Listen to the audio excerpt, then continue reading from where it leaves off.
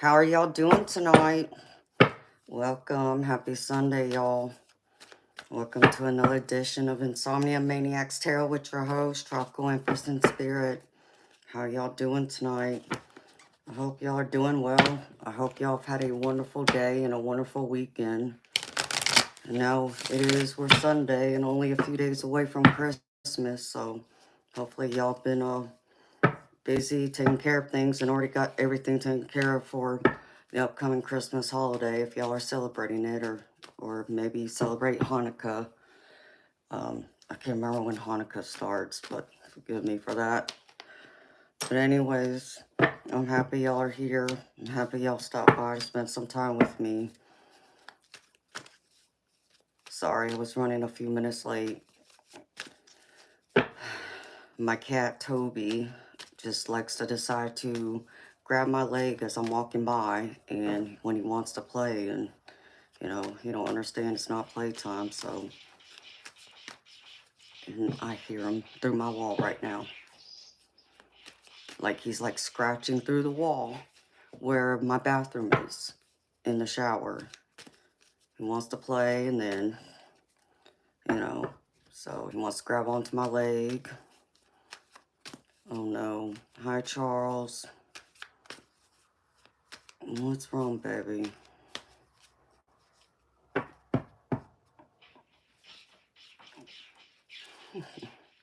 Still hear him. You're in tears. What's wrong, Charles? What's going on, baby?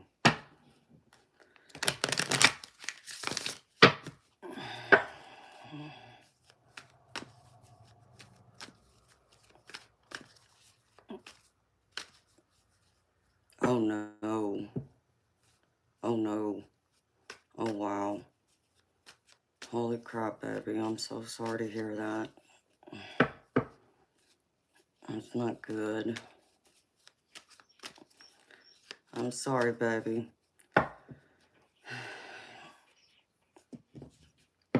Did you, what, you just find out? Like, what, you catch her? Or did she tell you, you know, like,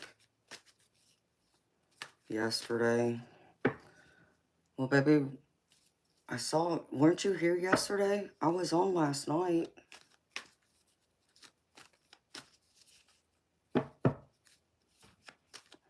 It's kind of crazy, though, because the cards I pulled out has a lot to do with love. So, I'm really sorry, baby. It's not fun being cheated on, and I know it hurts.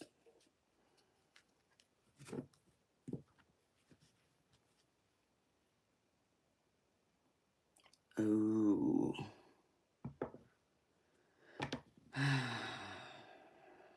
Ouch. I'm so sorry, baby. Just know that, baby, she's not the one then. If she didn't see your worth, she didn't show you the unconditional love. And I know it hurts right now. Obviously, you deeply cared about her. But she's not worth tears, baby. If she felt like it was okay to do that to you. Hi, Aja. Hi, Shane. Hi, Fiona. How y'all doing, beautiful people? Happy to see y'all. You know,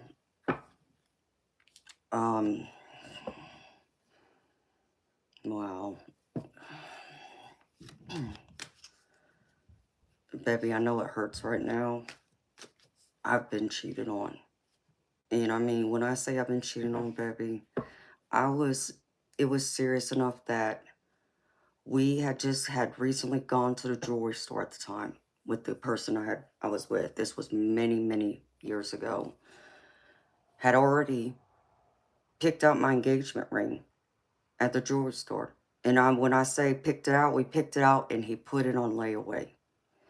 And I want to say it was within a month later, he actually fessed up to me. I went over to his house and he told me, you know, that he hadn't been at the bar drinking, and he ended up having a one-night stand with someone. So, did that hurt? Yeah, it did. And you know what? All I could do was tell him, thank you for telling me, thank you for being honest with me, but it's time for me to go. You know, I really didn't have a whole lot to say, to be honest, at the time. I think I was, I was speechless, obviously in complete shock, never saw it coming. But I got up and walked out the door and got in my car and left, never looked back, never called him, never heard from him again. So that wasn't meant to be, and I knew that, and that's all I can tell you about this, baby. Baby, you don't have to do anything wrong. It's not you, and that's what you've got to understand. It has nothing to do with you, okay? It's their character, not you. So do not feel like you're not worthy, or you're not good enough, or you're not loved, or you don't have anything to offer, whatever excuse someone would want to throw out there, okay? There's no excuse for it, period. Okay, if someone doesn't want to be with you, or they, are starting to have that wandering eye and that desire to want to go out and, be with someone else, knowing they're in a relationship with someone, but they don't have to do this thing to come to you and say, can we have a conversation? I understand we're like in a serious relationship, but I feel like we need to maybe not be serious and open that door to seeing other people. If you still want to, date, I'm open to that kind of thing, baby. But she didn't do that. She's not worth it, baby. And I know it hurts. But in time, you'll find out and you'll realize she's not worth it, baby. She, if she loved you, if she truly loved you, and I say this about anyone, and, and over the years, and even on here, though, because I know some people get mad at me. They'll get upset with me, but I'm going to speak my truth here, okay? I'm not going to, I don't sugarcoat. I'm not going to, beat around the bush. So I always say this, though. If someone really loves you, they would never, ever want to do anything like that to hurt you, to break your heart. And I know that's hard to hear, okay? But it's also the truth, So she obviously did not truly love you, baby. Because true love wouldn't cause that kind of pain. They would not betray the person they claim to love, who has their heart. And, I also tell people that, because people will say to me about, well, I want to work it out. Should I work it out with the person that cheated on you? Well, wait a minute. What part did you not understand? They don't love you. But they'll come back to me and say, but I love them. I still love them. I understand you love them. But understand me, they don't truly love you, because if they did, they would never do that to you. So, baby, I know that it sucks to hear that. I know it hurts.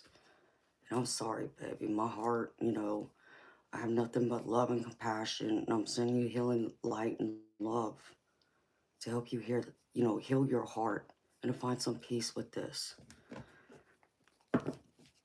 And I'll be praying for you, baby. It sucks. I hate that. I'm so sorry.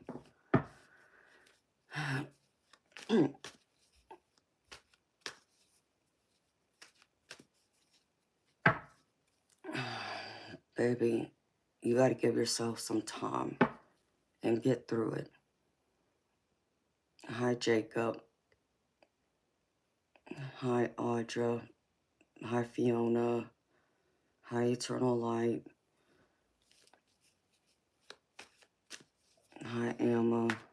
If I didn't say your name right, sweetheart, I apologize. Hi, Mark David.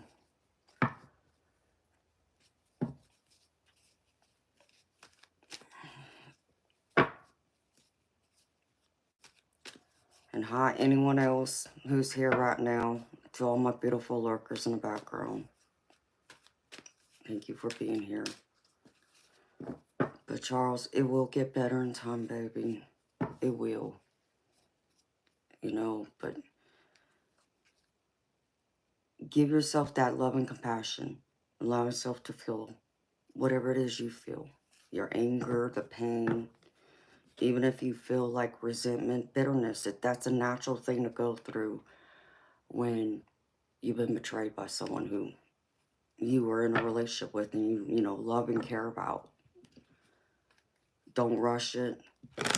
And baby, don't go out there and do a rebound either. That's not healthy.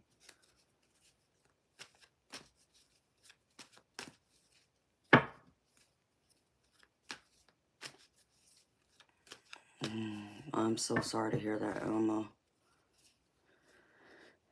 It's rough. I know it's rough. You know, I had... Charles, you want to know one of the first times I was cheated on? Bertha, I don't know, sweetheart. I don't do free readings. I only do paid readings. The only thing that's free is the general collective reading that I'm getting ready to do. So if you want a personal reading from me, it's $20 US, where I do a detailed reading, pulling a 5-card tarot spread with oracle cards.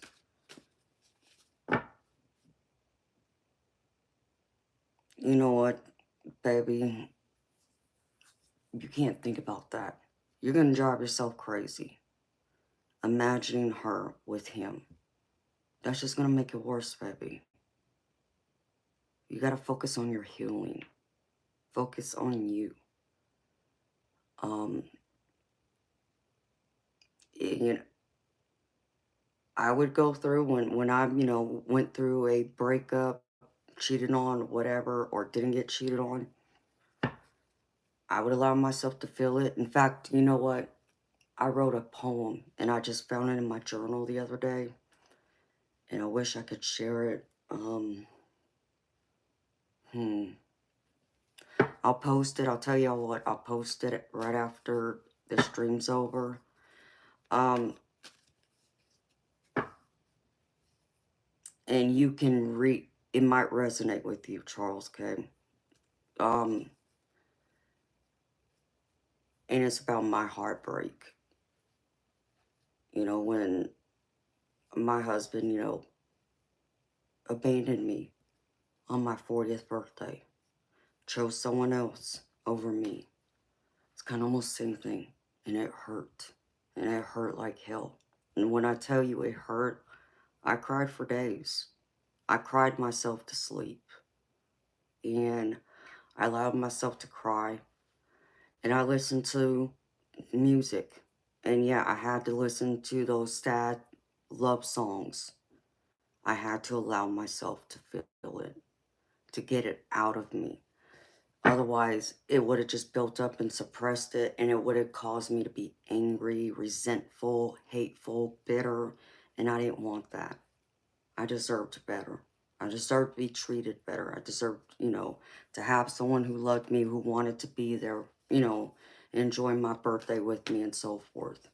So I will post it, baby, on my channel after the stream's over. It might help you, Charles, by reading it.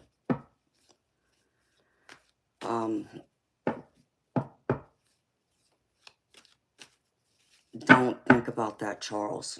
You think about the times you spent with her. Think of, here's how I would go through it, Charles, okay? I would think about the times, you know, you spent with her. Okay, think about both the good and the ones that aren't so good, like the fights and all that. But focus on what it was when you were with her. Because that will help you grieve it too. Okay, and it's not about living in the past, but to get your mindset out of thinking about what she's doing with him. Because you don't want to go there, baby. That will drive you nuts. Don't do that to yourself. Okay, and that's just gonna make you more angry and bitter, and you won't get over it as easily.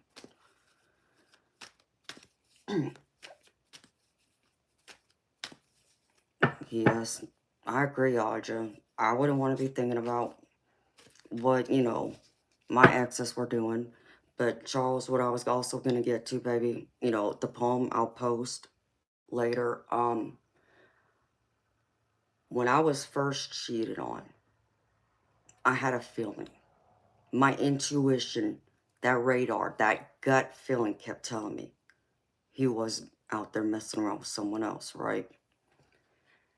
On It was coming up on Valentine's Day, and he told me that he wasn't going to be able to spend Valentine's Day with me because he had to work. Okay. I believed him. I had no reason to doubt him. Okay. Um, and I was kind of sad about it. It's like, because I wanted to see, you know, my man on Valentine's Day. I'm a hopeless romantic, y'all know that. And so I decided that I would go through and get him, a dozen roses and take it and deliver to him so I could see him, even if it was for a few minutes at work, and surprise him, right? That was my initial idea. Um, but when it came Valentine's Day, I just had a feeling that he wasn't at work. I had a feeling he was with someone else. Okay. So before I made the drive to his work, I went through, I called to his job to find out if he was there. And the person who answered the phone said, no, actually, he just left. He's off for the day. What? And I'm his girlfriend, right? I mean, I'm his girlfriend to where his parents knew about me. I had spent the holidays with them and all that. So even his parents knew I'm his girlfriend. Couldn't believe it. But then I did, because my intuition told me that he was with someone else. And because otherwise he would have been calling me, right? Hey baby, I'm off work, let's make plans and something like that along those lines. Didn't hear from him. I even waited. I waited like an hour, I think it was, to give him a chance. Before I jumped the gun, I gave him a chance to call me, or even come surprise me, whatever. It never happened. So then I called his house to, find out, because he wasn't answering the cell phone. So I called the house, the landline, and his mom answers the phone. And I'm like, and I called her mom. I said, Mom, where's, you know, we'll call him Jack. He had a different name, but, I'm just going to do that. Jack, where's Jack? Where's your son? I said, because I was, I was going to go up to his work and surprise him, take him some roses. But something told me he wasn't there. In fact, I called to verify if he was there to make sure, you know. And she's like, well, he told me he was working. I said, well, he's not there. I just called. She's like, let me find out where my son is and I'll call you back. Okay. So even mom got involved with this, trying to track down my boyfriend. And I think it was about 10, 15 minutes later, my phone rings. It's my boyfriend. Of course, he's mad at me because I called his house and I talked to his mom, and his mom's tracking him down. I said, well, you told me you had to work today, and I was going to come up there and surprise you, but you weren't there. So, and it's Valentine's Day. What the hell's going on here? And he tried telling me that he did have to work, but he only had to work a few hours and they didn't need him for the rest of the day or whatever. And there was some other excuse. I couldn't remember what it was. It's like, whatever. I was just done. He had no plans of coming to see me, though. It didn't matter what it was. He had no plans of coming to see me. So that was the clue. And so it was a few days later, I saw one of my friends, and they told me, I saw Jack at the movie theater Valentine's Day, because me and April went to the movies, you know, on Valentine's Day after we went to dinner. But, you know, I looked for you, but you weren't there. He was with someone else, another woman. There was that other part of that confirmation. It was over. And I wasn't going back, sweetheart. I didn't look back. Did it hurt? Yes. It hurt. But I deserve better. And that's what I'm going to tell you right now, baby. Okay? As much as you may love her, you got to love you more to let her go. Okay?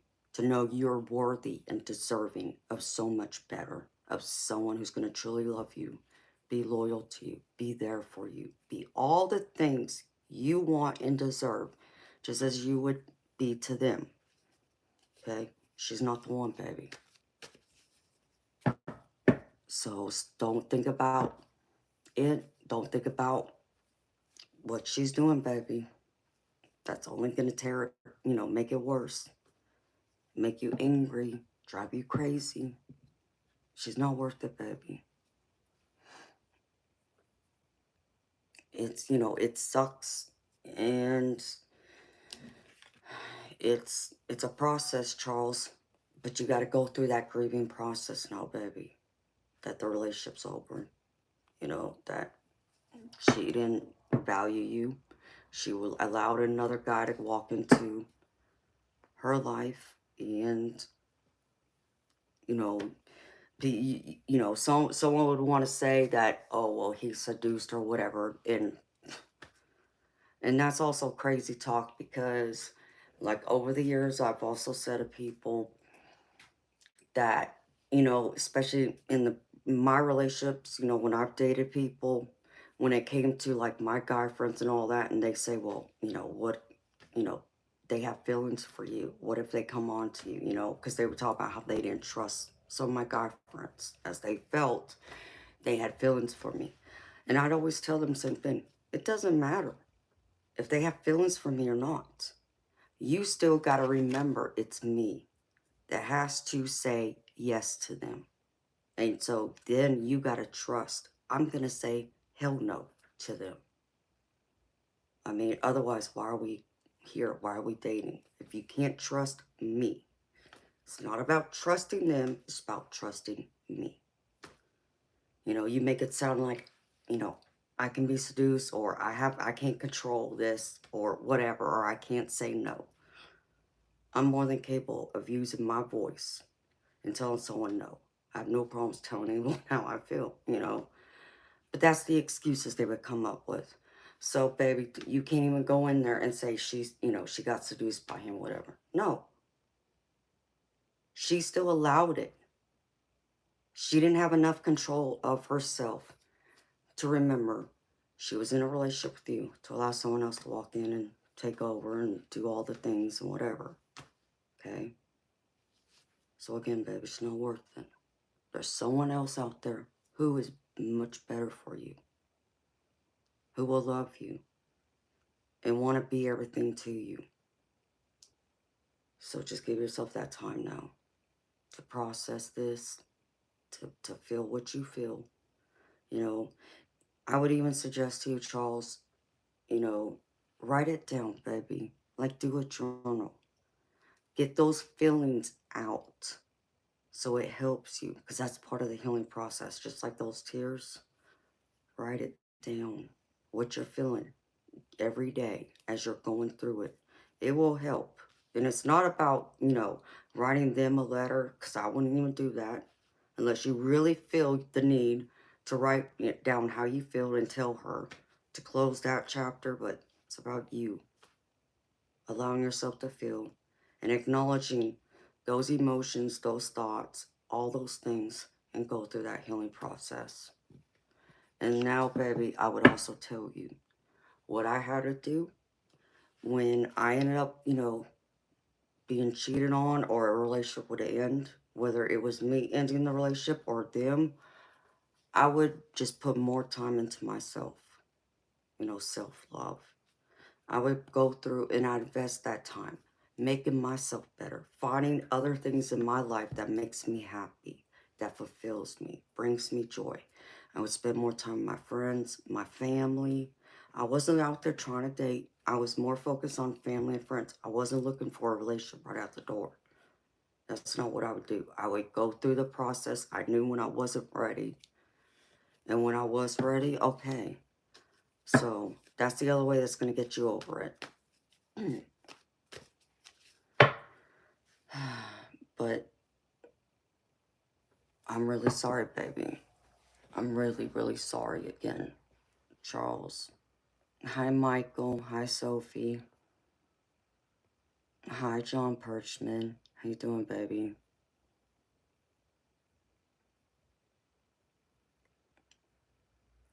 Hi, Archangel Sapphire.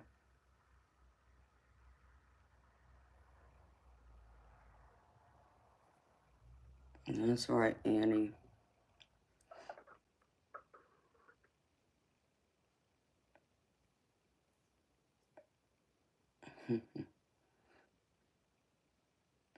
Thank you, Eternal Light. You're so sweet, baby.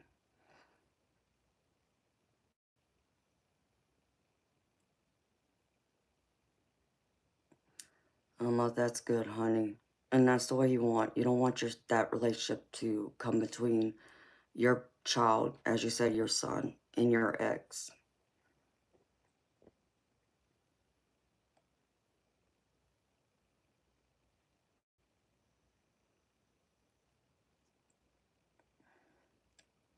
Hi, Simpsonian.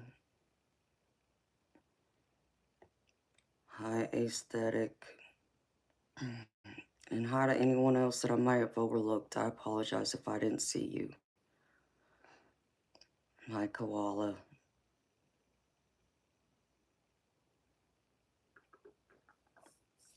Sophie, if you want a tarot reading for me, sweetheart, if that's what you're wanting, if that's what you're asking about, it's $20 US to get a personal reading for me, honey. So, if you're interested, you'll see my name highlighted in yellow in the chat, and you can click on that, and there'll be 2 options there you can make a payment to. And just let me know, and I can do a reading for you. Okay, beautiful people. Hi, Benjamin. Hi, Marco. You're welcome, Sophie. So, all right, beautiful people. I'm going to pull out the rest of these cards, which is crazy because apparently y'all got love on the brain. That's what I'm getting again. Hi, Neva. How you doing, beautiful soul?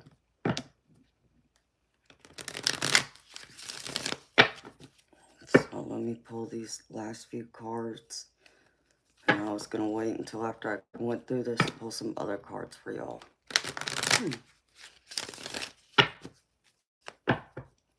Oh, I'm glad it was a good time. It was great for you, Eternal Light. I'm glad your dinner and time with your family, it was wonderful for y'all. Makes me happy. All you need is love. That's right, Mustang Annie. Love is the purest thing in this world, and it never dies. Love is eternal. Lord, thank you, Spirit. Show me, please.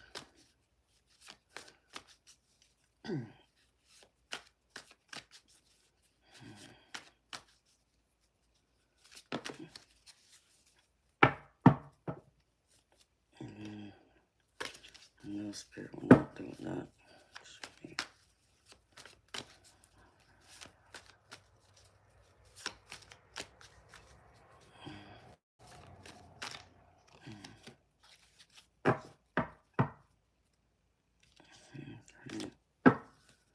Holy Spirit.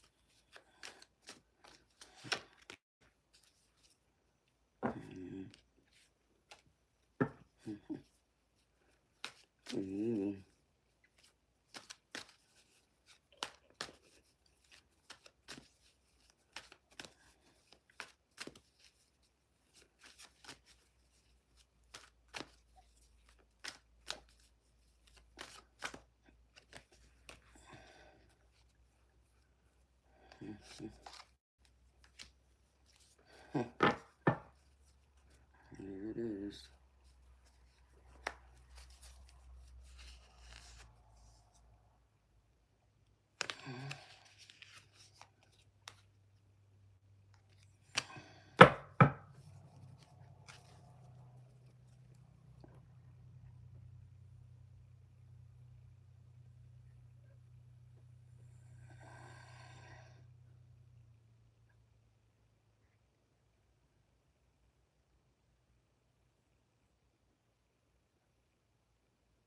No, I'm sorry you're sick, Fiona.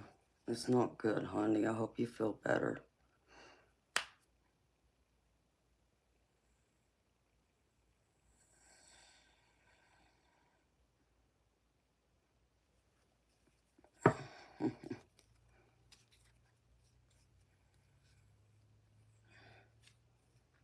Oh, boy.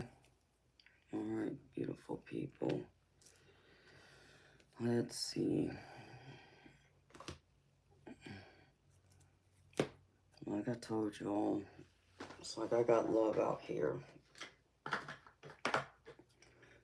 From this spread I pulled for y'all. But this can apply to family and friends too, beautiful people. Whenever we talk about love and tarot, at least for me, I don't just read, you know, a love reading. That only applies to romantic. It also applies to family and friends. In case you're new here. And so, beautiful people, this will be a general collective reading. So take what resonates and leave the rest. It's a general collective reading. So some messages may resonate, some may not, since it's for the collective. Just remember, it's not a personal reading. This is a general collective. So it's a lot of energies in here. And if something doesn't resonate, please don't force it to fit, because you may not want to manifest that, and your thoughts are that powerful. You can manifest something you don't want, you know. So please keep that in mind, beautiful people.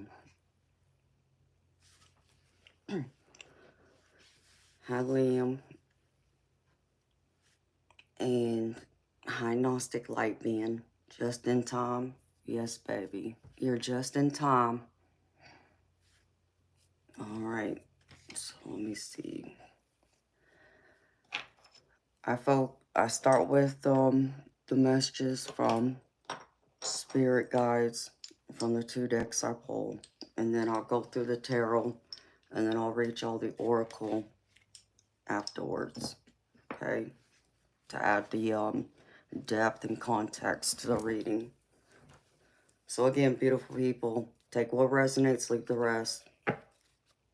And if nothing resonates for you today, it may not be your reading today, but it doesn't mean it may not be down the road. If you shall ever feel called to it, this reading will be here. It's a timeless reading.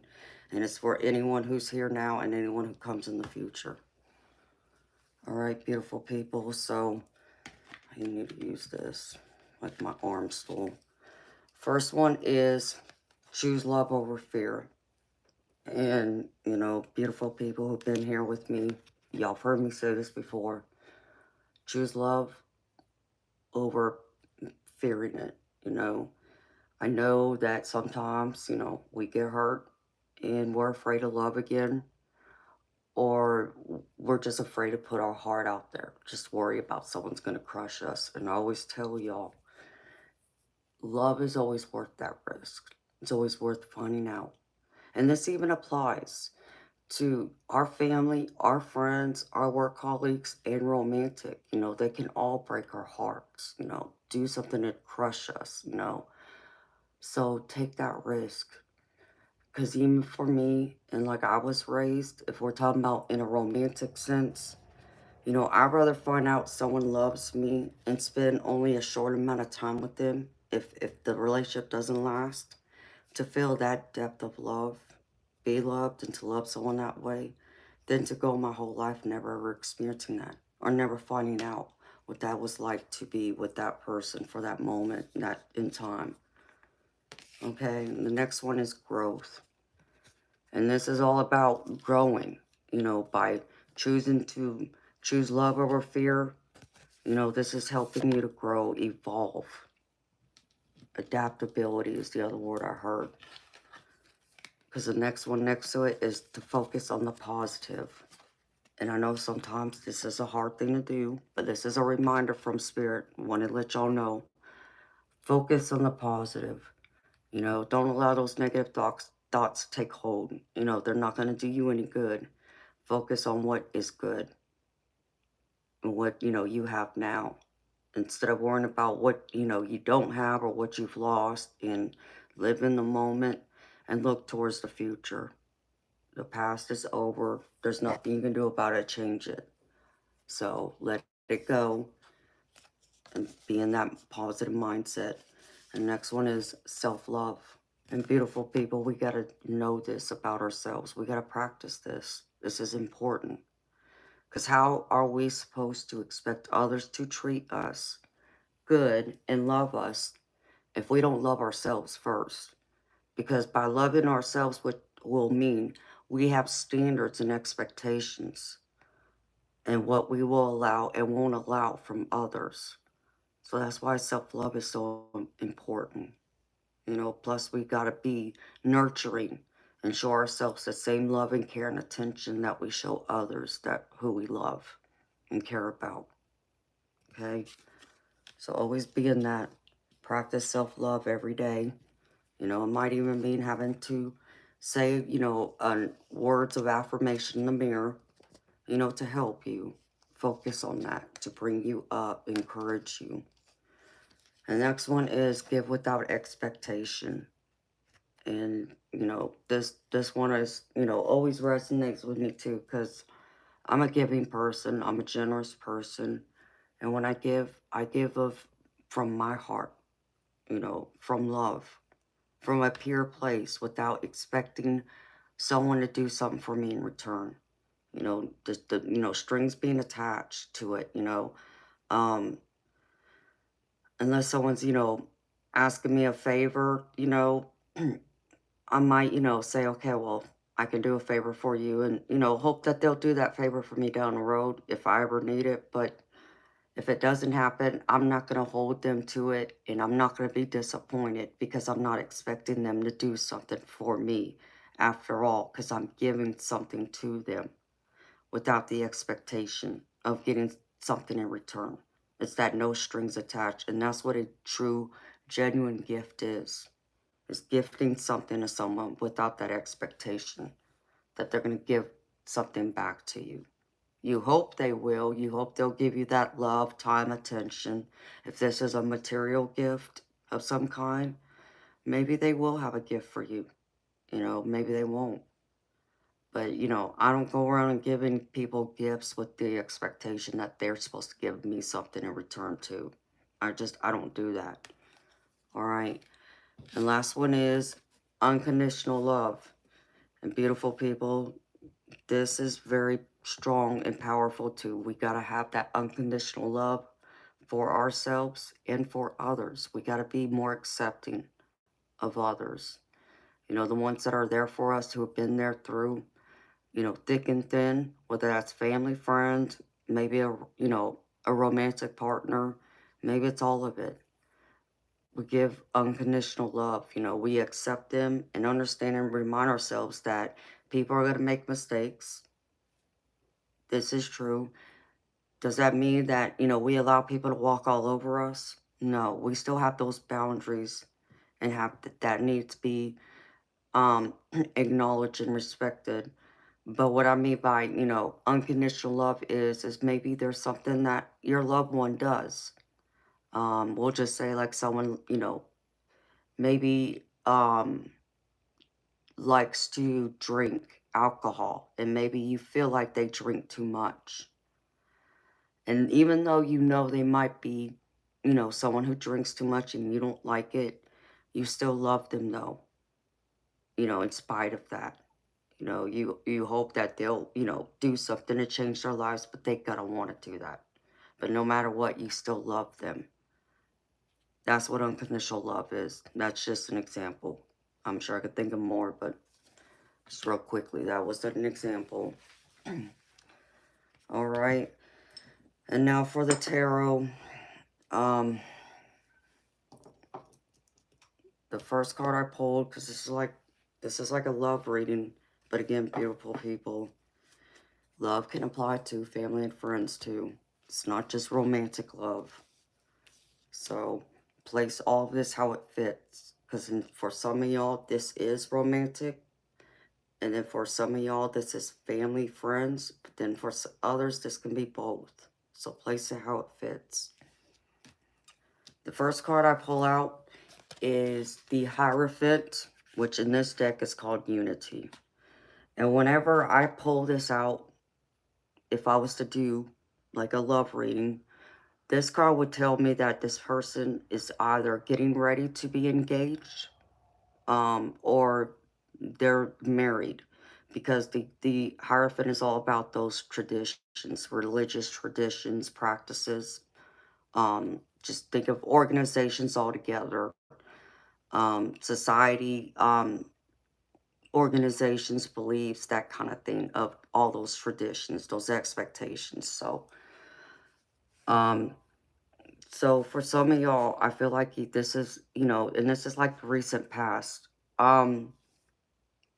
This is either you, um, just got married, were married, or you may have just gotten engaged. And, I feel like this could be your soulmate.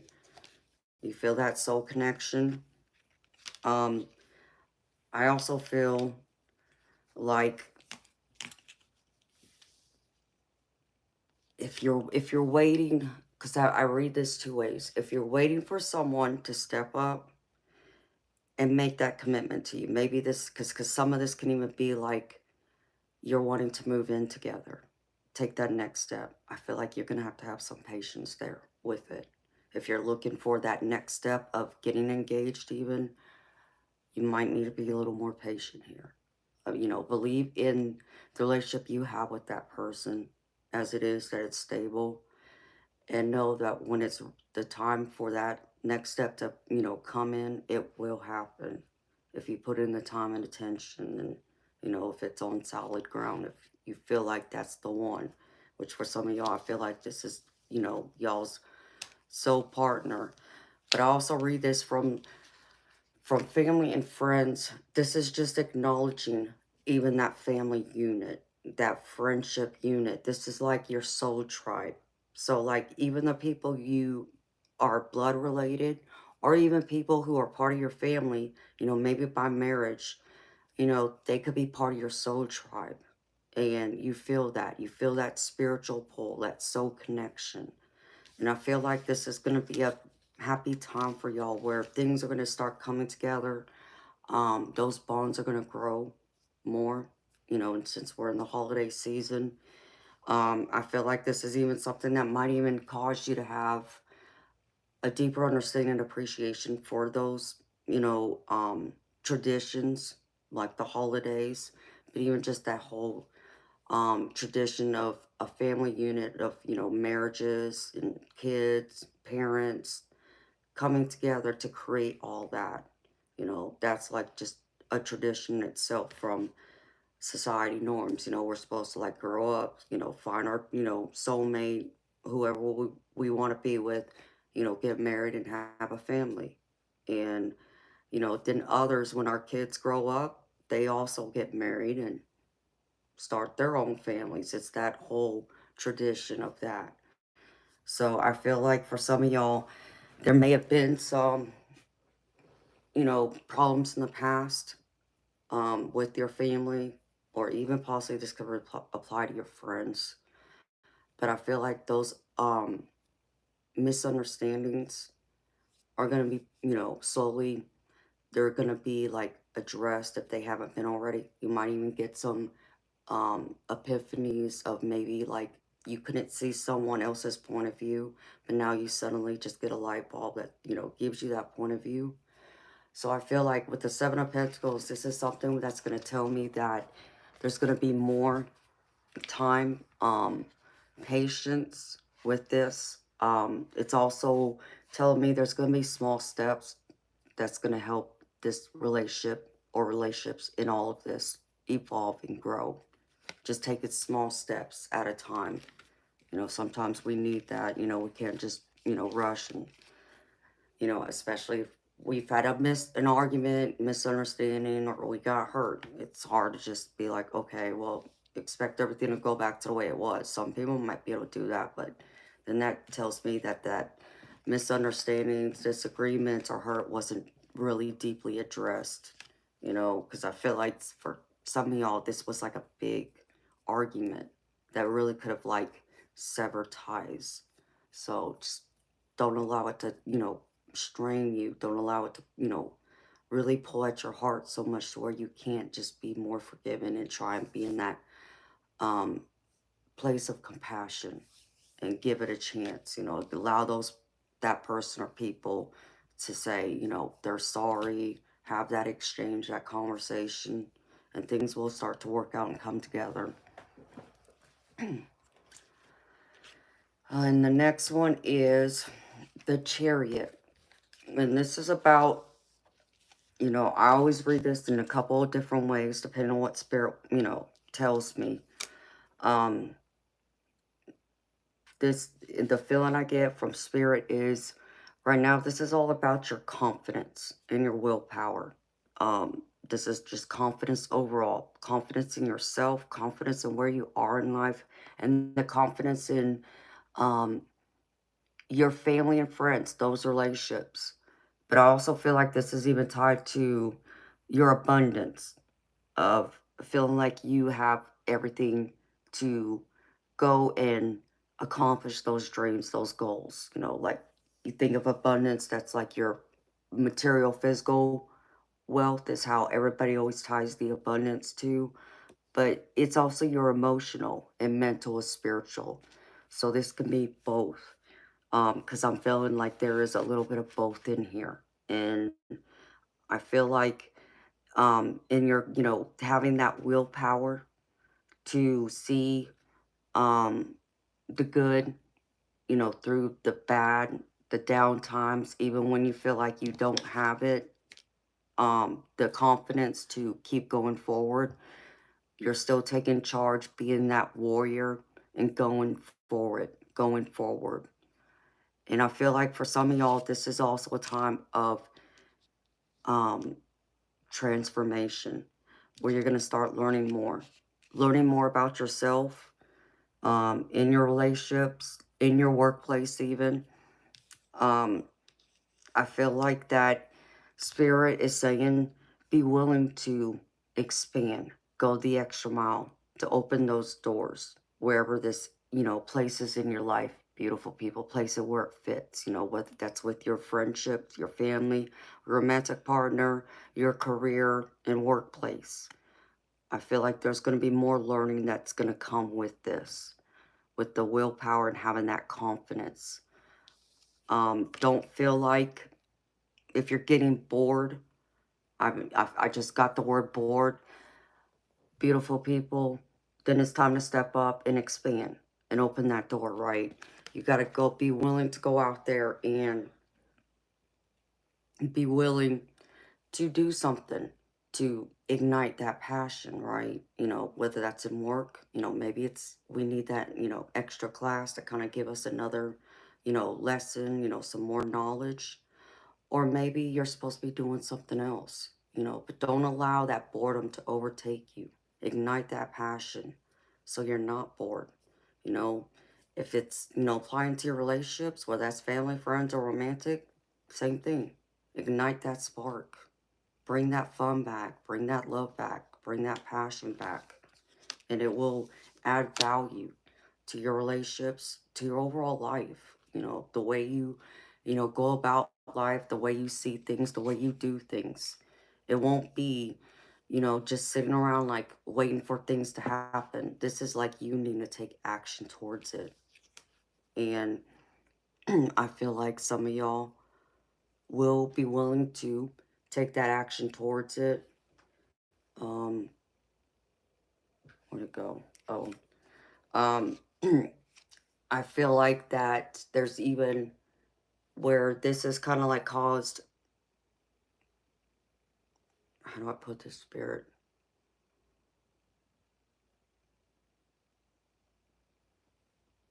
I feel like this is like you sometimes getting lost in your ego. Um, I feel like this is kind of where, um,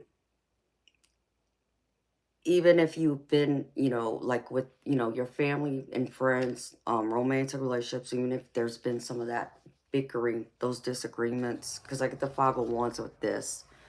But this is about disagreements too. But this is also about getting lost in your ego, allowing your ego to kind of overtake, and maybe it's you um not having that confidence, or feeling like you got it all and there's nothing else to learn, and that's why you're getting bored.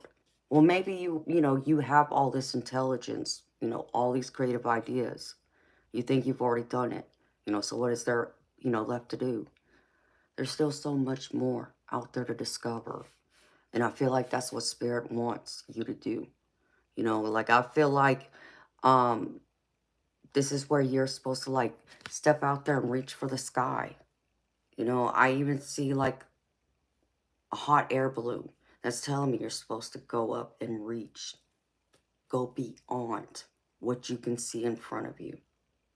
Look to the heavens, look to the stars. Allow, spirit to be the one to kind of drive this. If you're getting bored, if you feel like you're unfulfilled in your relationships, in your workplace, it's time for you to take some steps to change it and ignite those passions. Find something new.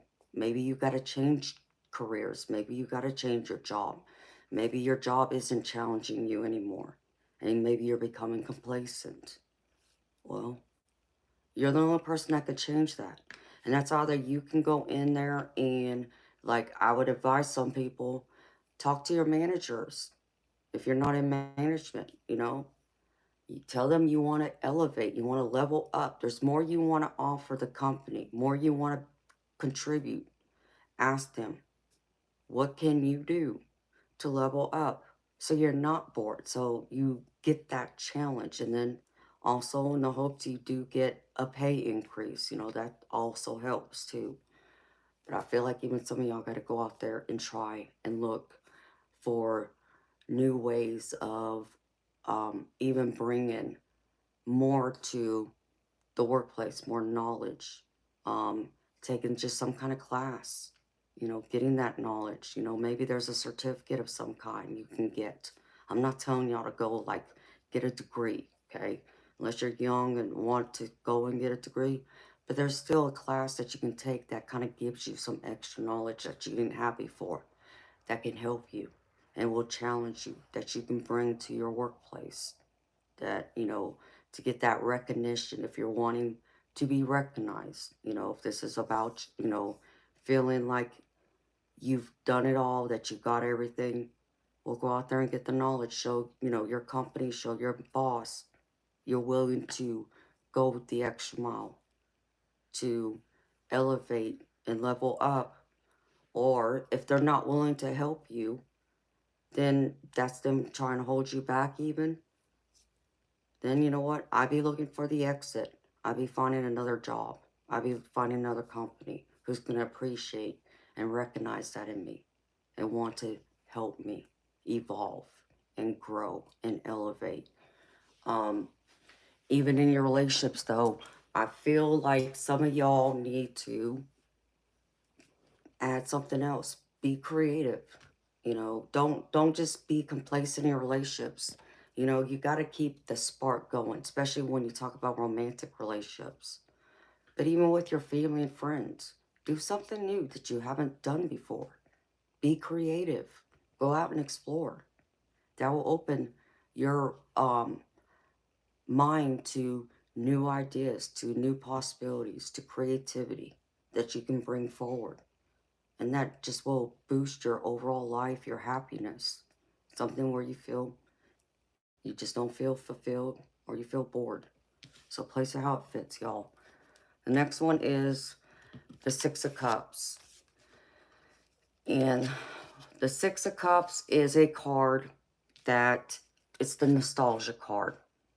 So I feel like for some of y'all, this is all about thinking about your past, you know, the good memories, even like this can be recent past or this can be even your childhood. You know, again, we're in the holiday season with Christmas just a few days away. Um, Maybe we're talking about old times, old Christmases, you know, the people even maybe we're missing that are in heaven now. Um, I feel a lot of that's in this card, you know, with your family relationships and your friends.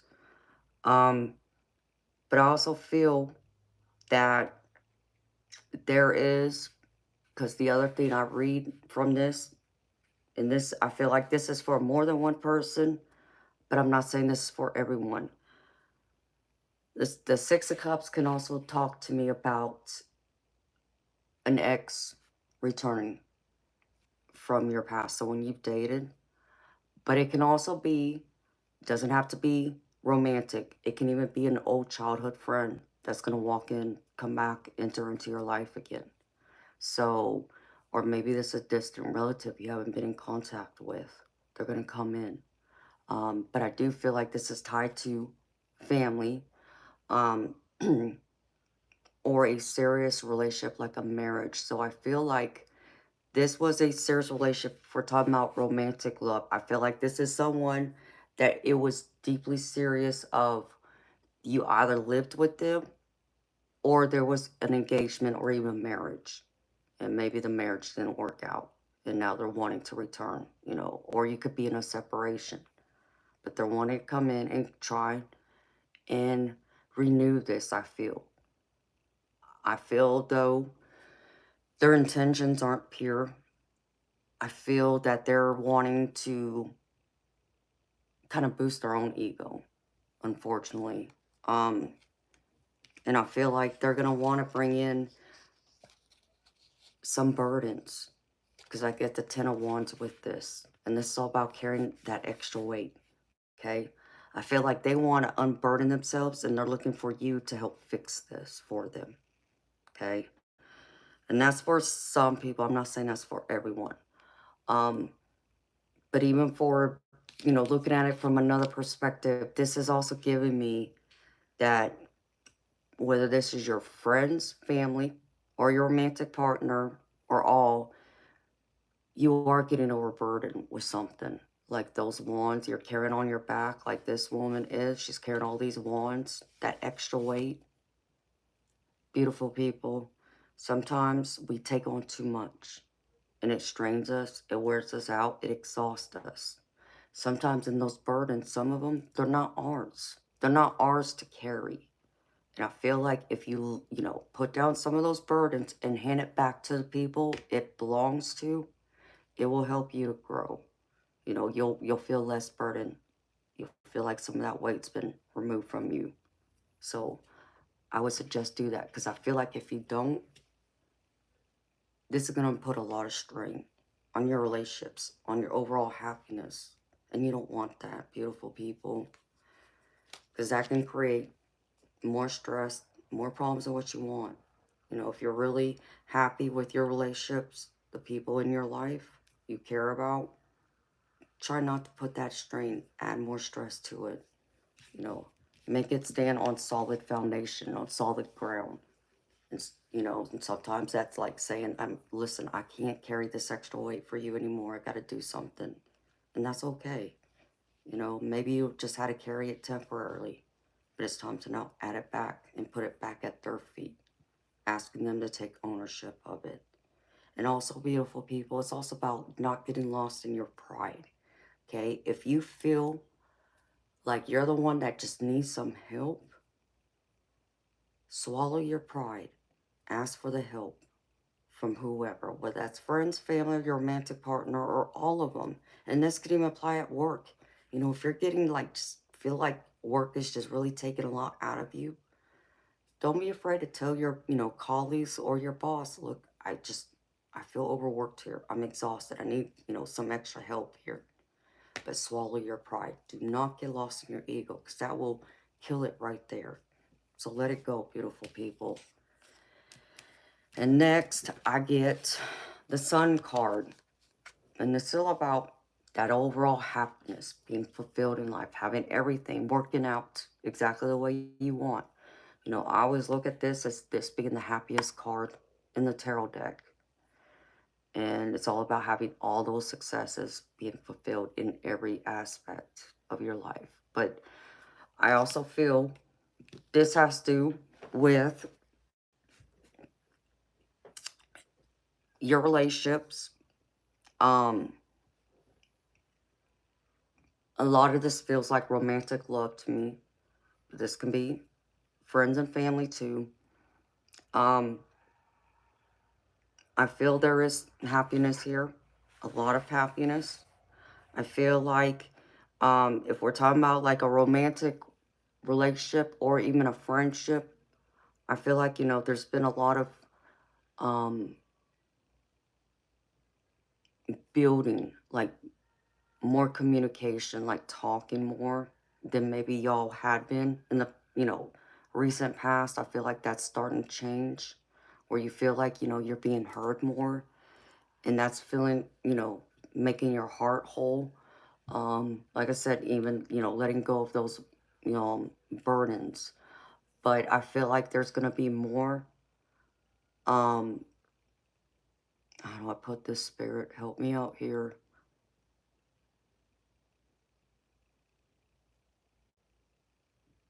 More time to look at, you know, what's most important to you, your values, you know, the foundation, those building blocks that builds that foundation to make it solid and strong again.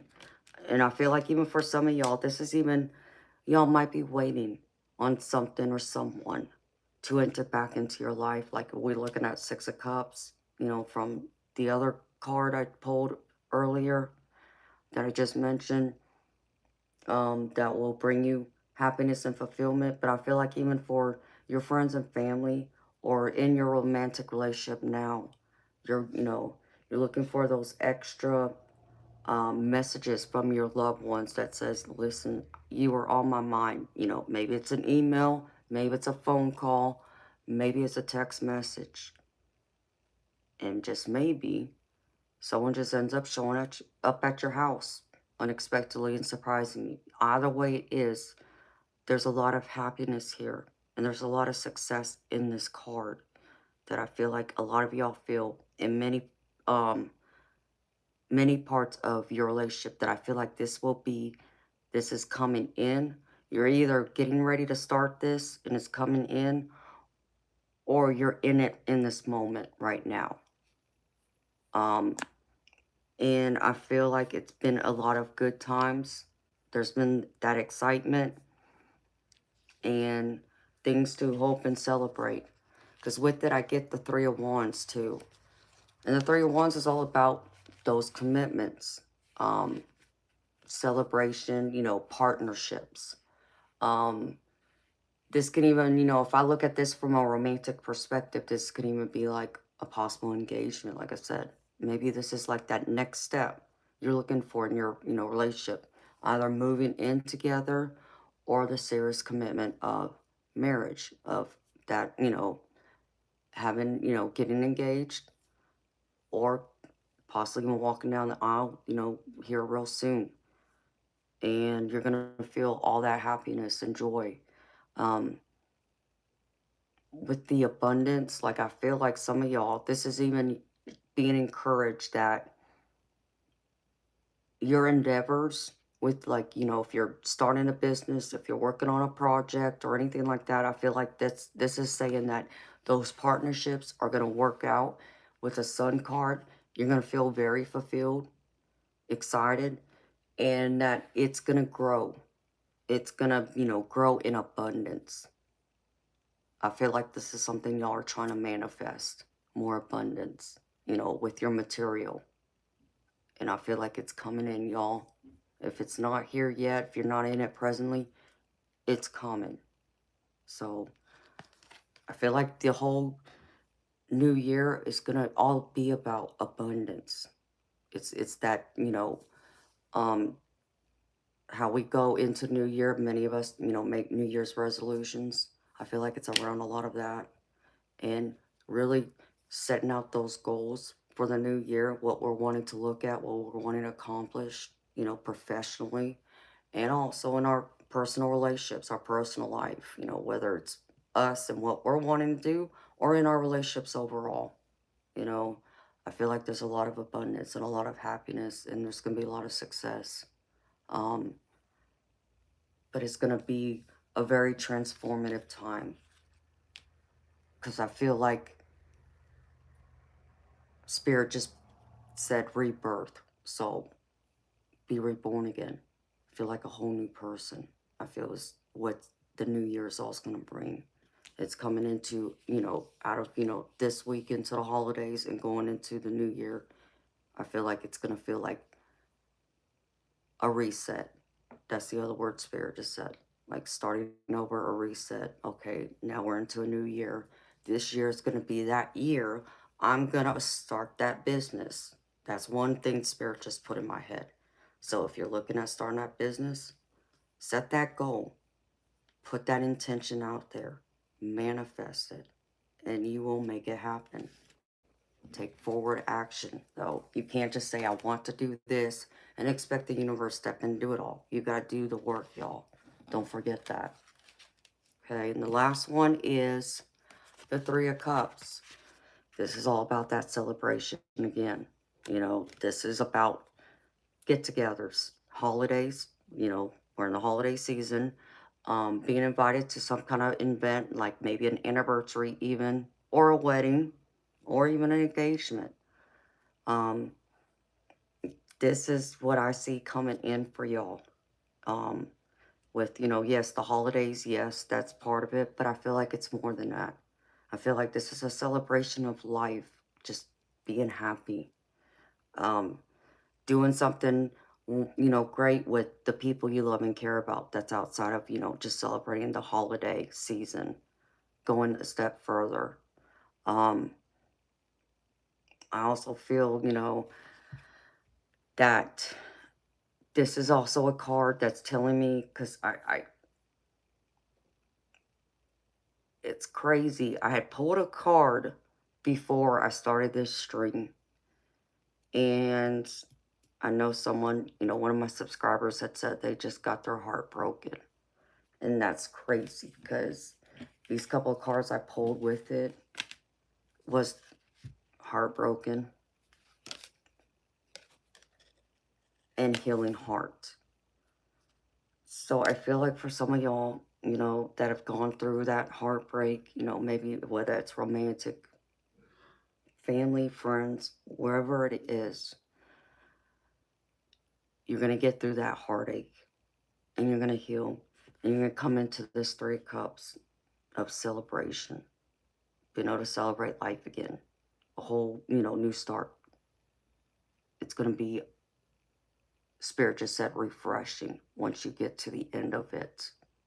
If that's what you've been going through, if you've been going through that healing process, Spirit showing me you will get there, and the new year will come in, and you're going to feel refreshed, like the reset button, a reset even.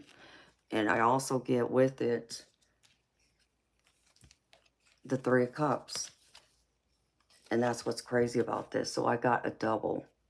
This is all about celebration again. So this is Spirit confirming. This will be a happy time. Gathering, yes, for the holidays. Gathering for just getting together just for the heck of it. To celebrate life. Be with the people you love and care about. Romantically, same thing. I feel like for someone out there, though, I feel like there's an engagement coming. And I remember saying that like a week or two ago. I feel like there's an engagement coming. Like, I feel like someone's getting engaged. And will be engaged by the end of the year. So if you are getting engaged, and y'all do get engaged, oh, please let me know. I want to hear about it. I want to, congratulate you in sharing your happiness, because that's a wonderful, beautiful thing. But I also get with the Heartbreak, because I kind of split this. This is the Nine of Swords. And this is all about, like, he's got his hands, his face in his hands, being locked in his thoughts. That, vicious cycle. Thinking and repetitive. Those doubts creeping in, allowing your mind just to take over, getting lost in your head, feeling like those burdens are too much, the stress is overwhelming you, that you're not going to get through it. But Spirit's telling me you are, and you will, even if it may not feel that way right now. Think of all those times that you've, gone through something, you felt like you weren't going to get through it. You weren't going to survive, but you did. So keep that in mind, okay? Even though I feel like, for, some of y'all that, even though this is a celebration, I still feel like some of y'all are getting lost in y'all's head. And Spirit's wanting you. Stop doing the self-sabotage. Focus on the positive, okay? And I'll pull that out here. Focus on the positive. Celebrate life. Celebrate the holidays. And look at the possibilities. Because the possibilities are endless if you want them. And for even, when it comes to like your abundance, I feel like things are going to really pick up. You're going to get more. That transformation, that whole thing of manifesting what you want, what you're desiring. Know that the possibilities are endless. It's on you to really take those steps forward and make it happen. And I feel like Spirit's saying it will. With the Three of Cups, you'll be able to celebrate those successes going forward. And that's what I have for the tarot cards, beautiful people. And now for y'all's oracle. Where did I go? Okay. Let's see. Spirit wanted to give me a few cards from a few decks, so I pulled them all, okay? But I did pull, I'm going to start with this one. This is the Healing Heart Oracle. And in case y'all don't know, this is like a love letter to yourself from your higher self. And it's Fearful Heart. And it says, it's time to shine. Dear heart, I know you feel small and afraid. You have suffered the consequences of being belittled and hurt, which has made you want to hide and become invisible to others. You have given more attention to why something may not work as opposed to why it could. You have experienced heartbreak and heartache many a time. I feel you. You are tired, lonely, and self-protective. It has been easy for you to sabotage everything, from intimate connections to great career opportunities. I am ready to embrace you and allow you to grow so you can start to recognize your true worth and power. Fear has made you see only one side of the story. It is time to explore your journey from a space of courage and strength. And it is time for you to shine, my sweet, fragile heart. Beautiful people, get out of fear. Learn to love yourself, trust yourself, and stop getting in y'all's way. Stop getting like that Nine of Swords, which is the self-sabotage, those doubts, those thoughts, the emotions.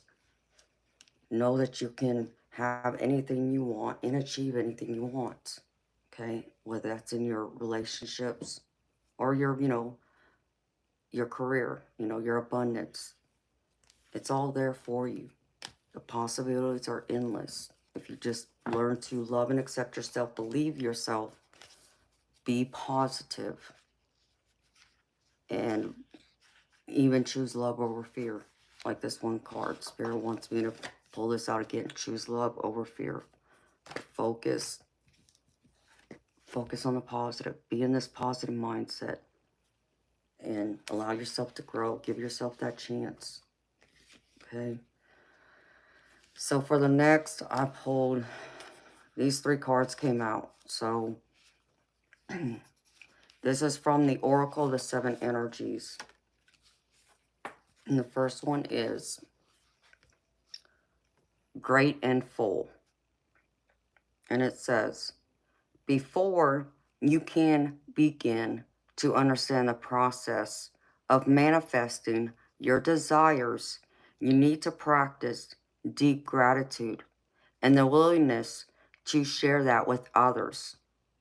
This is the true nature of prosperity. It's not about the things you accumulate at all. It's about how you feel. You're invited to surrender to an important truth. There is always enough for you. There is enough time to do the things you need and desire to do, enough opportunities to express. Sorry, my mouth's getting dry. Where'd it go? I lost my place.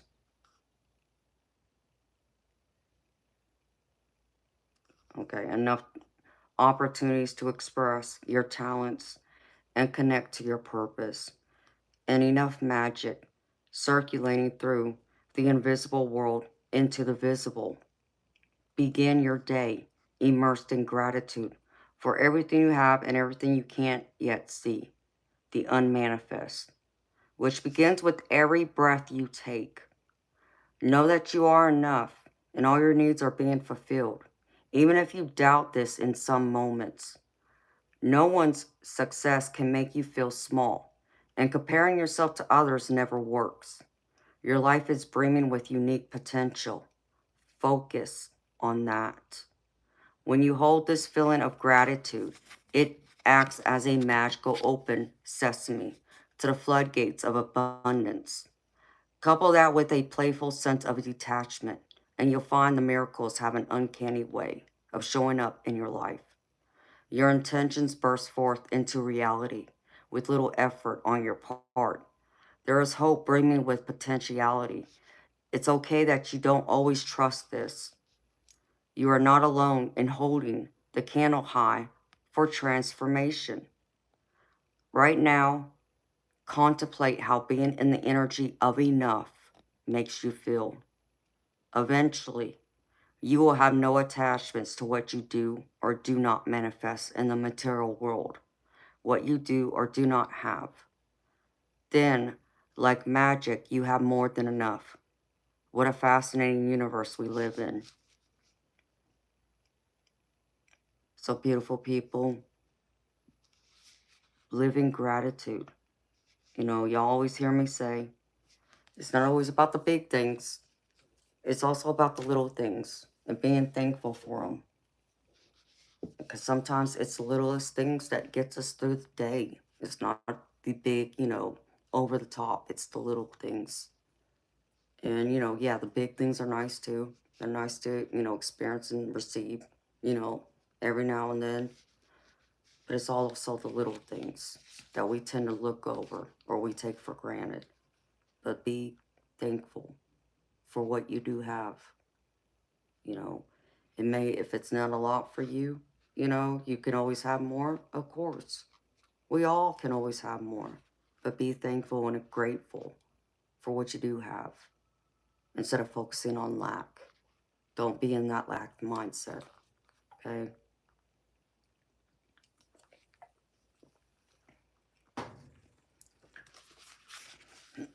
And the next one is let it go.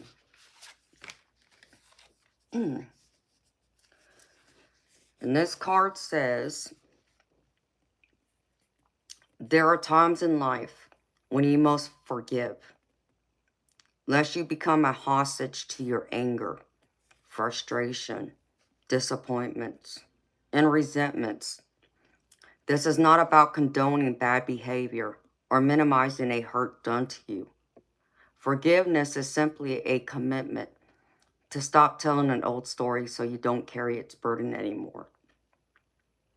If you don't forgive, old hurts fester and become distorted, causing you pain over and over again. You become trapped in a prison of your own making, tied to the story that you were a victim.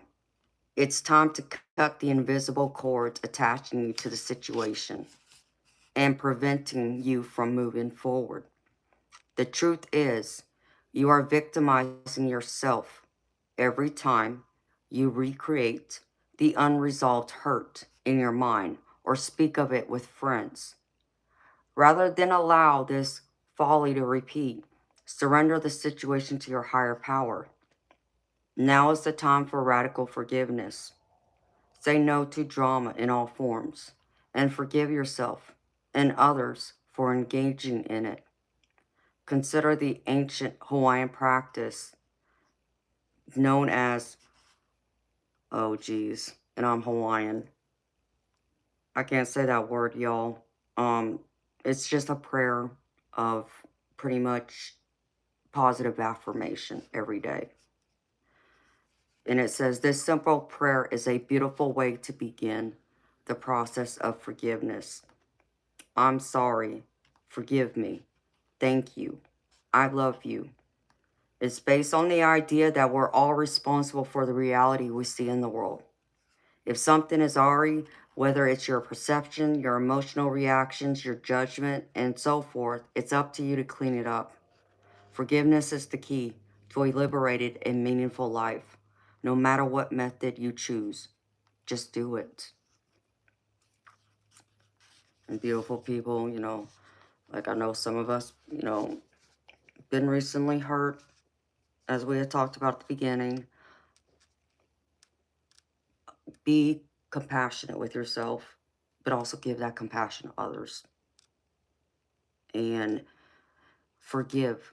And forgiveness is not just about forgiving the other person, it's about forgiving yourself. Because we can get trapped in that vicious cycle of, I can't trust myself anymore.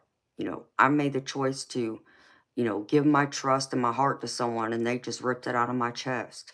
Or, you know, I trusted my friend to do this and not betray me and they did. And so on, you know, family, whatever it is, stop repeating that experience in your mind. Let it go, just like the card says. And once you can, and stop thinking about it, and it may even, you know, be just learning the lesson. As I always tell y'all, you know, you can't change the past, okay? You know, what happened yesterday or what even just happened just, you know, a few minutes ago. You can't change that, right? All you can do is bring forward with you the people you love and care about, you still want in your life. Yeah, your material possessions, but it's also about um, the lessons you learned and now using them and applying them to your life moving forward. Everything else, leave it behind. It's not serving your highest good. And for some of y'all, I feel like it's even about letting go of always feeling the need to be right or being right in a specific situation and feeling like that person's not sorry for hurting you or doing you wrong or whatever. You know what? Let them be right. If that's what's going to hold you down, I tell them, you can be right all you want because I'm going forward. You know, I'm not looking at the, past anymore. I want to be free and I want to fly. I want to be able to go after the things I want for myself, for my life, my dreams, my goals, the positive things, not the negative, not the hurts, all that. Yeah, y'all know I talk about them with y'all. Some of the things that have happened to me over the years, and it's healing for me to talk about it with y'all. But a lot of it I've already healed from, you see. Some of it I'm completely healed from. But I share it with y'all to give y'all another perspective, especially if, y'all are talking about me or, talking about you, I mean, about going through something.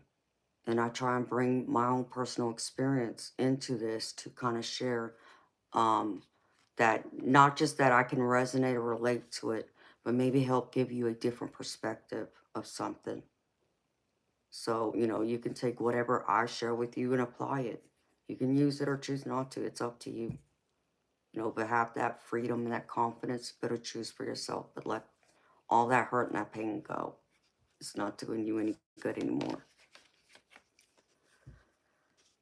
And the next one is Call of the Muse. When you feel the call of the Muse, you are being invited to create, to be the artist, choreographing your life, serving on behalf of the great artist, divine source. While the process feels intensely personal, your ego and self-identification are, ironically, the most unnecessary parts of the equation. While you might think you own the magic of your creativity, can you truly say you're the source of the inspiration? Similar to the spirit card, imagine your creativity stemming from another spirit guide, the muse.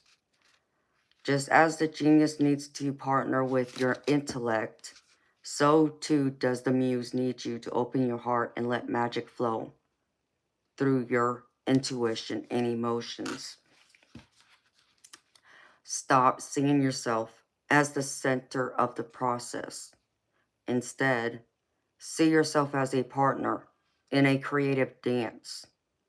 Sometimes you might be inside the music and the feelings, the story and its expression. Other times, you observe from the sidelines, watching it all flow from an unknown yet deeply intimate source. Today, your muse is calling you to be a channel and allow the creative energy to flow through you. The energy of emotion is waiting to be given a voice, a name, a shape, or a color. Journal. Finish that writing project. Start something new. Paint, sing, dance, and don't worry where any of it lands. It has its own plans for you. Your muse knows where this is all meant to go. For you, the big magic is in the experience of answering the call. Beautiful people, be in your creative expression. What do you want to express? What do you want to share with the world? Allow that to flow through you. Tune into spirit, get inspiration, and allow it to come out and not worrying about whether people are going to appreciate it or not. Sometimes it's just about you appreciating it and having that energy and being in that positivity, getting what, that appreciation for your own work, being confident, knowing that, it may not be meant for everyone else to see, hear, but it's something it was meant for you to see and hear. And that's your way of expressing. And in that's when you might find those big creative ideas that you hadn't considered before or didn't come to your mind. It's suddenly like a light bulb that goes off and it's like, oh, wow. Like I can tell y'all, for me, you know, I like to write poetry. And when I'm going through something, I tend to write poetry when I'm going through something, whether that's heartbreak, whether that's struggles, challenges. And instead of like just going through sometimes and writing like what I'm going through, you know, that day, like some people, you know, they'll go through their day and write it down. I instead will go in and write it in like a poem form. But sometimes I can't just sit there and write a poem either. So I have to get inspiration. You know, I need my heart to open up and my heart to speak to my mind for those words to come out and connect them. Well, how do I get that? A lot of times it's from listening to music.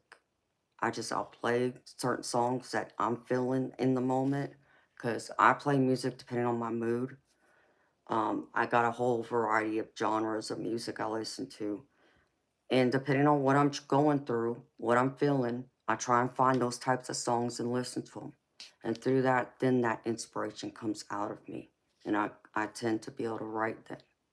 Other times, I just, I sit down with a pen and piece of paper and that poem just comes right out. I don't even need that music. It just depends. So it's kind of weird with me because I've had times where I could sit down and write a poem in like 10, 15 minutes. Other times it might take me hours. It can even take me days to where I might start a few lines today, but then I may go a week, a month, or even a year before I add to that poem. So sometimes it's just like building it over time. But I know those poems, they weren't meant for others to read. I wasn't meant to share it. That was not my intention. Okay. Um, but have I shared some of it? Yeah, with some of the people close to me. I have shared some of those poems. They've, you know, read them. They like them and appreciate them. And it's kind of crazy because when I was, you know, in school, in high school, I got student of the year. And it was my English teacher who nominated me for it because she gave us a project of writing a poem. Well, I didn't have to, and I had in between writing the poem, I was supposed to make like a little book telling the story, expressing it, and drawing pictures. Well, I didn't need to write a poem. I had my whole 3-ring binder filled with poems. I just had to figure out which poem to pull it from and what I was gonna draw, you know, pictures or whatever to, you know, for the story. And she loved it. So, and I got student of the year for that reason. But that's me. I'm weird. Is that what you're saying, Liam? Hi, baby, by the way. It's okay. I'm weird in a good way, baby. That's perfectly fine. I'll be weird all day long. I'm not worried about that. What is that other word people describe as weird? Um, eccentric? Is that the word? Maybe I am. Either way, I don't care, baby. I'm me. I don't apologize for being me. That's all I'm gonna tell y'all. Okay? I don't apologize. I'm still happy with me, and I love me. So, and y'all love me too. And you know it. Yep. Okay, eccentric. Yeah. You can describe me as eccentric in some way. Hey, I'll own it. I don't care. But I'm beautifully weird in all the beautiful ways. May not make sense to some people, but it makes sense to others. Oh, jeez. You're being funny, baby. Oh, what am I doing here? I wanted to pull this and give this one last one to y'all. Where'd it go? Okay. I pulled 2 cards from this deck. These came out together real quick. And then I'm going to pull some messages from the universe right here on the spot. The first one is called Between Worlds. And it says, between the worlds is where you must let go of the tendency to make assumptions. This is a time when you are unable to see what is ahead. Cultivate curiosity and trust the process of change and growth. You are done learning the lessons of recent experiences. In this place, between what was and what will be, is a state of making and unmaking and making again. What is essential now is to admit not knowing. There is great freedom and power to be unleashed. A mystery that is not yours to understand weaves the web of life within a divine matrix of consciousness greater than your own thoughts, feelings, beliefs, desires, and decisions. The seeds that were planted in the past begin to take root, but what surfaces will probably not be what you expect. When you are between the worlds, you are invited to see with the curious eyes of a child, glimpsing a rainbow for the first time. Do so, and you will not be disappointed. So that's the general overall meaning, beautiful people. Now I'm going to give y'all, the relationship meaning of this card and the prosperity message of this card. So here's the relationship one. This is a time to explore the new energy between you and another. It is not a moment for certainty, but rather for discovery and curiosity. You don't yet know if this will last forever. So allow yourself to explore who you are and what is reflected back to you. This relationship is meant to educate you about yourself. What do you need? What do you like or dislike? What values are important to you? You are in a critical phase of your relationship that is not being dismissed or hurried.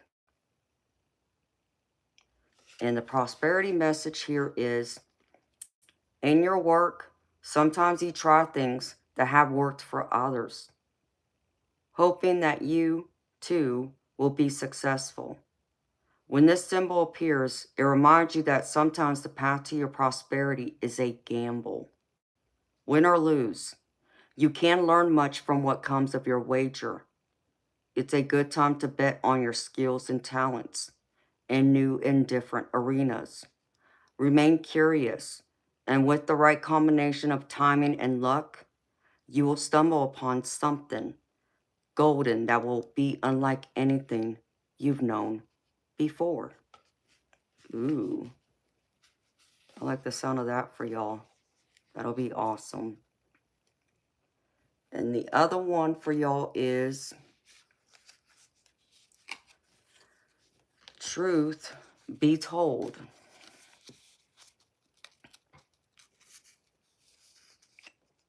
And the general message of this is, there is the truth, which is the essence of a thing. And then there is a truth.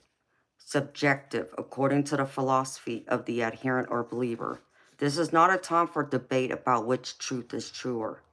This is a time when you are called to proclaim your truth out loud and be willing to be transparent, honest, and open in your communication with others and with yourself.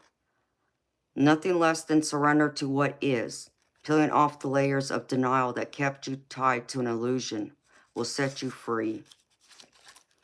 Be authentic and gloriously flawed, and Spirit will answer with miracles. So be at that truth. Be your true self. Be all your authentic self. And be proud and be loud, y'all. As it says, be gloriously flawed. And here's the relationship message. People tell you who they are very quickly if you're willing to listen to what they say and pay attention to how they behave. This card calls you to engage in heartfelt, open conversations. It's time to see the truth about what you share with each other and tell the truth about who you are and what you need. No one can do that for you. Remember that your truth is always based in your personality and experience up to now. A higher truth will be found after you communicate honestly and see how doing so has helped you become more attuned to yourself. Don't hold back. Speak your truth and listen. And the prosperity message here is, are you willing to do whatever it takes to experience the prosperous life you desire? If you want to be an artist, do make your art a priority. If you want to be a healer, do you set time aside to learn new things to help you serve? A writer must write. A singer must sing. Being true to your calling is essential to your moving forward. It's time to have a look at the real, honest truth about your thoughts, feelings, and beliefs about prosperity, about your relationship to money, to compensation, and to meaningful work. Ask yourself, what is true for me? And you will find the key to abundance. Ooh, I like that too for y'all. So be at your truth, whether it's in, the relationship you have with yourself, with your family, friends, or a romantic partner, and your abundance. Beautiful people, take charge, own it. You can't, there's always that saying, you can't change what you don't acknowledge. And so, if you're not acknowledging your gifts and talents and putting time and attention into it, how is that abundance supposed to come to you? You've got to put in the work. Give it the time and attention it needs for you to flourish and grow. And with it, abundance comes too. Those miracles, like that card said. And now I'm going to pull these last few messages from the universe, y'all, from this oracle deck. Let's close this reading out. My spirit.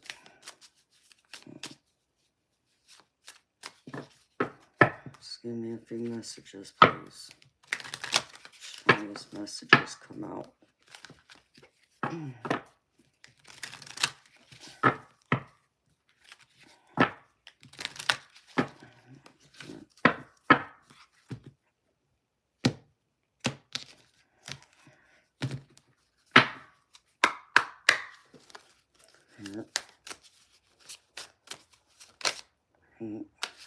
There's that one. Okay. It says, you're going to be celebrating something very special soon. You'll be so full of joy and happiness. It will almost seem out of this world how suddenly it all happens for you. Be ready for it. Expect it. It's happening. Ooh, I like that. And that's all about those 3 of Cups I have in y'all's tarot celebrating. Here's the confirmation, beautiful people.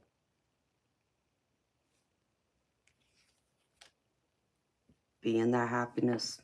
Be in joy and celebrate. Take it all in.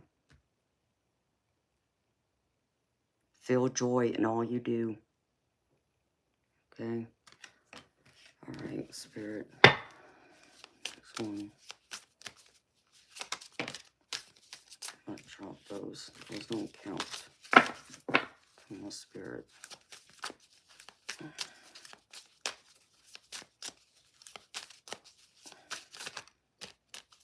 Oh, I want this one. Okay.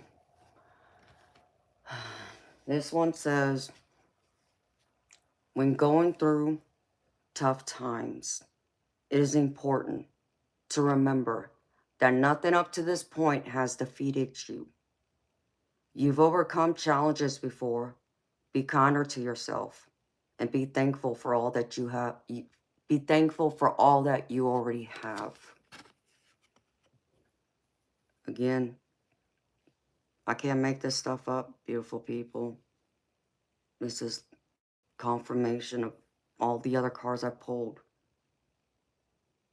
Know those challenges will come, but also know and believe in yourself and be thankful for all that you have and all you have endured.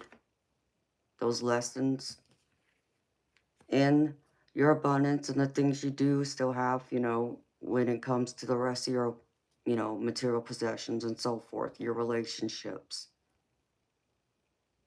All right. One more, Spirit.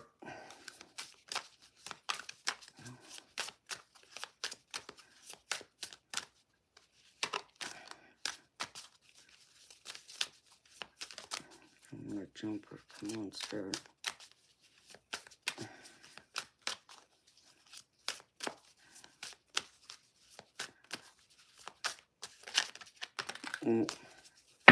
All right, they gave me 2.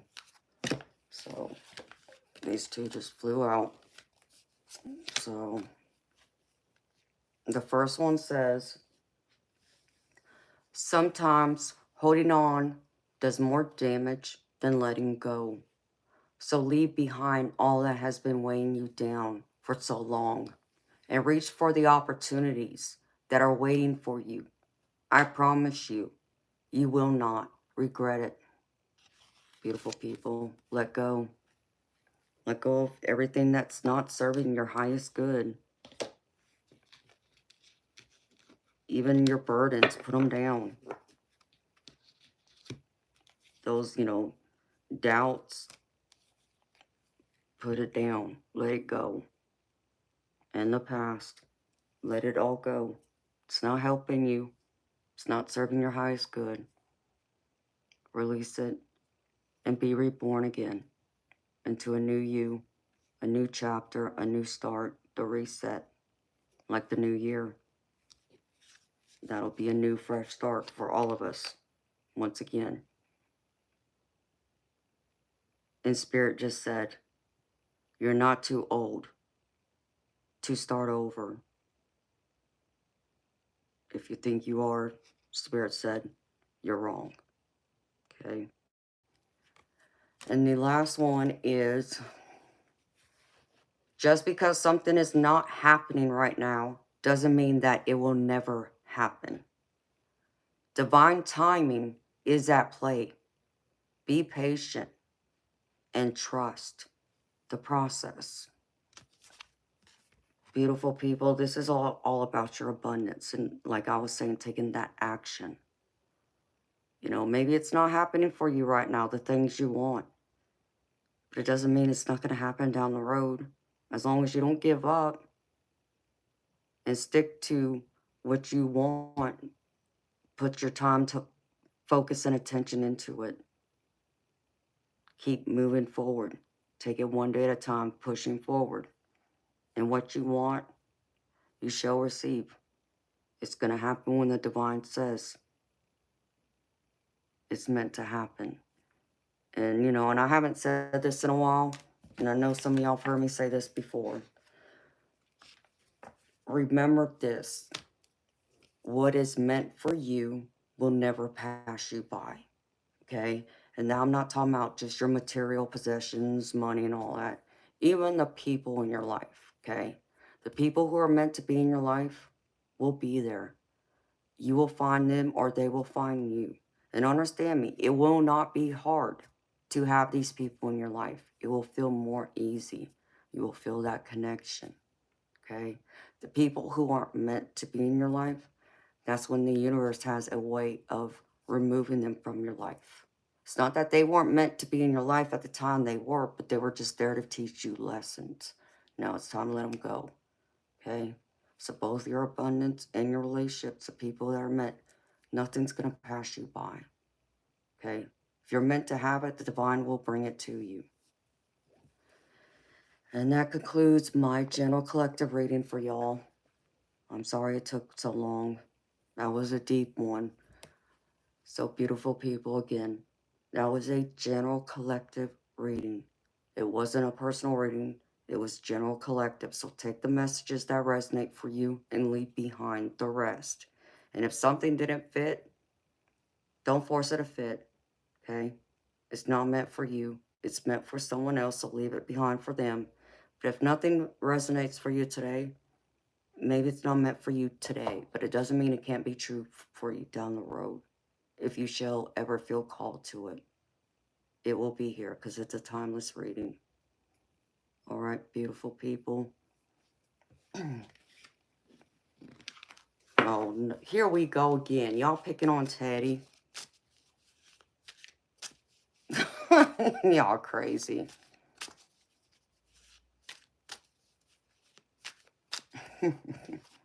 Quit picking on my bear, Fiona. Teddy's just fine. I love Teddy. That's my Teddy. Does this all go in here? No, that doesn't go in there. All right. Hi, GM. Hi, Alexander.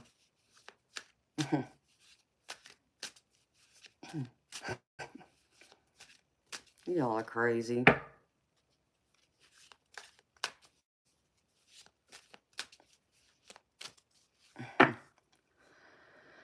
Oh, yeah, I'm not in the mood for the nonsense. I know you want to dress him up. I know you do, Fiona. Yeah, okay. Teddy's going to have to wait for his, accessories and clothes or whatever, because I need those, like, accessories and things first. But down the road, when I have some extra money, maybe I will. So, hello to all the other people who came in late. Hi, beautiful Courtney. I see you. Hi, Tim.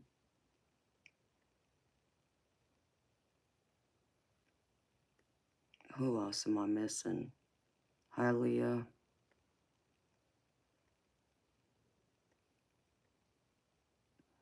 And, of course, Liam. Can't forget Liam. Oh, my goodness. Y'all are crazy. Hi, Dee. And Man from the West. I can't remember if I said hi to you, baby. If I didn't, hello to you. And anyone else who came in that I didn't see.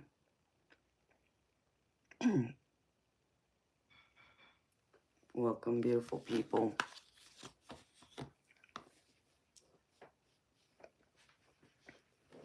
Put a top on him. Hi, D. Collins. Like, what kind of top would y'all put on him? See, if it was me, y'all, on a serious note, I would put, if I were to dress him, I'd put him in a tux. That's what I would do. And y'all would say I'm crazy, see.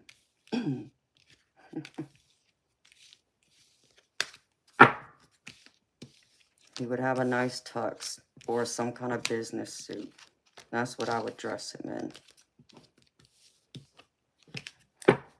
And I don't think there's a suit big enough to fit him. But, well, actually I'm wrong, because he's about 6 foot, I think. I hadn't really measured him, but I'm just estimating he's about 6 feet. He's 6 foot tall. Life-size bear for sure.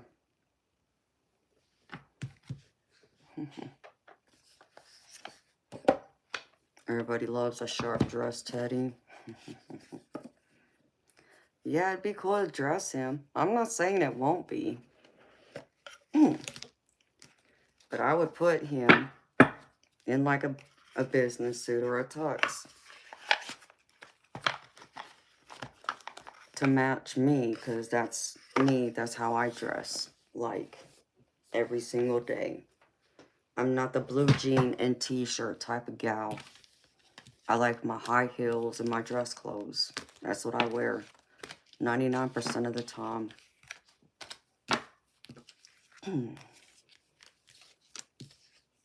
That's when I feel my best. And it was kind of funny because I was in my closet, and I'm sure some of my ladies can relate to this. You go in your closet and you're like, I don't have any clothes. What the hell am I supposed to wear? I don't have any clothes. But you got, you know, all these clothes, you know, in your drawers or in your closet or both. And but you're still looking at it, it's like, I don't have anything to wear. And it's not that I don't have anything to wear. I do have clothes. It's just finding that right thing. You're like, yeah, I'm not feeling this today. No, not that either. Trying to find that one right outfit that speaks to you. And I actually wasn't planning on wearing this top today. Spirit wanted me to put on something else, and I said nope. So I just wanted something more simple.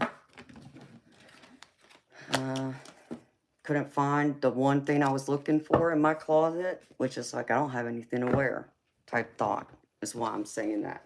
Because I just wanted something that was more simple than what I'm put on. But all right, it's black. All right, it'll work.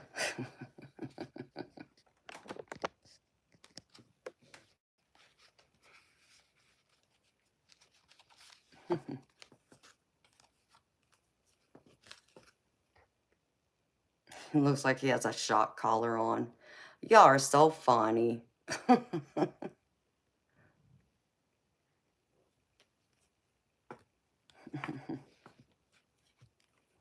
Yes, Liam, I would put him in a tuxedo. And if I can figure out how to put a cigar in his mouth, okay, I can do that too.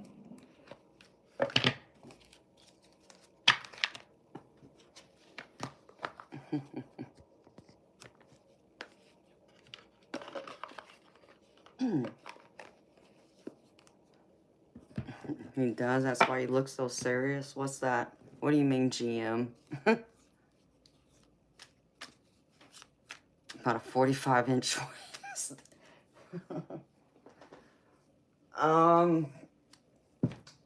You know,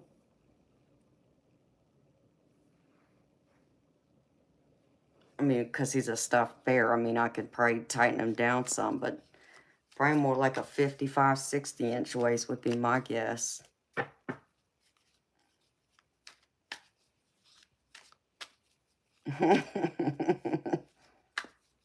Oh, really, Fiona? That's funny.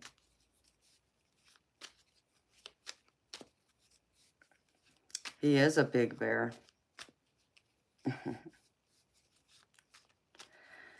I'll put a crop top on him. You are so funny. I'm not going to put no crop top on him. I would put like, I'll tell you the other thing I would do. I would put like a vest on him. I'd get like a black dress vest. And then I'd get a bow tie. And if I could find a hat big enough to fit his head, okay. But I seriously doubt I'll find one big enough to fit his head. So, y'all are too funny. Y'all make me laugh.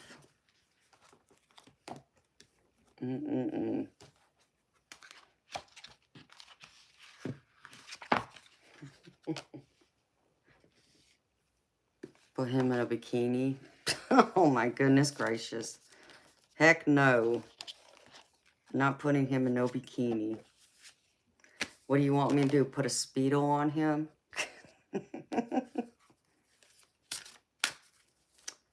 No, he don't weigh that much. But if he were a real person, man from the West, he'd be every bit of 300 plus pounds.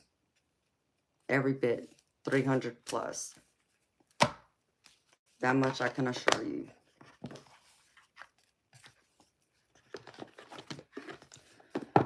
And that's no exaggeration because The man I married, 6'4", and the most he weighed was almost 300, about 280, in fact. So,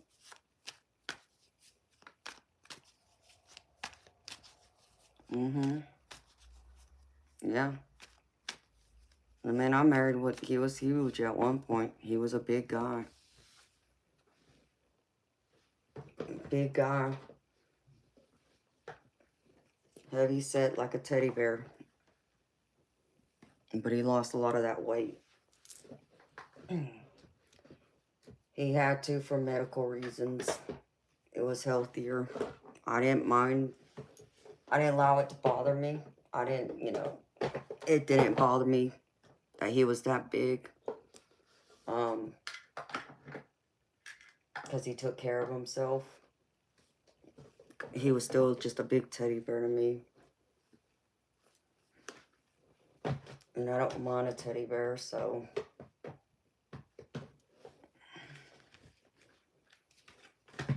But for health reasons, he lost the weight, which I'm thankful for.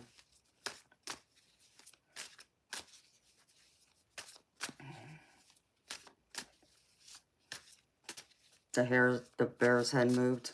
Joshua, he does that every now and then. Just say hi, let you know he's there. It's my phone that moved. Silly.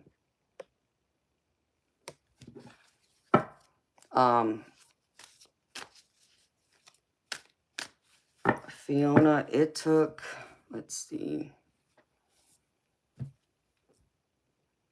It didn't take that long because you got to understand, he went into kidney failure and he also became diabetic that required insulin. So if he wanted to live, he had to change his eating habits, period. So, because he almost died twice in a year, in 6 months' time, in fact. And this was, believe it or not, January of last year. He almost died from kidney failure. And a few months before that, he was in the hospital, almost died then again, from having a blood sugar that was 1,262. His glucose number, and that was crazy. I'm not your mommy, darkness, and I don't do zodiac readings.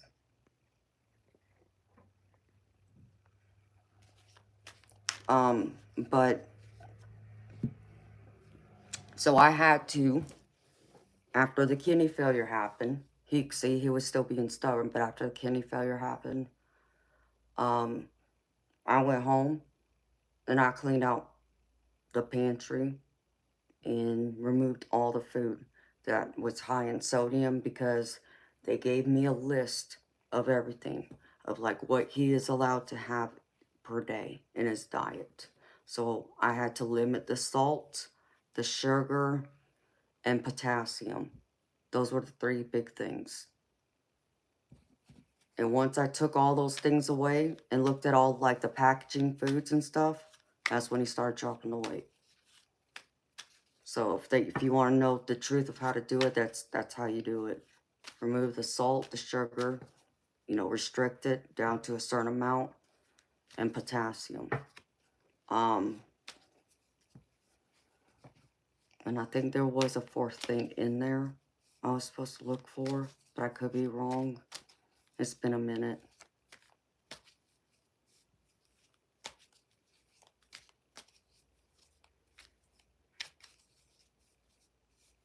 Oh, well, thank you, good day. And it's very sweet of you, honey.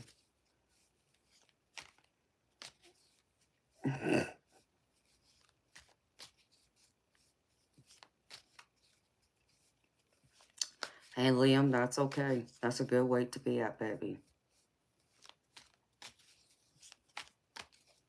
There's nothing wrong with that. I like a big guy, I mean, I don't mind a guy that's in shape, but I also don't mind a teddy bear guy either. Yeah, And you're at that right weight, Liam, for your height. Because I think that's about right. I think it's like around 220, in fact. So, Liam's a big guy. Not afraid of you either, baby. That's so funny. So what's the gravy, y'all? What's going on? It's 12 o'clock. Oh, I've been on here 2 hours already.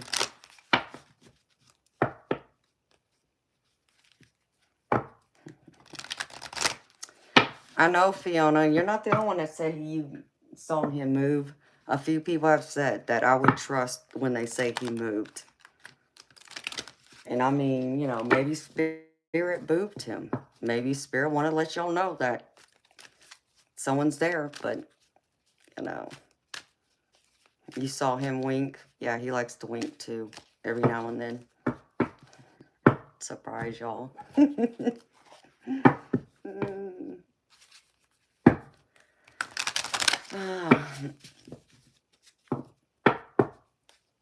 Hey, Liam, that's awesome, baby. I love it.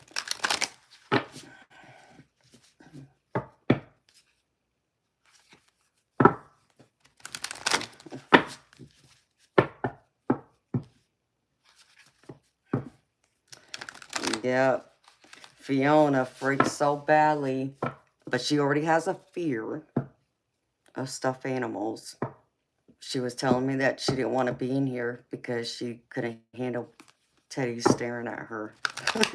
Because she thought that there would be something like a spirit taking over him or something. It's like, no, you know, listen, I'm not going to sit here and tell y'all that that couldn't be possible. But understand me, I would have to be the one that, like, practices witchcraft to, like, make that happen. And I don't. So.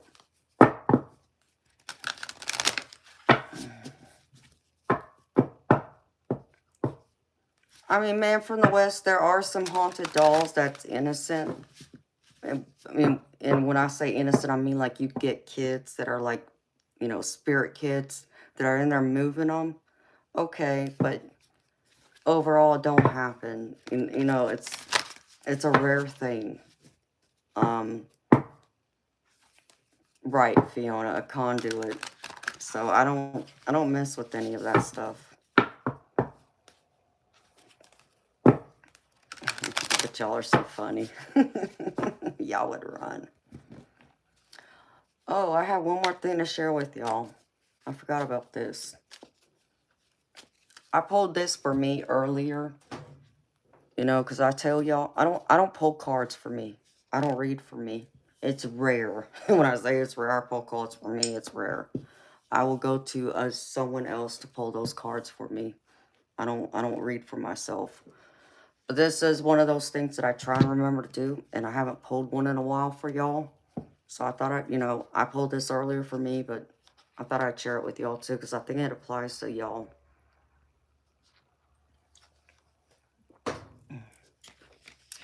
But it really resonated with me. And it says, and this is a postcard message from Spirit. So this is like your spirit guides, your loved ones, your angels, all of them. And it says, "Dear you, there is only one you, and you have a unique place in the universe. Sometimes situations come up that challenge you to be authentic. And that means you have to be fully yourself and let go of being what you think others may want. Now is not the time to conform to other people's standards or expectations. Be proud of who you are and be courageous. Stand tall in your expectations, or excuse me, stand tall in your convictions. Being yourself is a powerful statement and will only lead you to success and ultimately happiness. Don't compare yourself to other people. Want what you have, Choose what your heart wants and know that your purpose is yours alone. No one else can claim your magic nor take it away. When you place authenticity and originality high on your list of priorities and give them a prominent place in your awareness, extraordinary things happen. Your life is a beautiful one. It says, love you always and forever. So there's that for y'all beautiful people. Pull it out so y'all can read the whole thing.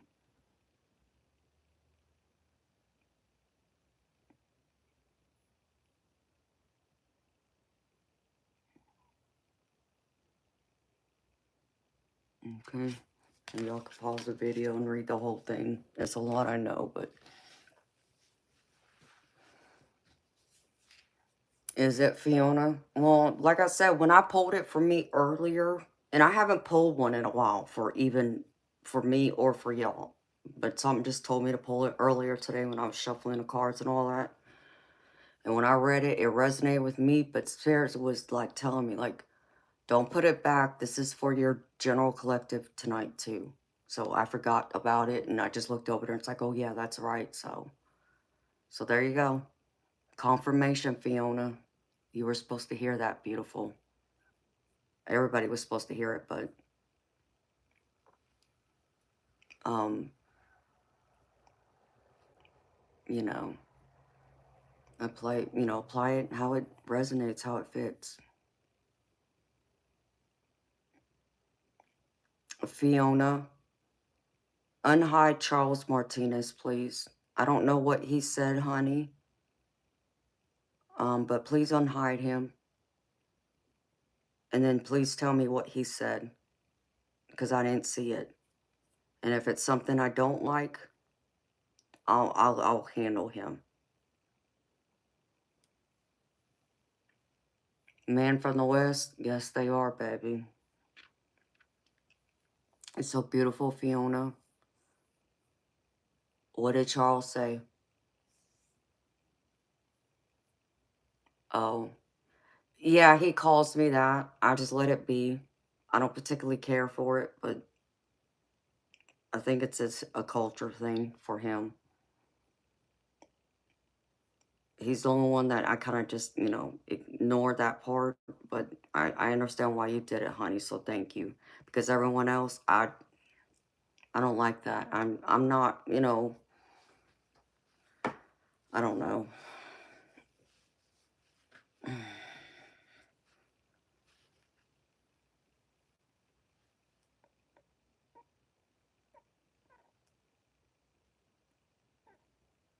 Oh, it's okay, Fiona. Thank you for saying that. Yeah, he's been in here a lot, and yeah, he does say call me that. So I let like I said, I let it go with him. But anyone else, I wouldn't care for it. Um, at least I've gotten to know him to know that he doesn't mean it in a bad way, to where like a perverted way. Because I think that's probably why you felt like, you know. So I get it. So anyone else, so I would just kick him to the curb. So you were right, beautiful, in your thinking. But yeah, I make the exception for him because I understand he don't mean it in a perverted way.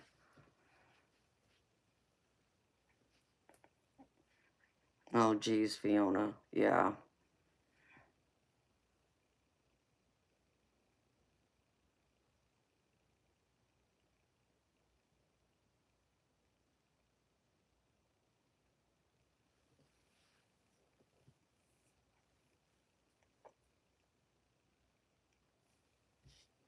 Or was it D. Collins? Yeah, well, some of the cards were kind of like coming in and confirming what I was saying before, so that can happen too. I know, Charles, and I'm sorry your heart is aching, baby. I am. I wish there was something I could do to make you feel better. You wear a 2XL, Liam? Do you wear a 2XLT since you're tall? Just curious. Because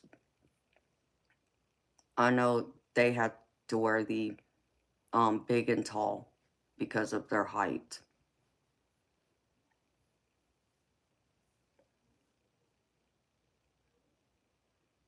I can see your comments, Charles.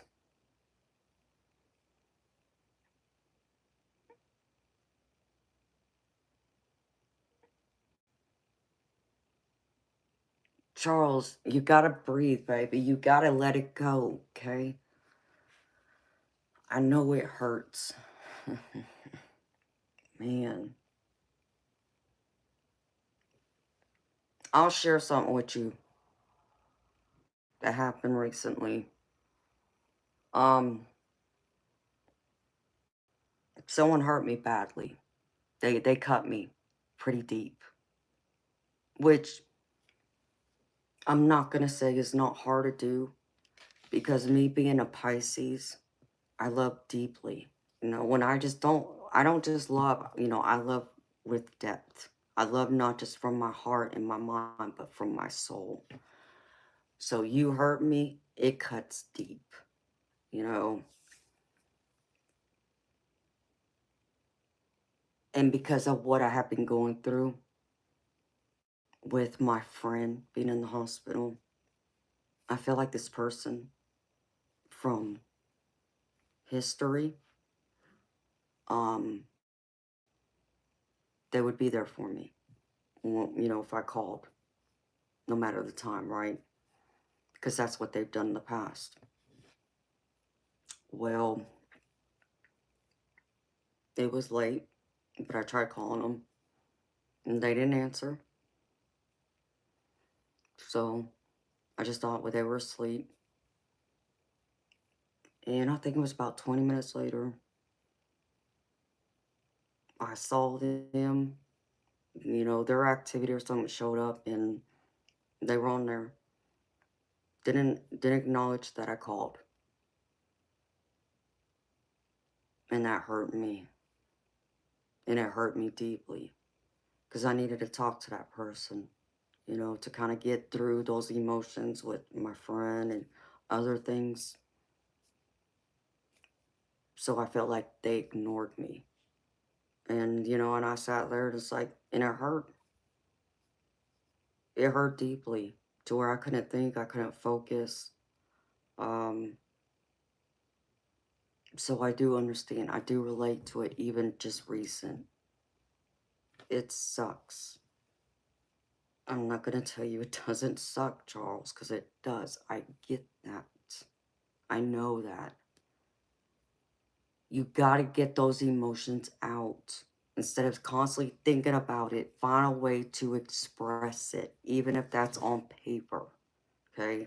Otherwise, you're going to drive yourself crazy. Maybe you got to cry for, a day or two. But you got to get those emotions out. So, like, listen to those sappy love songs, the ones that, the heartbreaking songs. Get it out. But you know what I would tell you, too?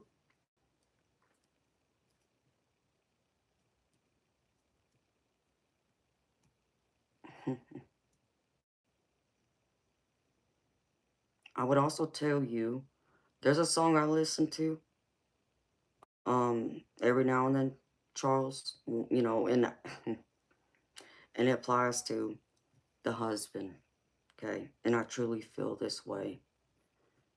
It's by Miley Cyrus, and it's called Flowers. And that song talks to me all the time. And that's how I feel. It's like, you know, because I know I can do better than that. And I can love me better than he can. And that's pretty much what that song says. So find those songs that helped you cry, that pain, but then the ones that are going to pick you back up, and it's like, the hell with that person. I can do better. I got this. I'm going to be strong and I'm going to keep going. I know it hurts.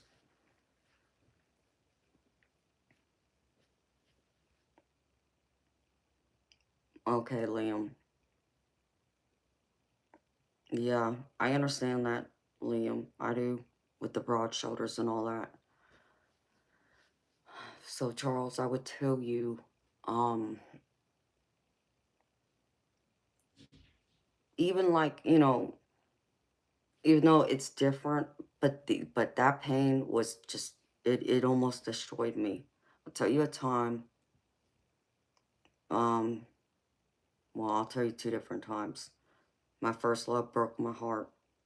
And oh my gosh, I was in love with him, deeply in love with him, head over heels in love with this man. And he just wasn't secure, you can say, wasn't confident. Um, I was 15, he was 19. Um, I went out to the bowling alley with his sister, who was pretending to be my friend, and she was talking about how she wanted to talk to this guy that was there watching us, but her parents wouldn't have allowed her to talk to him because they were like strict, you know, religious because of her age and all that. So I offered to give this guy my pager number, and I told her, I said, listen, um, he can page me and then I'll call you. And it'll be me calling you on three-way. So y'all can talk. So your parents are thinking you're talking to me when actuality it's going to be him. I am calling, yes, but it's going to be him on three-way. And I'll just put the phone out so y'all can talk or figure out a way. Or maybe you can call him right back. Just, he can page me, let me know that he's trying to reach you, but he can't call you. So can you call him? However way it was going to work. It was something like that, okay? Yeah, well, her brother, who was my boyfriend, didn't like that. He thought I was trying to get with that guy. It's like, are you crazy? No, I was trying to help set up your sister who wanted to talk to him. He didn't want to hear that. So he broke up with me. Oh, I was, I still remember crawling into my mama's lap like a little baby. And I cried in her lap. And oh my God, I wanted to cut my heart out because it hurt so damn bad. You know, just felt betrayed, you know, let down, couldn't believe that he couldn't trust me, and that even his sister wouldn't even confirm what I was saying. But here's the thing. See, like I said, you heard me say a minute ago, she was pretending to be my friend. And that just shows she was trying to break us up. And she succeeded.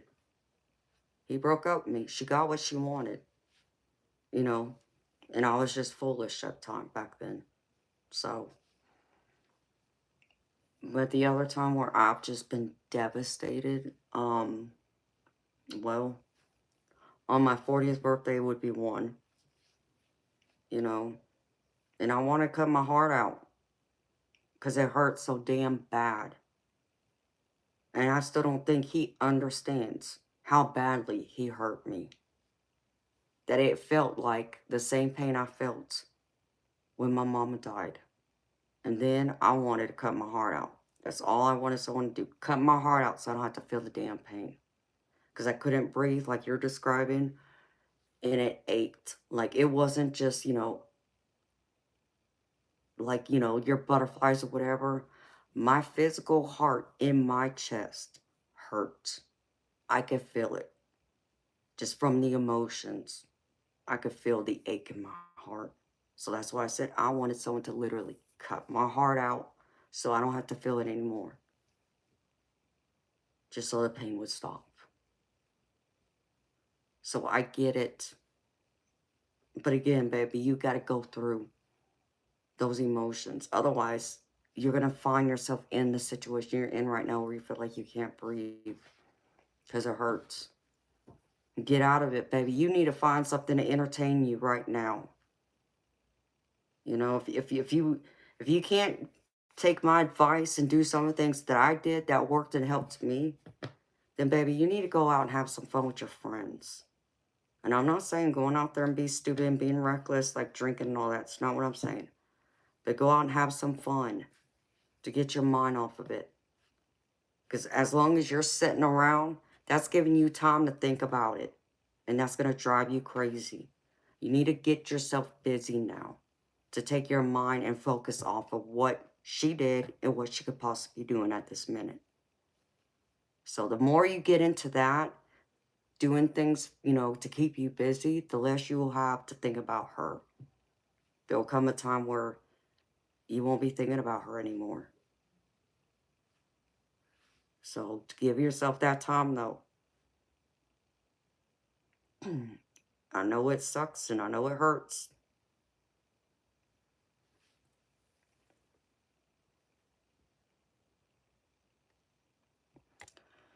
Yeah, man, from the West. I get that, baby. GM, there's no pain like that. I felt it and oh my gosh.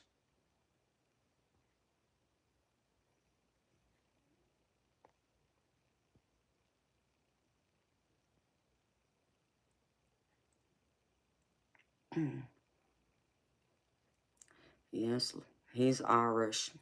I'm part Irish too, Fiona. Alright. I need to run to the ladies' room, y'all.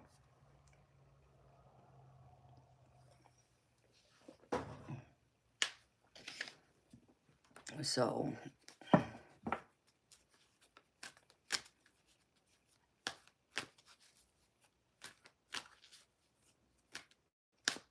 baby, you need to get yourself out of that house and go find you some friends. Baby, you also need to learn how to enjoy your own company. Because let me tell you something. You know, people can call me a loner. I don't care. You know, just understand me. I'm not afraid of being alone. I mean, even going out. I'm not afraid of going out by myself. I'm not afraid of being with myself. Spending time just me. I enjoy my own company. So that's what you need to learn how to do. You got to learn how to be your own best friend now. That's the first thing.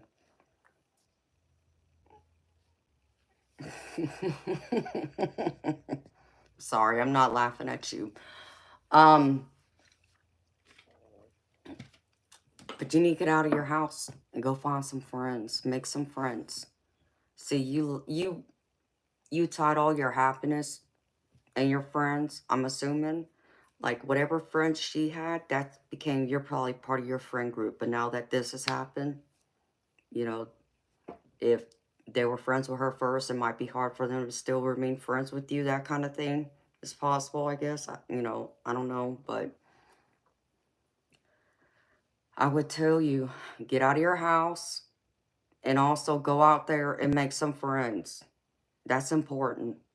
And I would also tell you, spend time with your family. Get with your family. Go out with them. Hang out with them. You know, become friends with their friends. But at the end of the day, you got to learn how to be your own best friend first.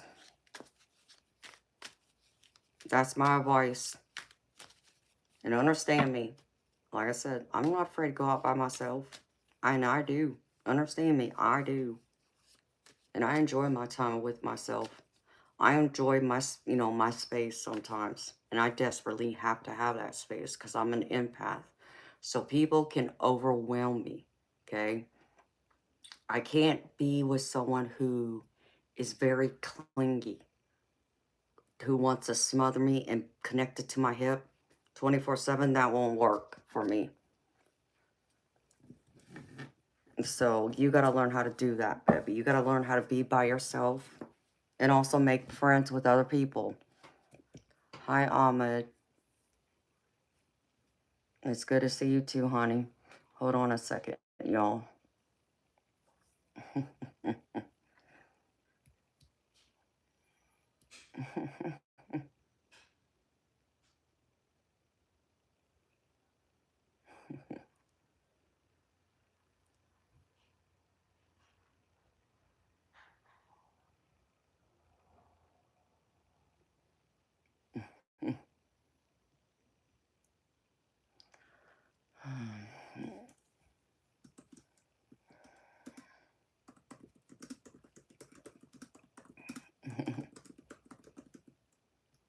And I can't even type. The heck? Come on, Amanda. I can't even type any of that right.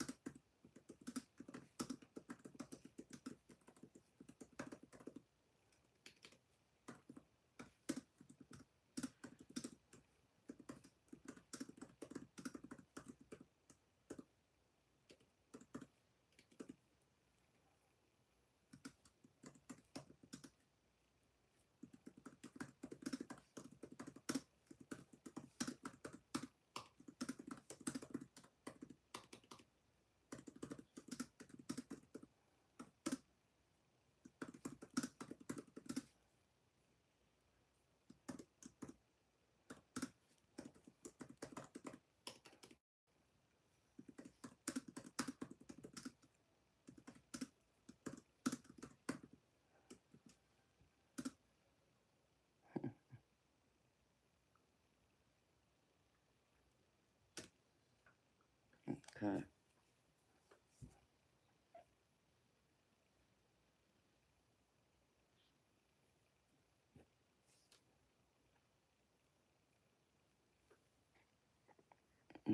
Well, Liam, my mama was 5'11".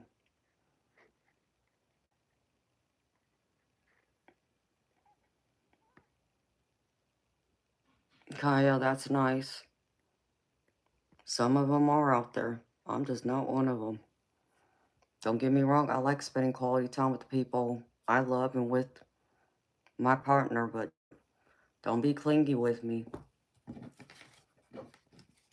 because we're going to have a problem if you try and smother me. It will never work. All right.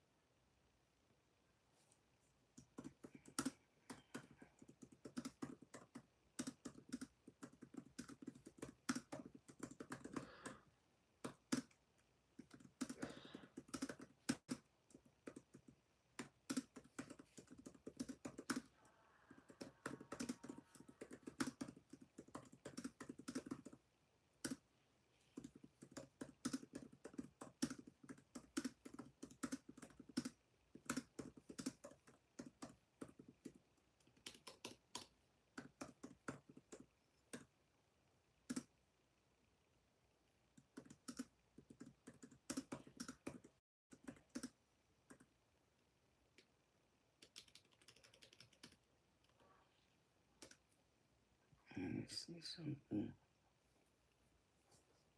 Yeah, that's what I thought.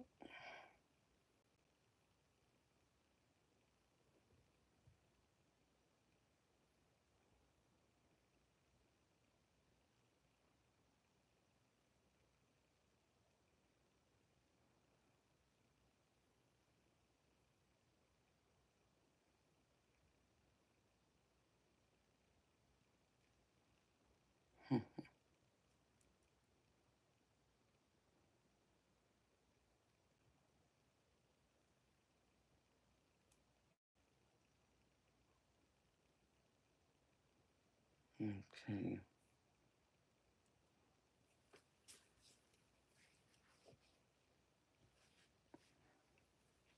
Hi, Larry. Merry Christmas to you too, baby. It's good to see you, honey. Okay, I gotta step outside for a minute, y'all. I need to run to the ladies' room and all that good stuff. I'll be back.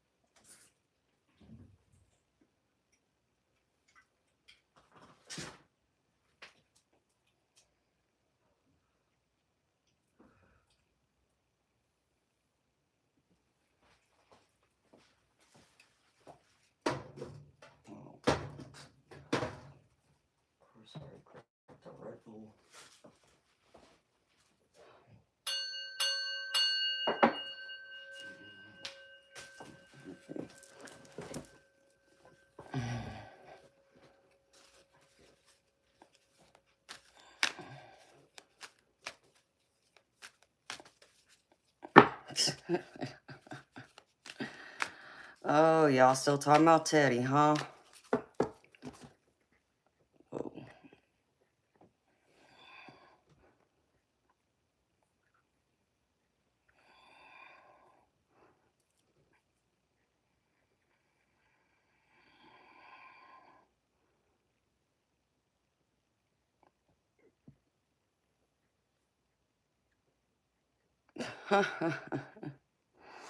You're so funny.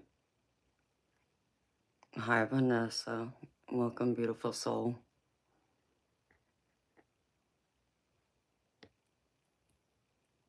Oh my goodness, Fiona. Then you would never come back.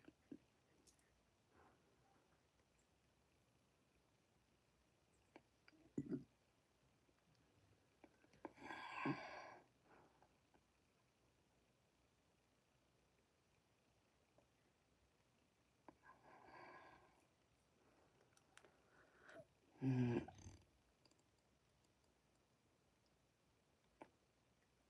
Charles, we're here for you, baby. But you gotta pick yourself up, baby.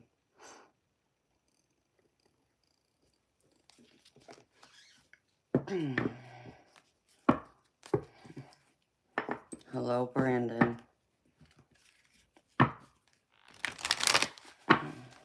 How you doing, sweetheart?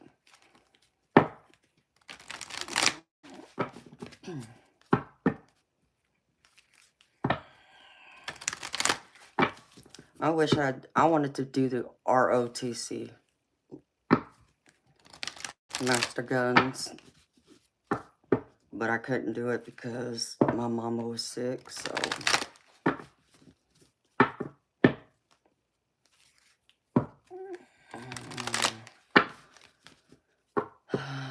Okay, well, Charles, baby, lean on her, though.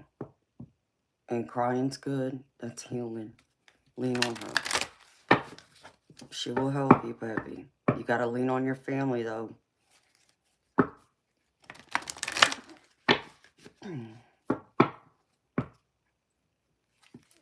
Brandon, I understand that, sweetheart. We all gotta go through that. Sometimes we need a day or two and we gotta shut out the world.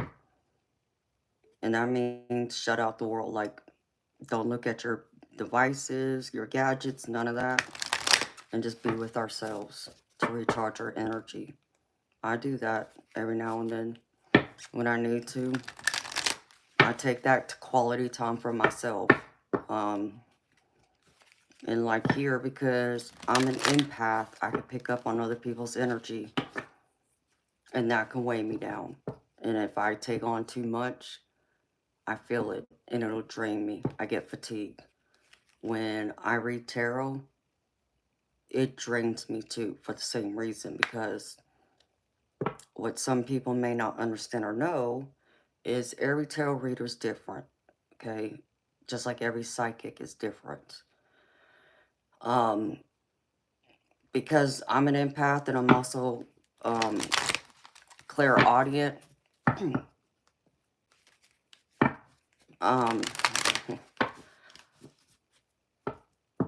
I'm able to, I don't just like memorize the meanings of the guidebook for each of the cards in the tarot deck. I tap into spirit. And spirit pretty much will go through, like my spirit team will talk to your spirit team as an example, and they bring you back the messages that you need to hear. That's most important. Sometimes they may have a different meaning for the, cards I pull instead of what maybe the guidebook says, or they may have some additional messages that has nothing to do with those cards that they add. Sometimes it's both. It just depends. But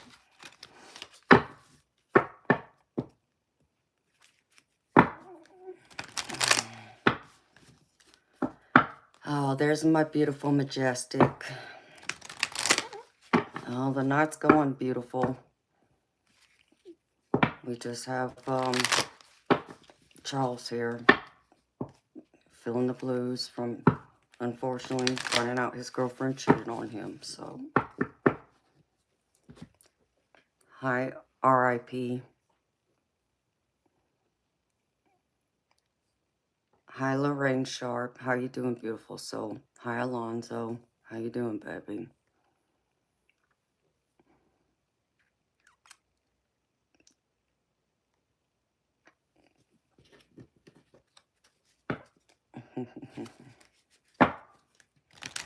It's rough, I know.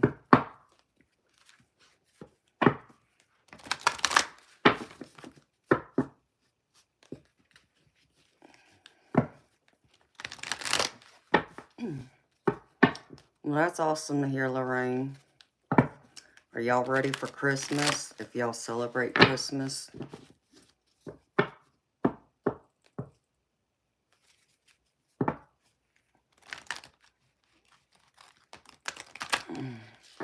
Oh, well, that's wonderful, Brandon. Thank you, sweetheart, for subscribing, and thank you for telling me that. I appreciate that very much. Y'all's love and support really helps me. It keeps me wanting to come back and do this every night, or most nights. And to read tarot for the people who need personal messages and so on. So thank you, sweetheart. You have a wonderful night, too. See you next time. Y'all just hang out for Christmas, Lorraine. Nothing wrong with that, beautiful. I just hang out with my family, too. We all do the gift exchange thing, but, you know, that's about it. And have dinner.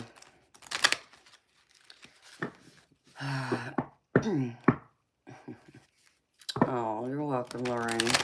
Thank you for being here, sweetheart. Appreciate you.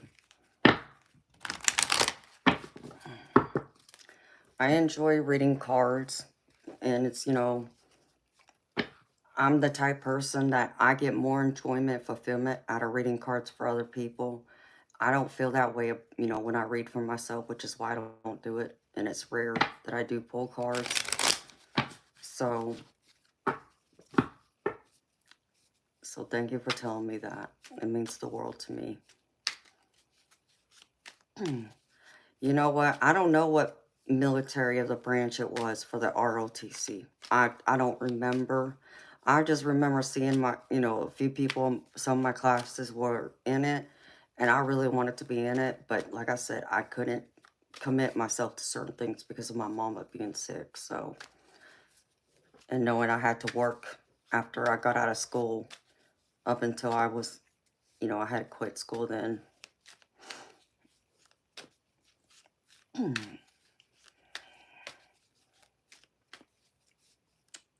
Yeah. Oh, Fiona, my daddy was that way. I remember a time he told me I needed to speak up.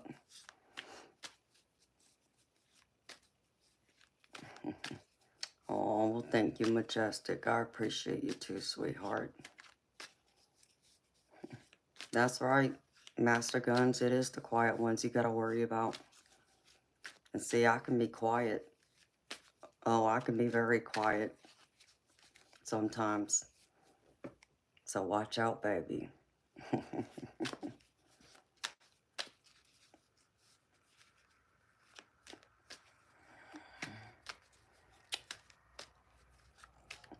That's true, Master Guns, but that means that we stay mysterious. And I like being mysterious. Okay, baby.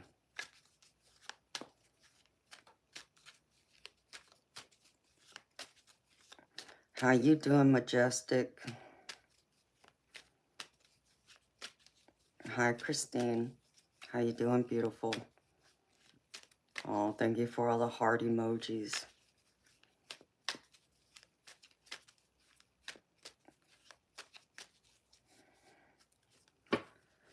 Oh, I can't believe Christmas is in a few days. So, Liam...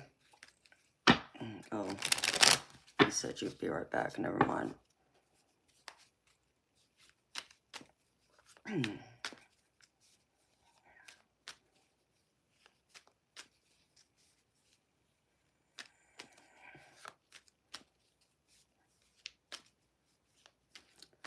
Oh, Fiona, they're rambunctious as ever. It sounds like they're doing like, they're running around that room over there. I hear them right now, jumping around, hopping around. They're doing great. Thank you for asking. Christine, you need a reading? Well, sweetheart, I do paid readings. It's $20 US. I do a deep, detailed reading with a 5-card tarot pull and oracle cards to go with it. They're growing, Fiona. They're definitely growing. They keep tearing up that room in there.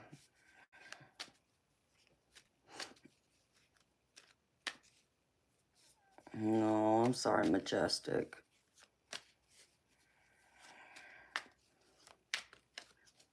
I know it sucks when you got to have to keep constantly update systems, and then eventually it gets worn out or maxed out, and then you gotta clean it out or buy a whole new one.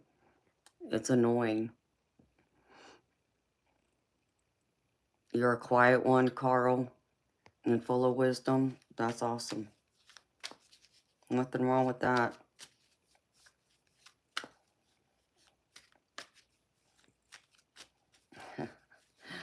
Oh, the one about Toby. Yeah, I thought that would put a smile on people's faces. So, spoiled cat. Uncomfortable on my bed. In fact, that's where he's at right now. I walked in there and saw him laying on my bed in pretty much the same place. So it's funny.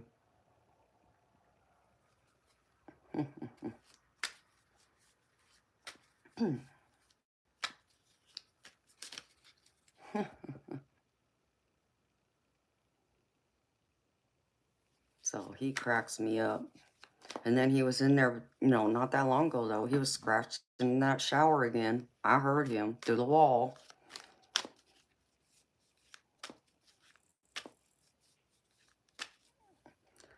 No, Christine, I don't do free readings. The only free readings I do is a general collective reading, which I did at the beginning of this stream. Which I do at the beginning of every stream. I do. That's it. Because, Christine, you got to understand. That's a tarot reading is, you know, a one question is what I do on here. And you got to understand, not all of us are the same. And I get drained doing readings. People don't understand that. Because not all tarot readers are the same. You know, I don't just read the guidebook and get the meanings for the cards. I tap into spirit. So my spirit team talks to your spirit team to get the messages that are most prevalent for you when I do a personal reading. And that takes a lot of energy for me to tap into that. So.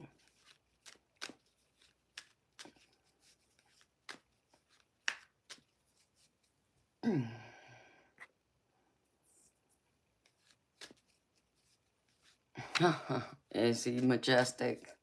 Hi, Siggy. What you doing, Siggy?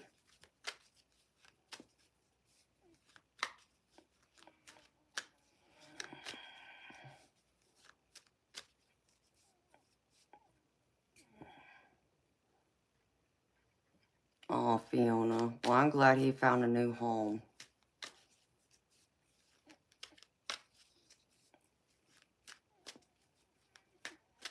Absolutely, Fiona. Obviously, the other people who had the cat weren't loving it like it needed to be, so.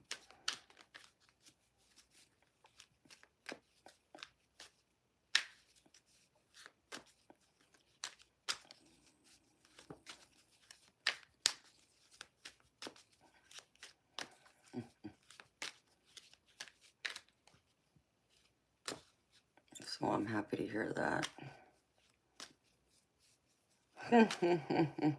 He's purring at the phone.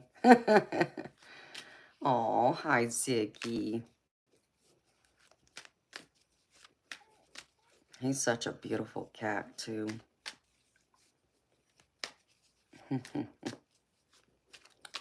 He's just like, what the hell is going on here? I keep hearing someone call my name, but I don't see them. Ain't that right, Ziggy? Probably going a little crazy, looking around. Like, who keeps calling my name? I'm trying to sleep here. Dang,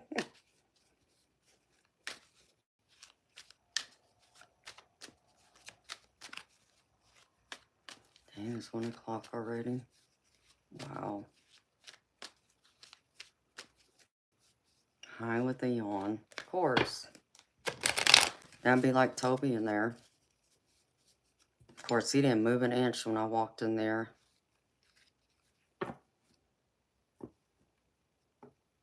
Oh, really, Fiona? Wow.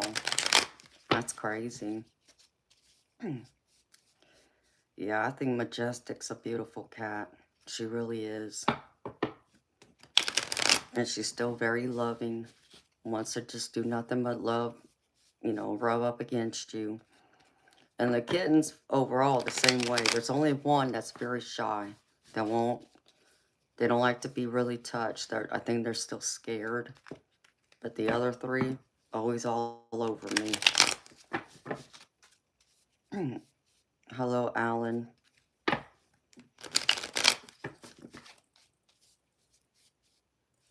How you doing, baby?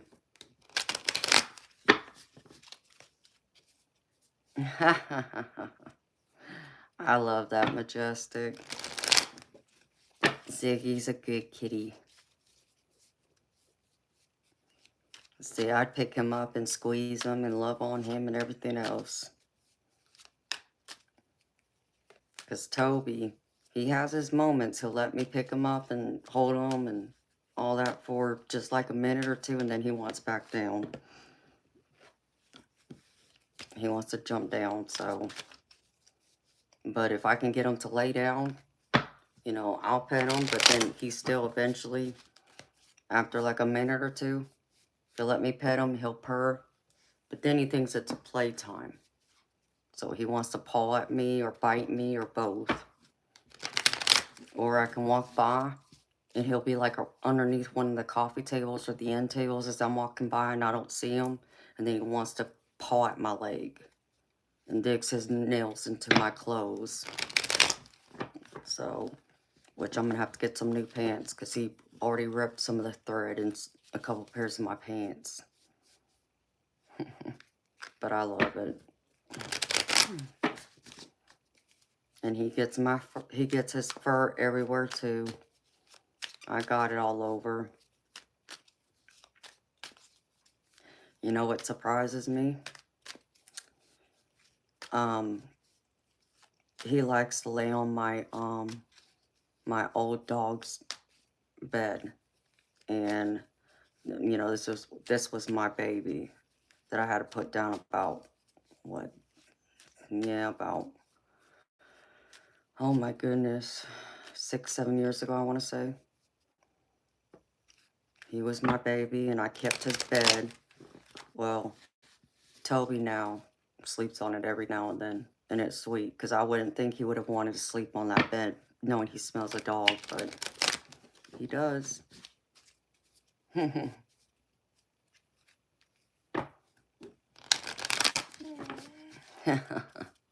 I know all that energy coming in.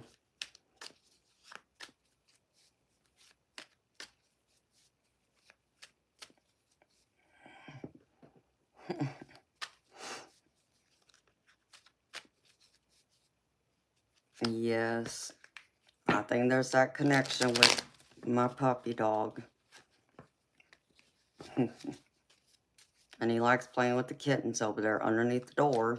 He'll sit by the door now instead of walking up to it and hissing at it like he did at the beginning. He'll sit there if he hears them and they're running around sometimes. And if they get up near the door and he sees their tail, he sits there and tries to paw at it. It's too funny and cute. Hi, Gratitude. How you doing, beautiful soul? He makes me laugh.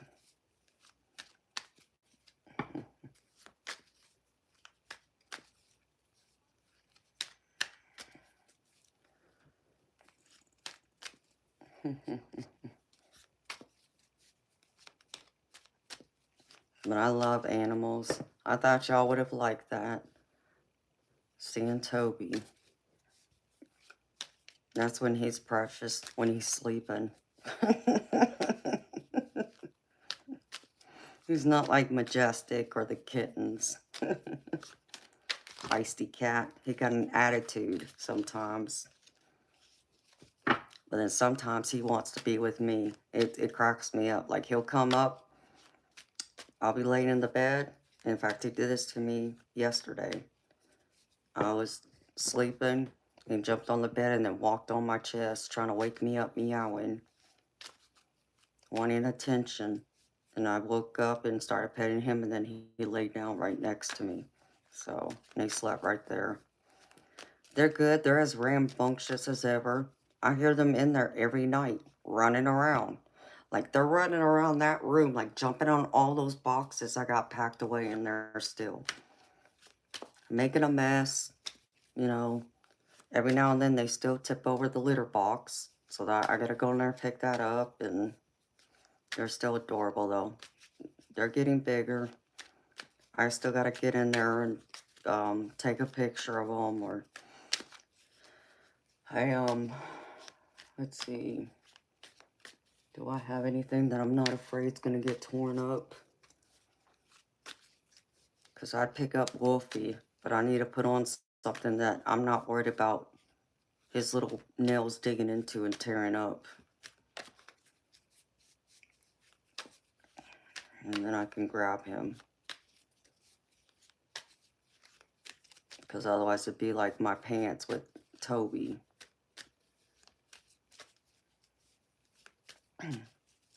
And to Fiona, yeah, I know there's some of them that do come in here and want to call me mommy, and it's like, I'm not playing that with you. There's some that like to, oh yeah, did you know there's those people out there that literally want to role play like they're a baby, and they literally will wear a diaper and dress up like a baby, and their partner is supposed to, like, you know, act like their mommy, for an example. So we're talking about the guys, you know, dress up as the baby, and then the woman's the mama, and it's like, nope, not doing that. Nope. I'm not playing that game. Exactly, Majestic, so you know exactly what I'm talking about. I saw, that was on, it was on one of those weird shows, those documentaries. I'm like, y'all are crazy. And they go as so far, they get so serious into it, they'll set up a room, like a baby's room. And I even saw one of them went as far as had a huge crib, and the guy would sleep in it. It's like, what? No. You want to act like a baby? You need to go back home to your mama. That's all I got to say.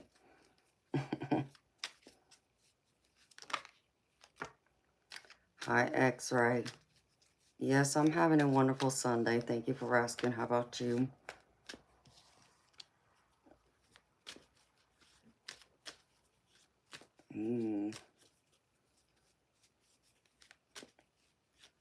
You saw that too, Mark David? People are crazy.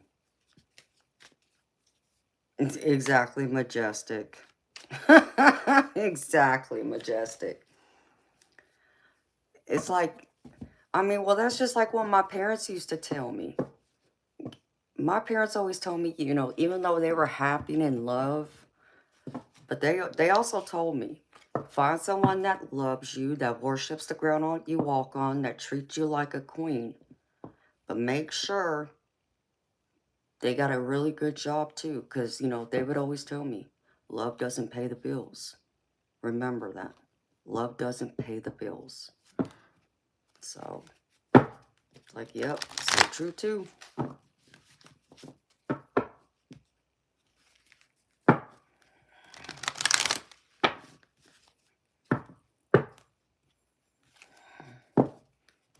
Wrapped in your family presents. Oh, that's sweet, X-Ray. I'm sure they're going to love their gifts. I still got a few gifts to buy.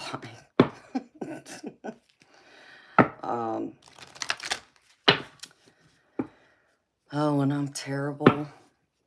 Because I normally will go out there and buy, like, the gifts for, like, my nieces and nephews. But this year, I didn't do that. I got them gift cards instead so they can go shop and buy their own gifts with that gift card. That's how I'm playing it this year.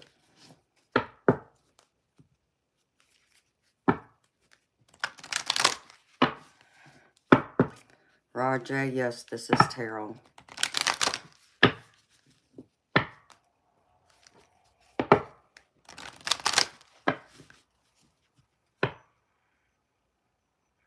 Oh my gosh, Fiona. That's crazy. Yeah, I mean, there was a documentary, like I said, someone was literally, they had their room set up like a baby's room. It was insane. Rajay, yeah, I can do those readings. I mean, I normally do. I do a 5-card reading when I do, but I only do paid readings, baby. I pull 5 tarot cards, and then I pull a second tarot card, so there's actually 10 tarot cards, and then oracle cards to go with it.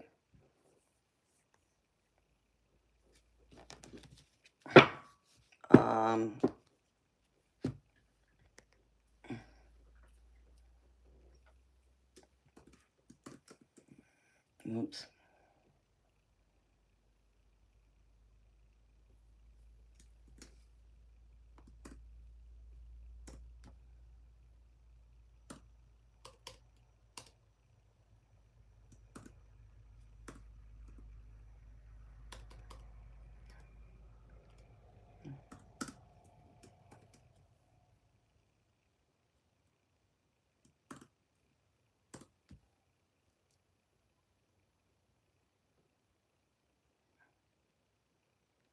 Oh. Duh.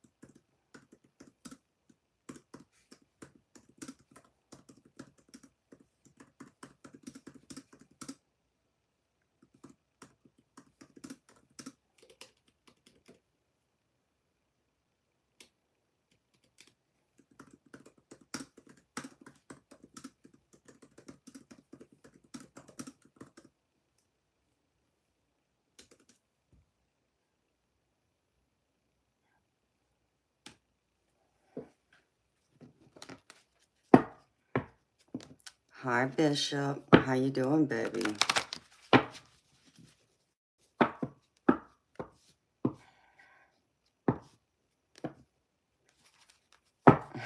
Fantastic. I hear you, sweetheart. Rajay, my spirit team talks to your spirit team. That's how that works.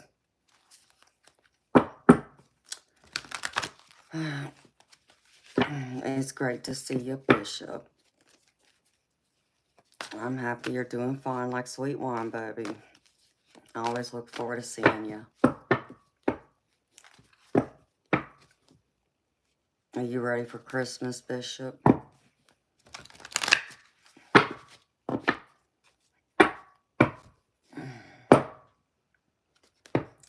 Rajay, my team, my spirit team will talk to your spirit team, whoever that is.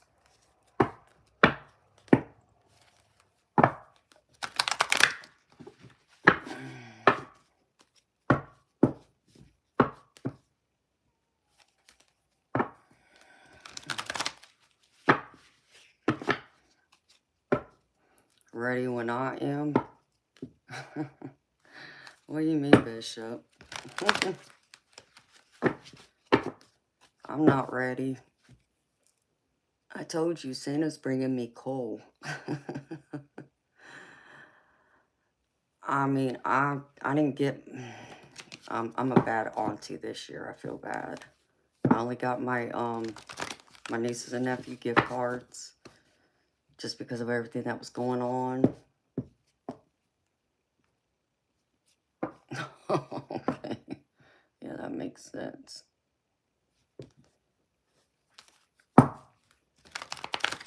Hi, Ross. How you doing, honey? Oh, thank you, Majestic, for doing that, for posting that.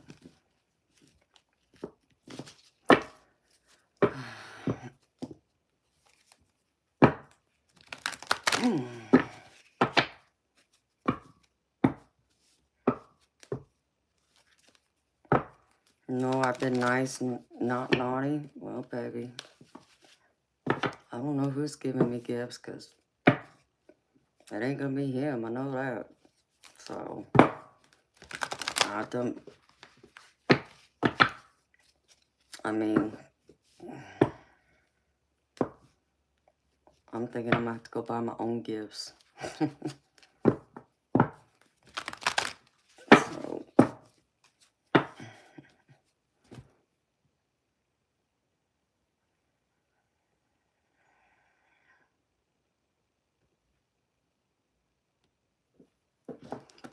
you are? Oh, are you, Bishop?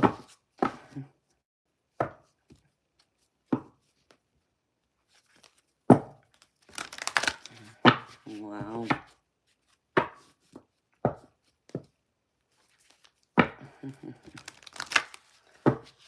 So Santa's gonna visit my house this year is what you're telling me?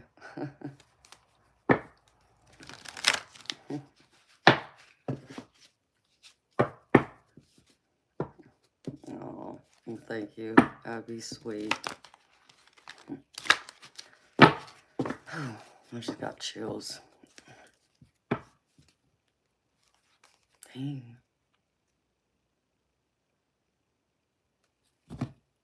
There's a spirit here.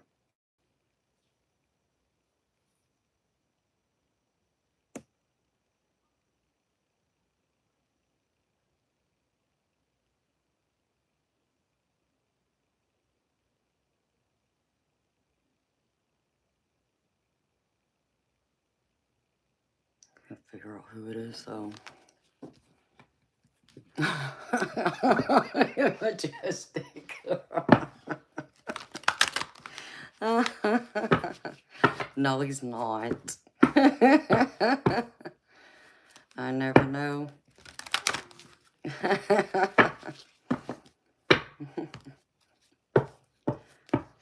Ross, it's Santa. Oh, are you Santa too, honey? Dang. All right, Spirit. Come on, stop. I'm gonna have to go put on this sweater. Crap.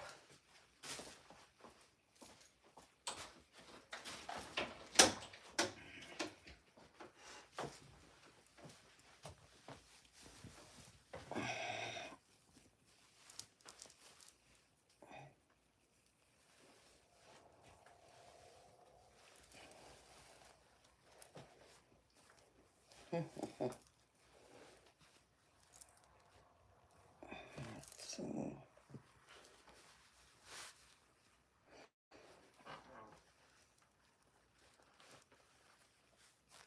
right.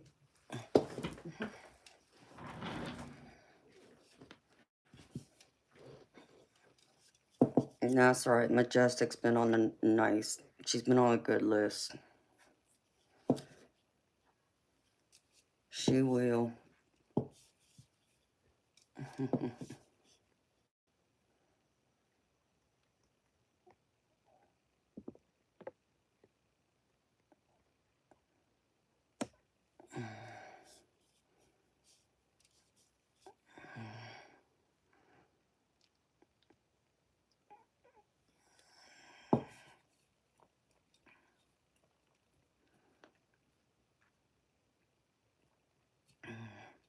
Of course, Majestic. I'm sure Santa will be visiting you too. I have no doubt. Even if he's a little late.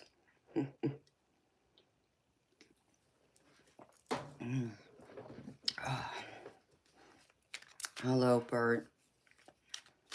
How you doing?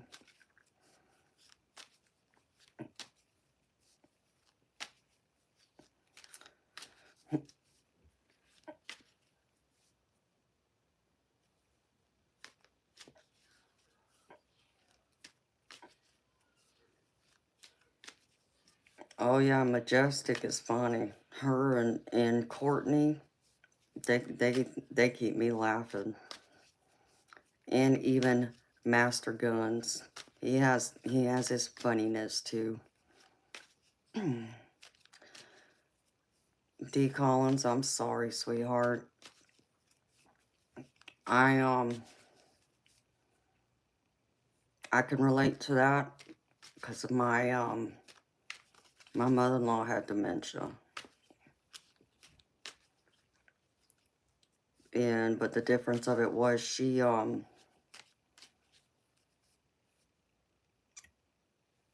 up having to have like a feeding tube put in because she got so bad that she wasn't eating.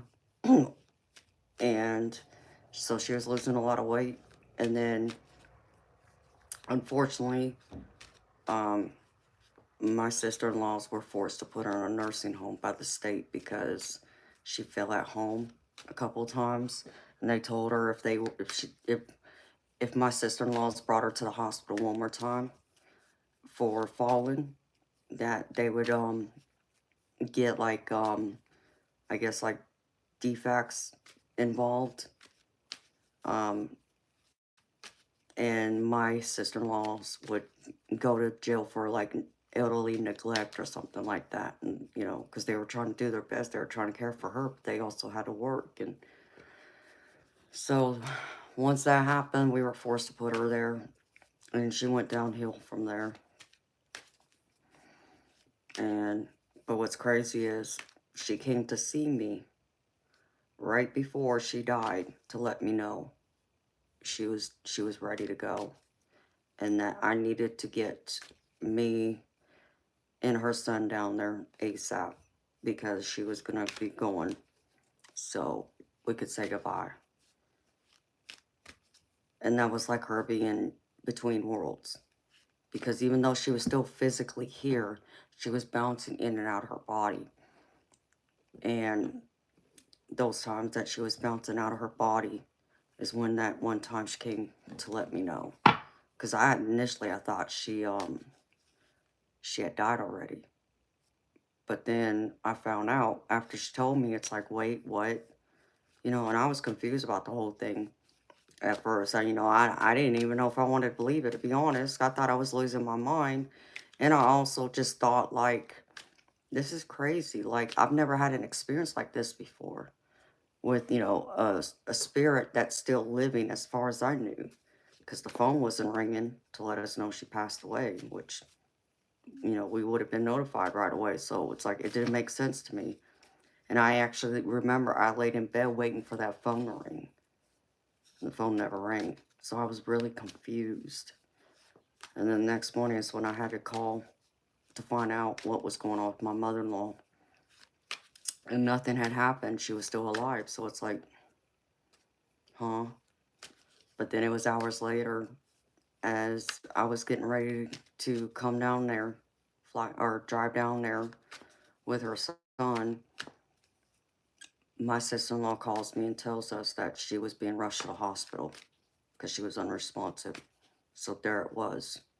What I experienced, I knew was real then. There was no questioning it. But even before then, there was no questioning it, because she gave me a message to let me know how I could confirm that experience was real. She told me that she was not fed that day and that she was hungry. And so when I called my sister-in-law to let them know what happened, what I got, the whole experience, they called the nursing home, and it was confirmed that she was not fed that night. Apparently someone forgot to feed her. I don't know what the whole ordeal was, but she wasn't fed. So she was hungry. So that's what really said, okay, this is real. And then as we were leaving, like I said, getting ready, Like, we were within, like, 15, 20 minutes of getting ready to get in the car and start heading out, down that way. That's when the phone rings, letting us know she was on the way to hospital. She was unresponsive, so I knew she was getting ready to leave. So it's crazy. So I do understand that, D. Collins, in that regard. Absolutely, gratitude.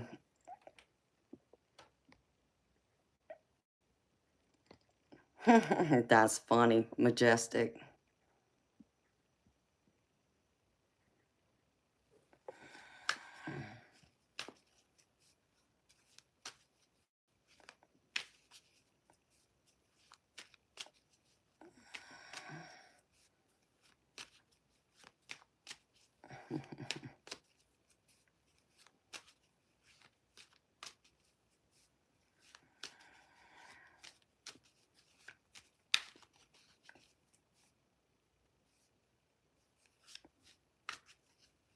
No.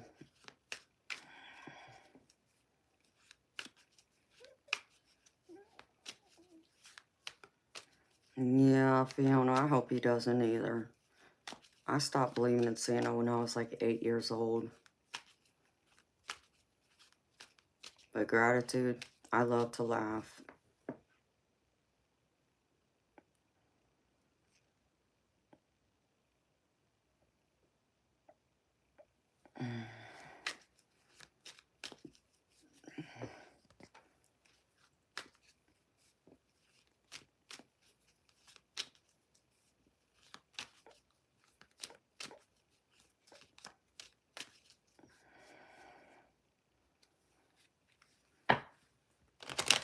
Bishop, are you working during the holiday?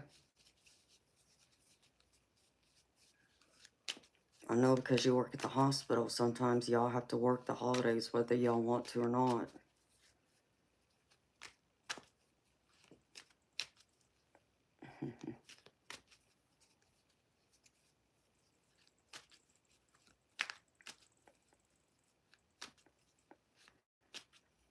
I agree. Gratitude, I love to laugh. I mean, Fiona, I'm that way too. I mean, I don't think I told the kids, at school. And I almost told my brother, though, because I remember my mama told me when she came in and finally admitted to me that she was Santa, because I flat out told her that I knew she was Santa, pretty much, in so many words. She tried to play it off and tell me that she wasn't Santa. It's like, yes, you are. I know you're Santa, Mama. I know you're Santa. Hi, Inferno. How you doing, baby?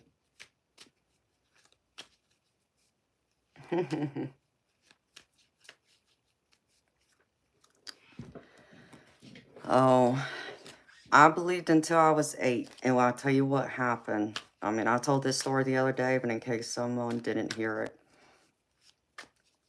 My mama, well, for Christmas, Santa brought me a bowling ball. It was a white and pink marble bowling ball. But it didn't have the holes drilled in it. And so, one day, me and my mama, we were in the car. We were driving somewhere. And I had the bowling ball with me or something like that. And I told my mama, I said, Mama, I said, well, why don't we stop at that bowling alley, so we can get the holes drilled in my bowling ball. And my mama said, no, baby, we can't go there. We got to go to the other one. We got to go to the one by our house that you bowl at to get it drilled. And I looked at her, I said, why? She was like, because it's free there. It's like, Mama, how do you know it's free? And she's like, because Santa told me. Santa left me a letter telling me to take your bowling ball here and get it drilled. And I just looked at her and laughed. I said, Mama, I said, uh-uh.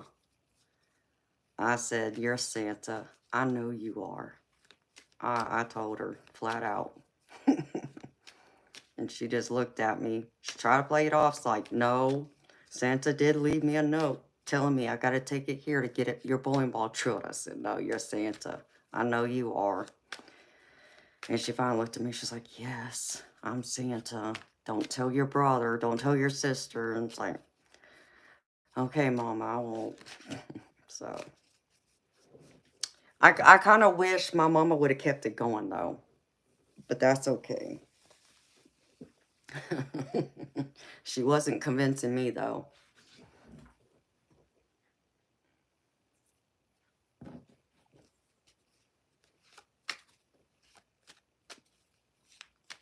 Oh, Fiona, I'm sorry, honey.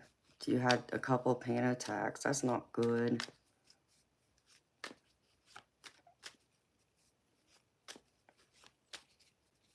I'm so happy she does that, Majestic. Keeps it going for your nephew. Welcome back, Courtney. I was just talking about you, beautiful. What you doing up late? You working?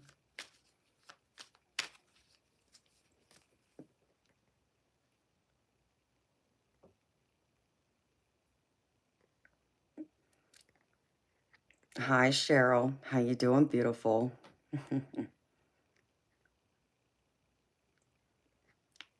I'm happy you're here, Inferno.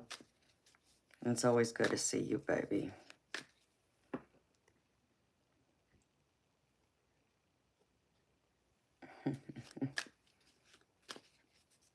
Can't sleep? Oh, I'm sorry, honey.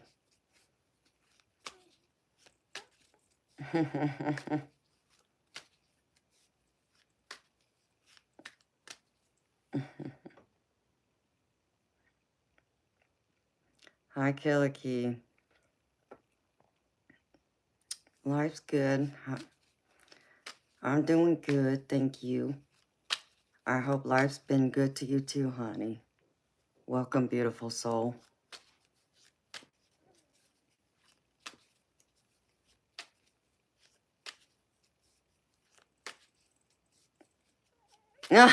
D. Collins.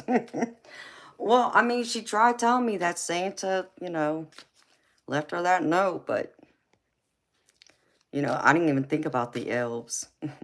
But yeah, I do kind of wish she would have kept it going a little bit longer. But that's okay. I have that beautiful memory with her, though.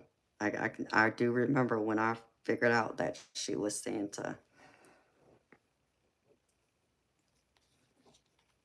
Yeah, I saw it in there, beautiful. I gotta go in there and look at it a little more, but I did see you posted it. I know that was fun. I know Ever McFlurry just showed up, too.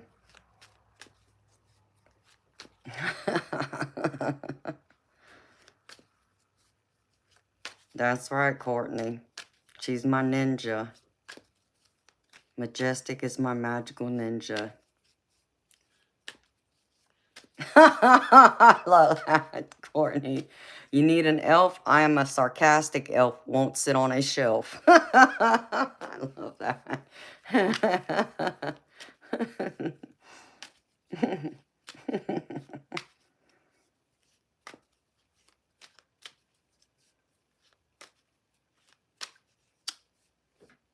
Oh, Charles. Oh, Charles, baby. Come on now. Charles, baby, you need to be done with her. She betrayed you. You don't want to be with someone like that, baby. Understand me. You don't want to be with someone like that. Okay? Because let's just say, for argument's sake, okay? And I'm not going to say, once a cheater, always a cheater, okay? Because I do think there's, it's possible for some to change, but they have to genuinely really want to change. But once that trust is broken, baby, there's no going back. I mean, it's just, it would take a long time to build that trust again. Because let me tell you something, Charles. I feel like, I know, like, if it was me, for an example, and if I chose to stay with someone, and this is the other reason why I always try and tell people, you need to love yourself more than you love the person you're with, or who cheated on you. Because your relationship will change. And it's not going to change for the better either. Because there comes the trust now. Where is the trust? Because from here on out, Charles, if you were to stay with her, okay, if she were to give this relationship a chance, say she wanted to work it out with you, you're going to always question, where's she going? Who's she talking to? Why didn't she answer the phone? You know, why haven't I heard from her? And so on. That's going to drive you crazy. You don't want that. That's negativity you don't want. You don't want to take that on, baby. You need to heal yourself and find someone else that deserves a chance, that hasn't betrayed you. And baby, I'm a lot older than you. Remember that. I'm telling you, there's someone else out there that's better for you. She's not the one. That's what I'm saying to you. I know it's hard to hear. Let her go. You need to be done with her. Not that, you know, she's done with you. You need to be done with her.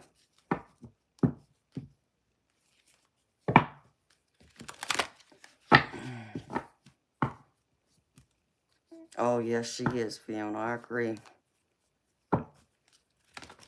And Courtney's the secret elf that comes in here and whacks them all.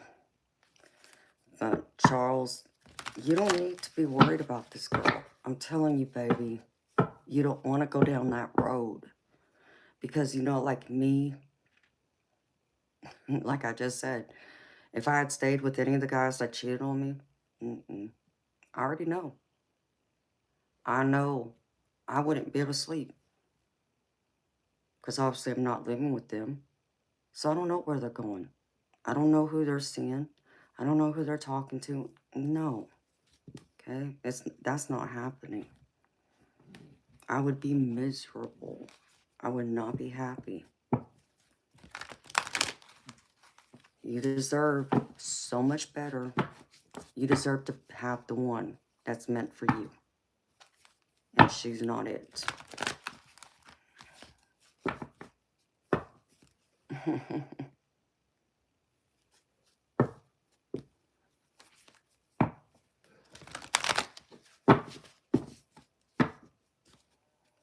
Yes, she is, Fiona. Lorraine, my beautiful moderator, Majestic Oracle, posted the information in the chat, sweetheart.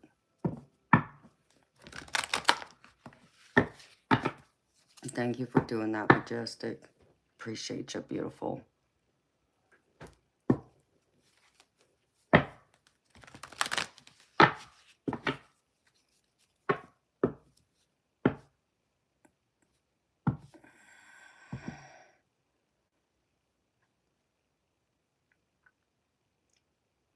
Charles, that's understandable. I understand that, baby. I understand you're going to miss her. It's understandable. But in time, you will stop thinking of her.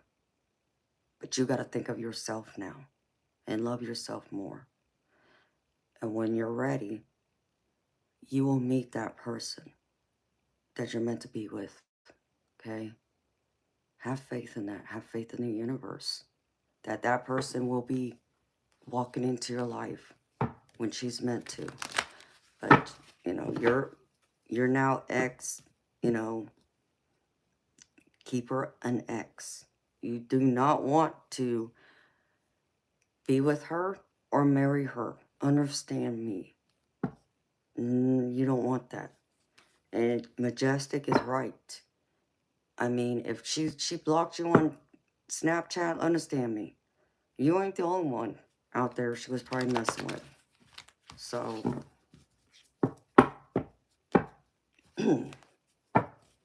that's right. Courtney's right. X for a reason. They're an X. Keep them an X. They can take the exit and walk, you know, you walk out. So, I understand it will be hard to go to work because you're going to go by the place, you know, that's y'all's place. But you will get over it in time. But don't go back to her. Nope. I don't care what she says to you. I don't care if she tells you she'll change, that she won't do it again. They all say that. Okay? And she would just tell you what you want to hear. Okay? And then let's just say you do give it a chance. It won't be long before she does it to you again. Okay? And let me put it to you this way. We'll just say, you know, you give her a chance. She might behave for a little while. Okay? But when you least expect it again, when she thinks everything's back to normal and you're not over there as, you know, on edge, paranoid, worried about her, what she's doing, who she's talking to, you know, where's she going, so forth, that's when you find she's out there doing it again. That's just not worth the energy. It's not worth the effort. You deserve so much better. You deserve someone who's gonna love you and cherish you and not put you through hell like that. So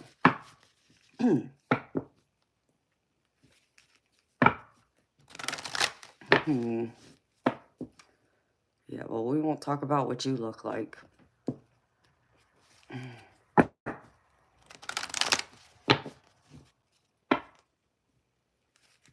Yep, exactly, majestic.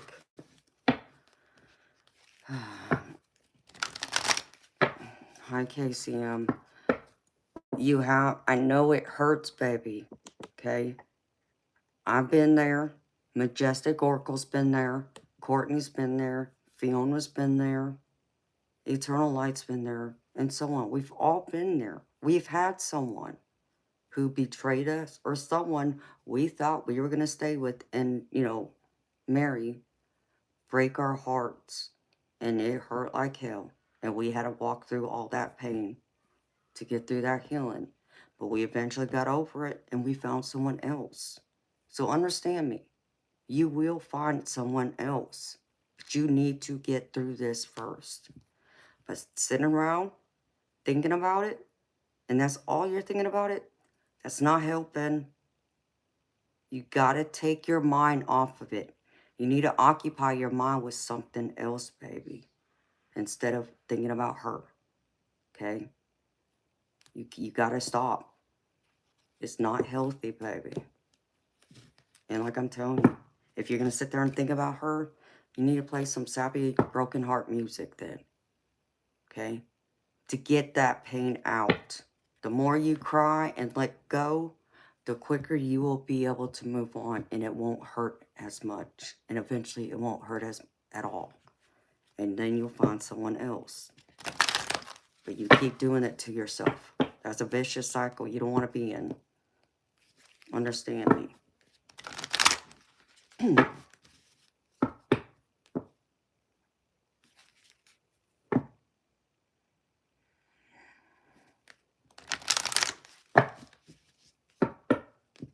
Exactly, Courtney. Amen, girlfriend. And KCM, I don't know what you're talking about, honey. But yeah, stop thinking and worry about it, honey.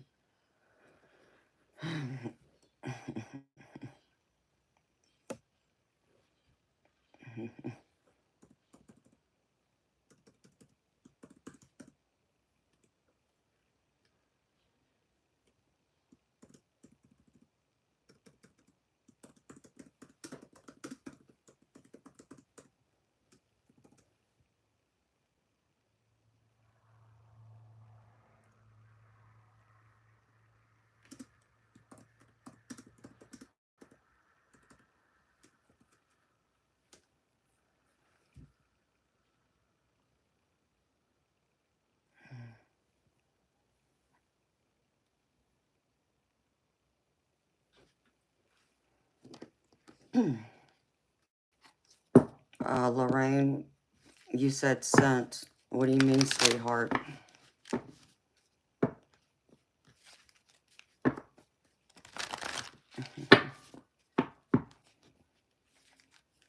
Okay.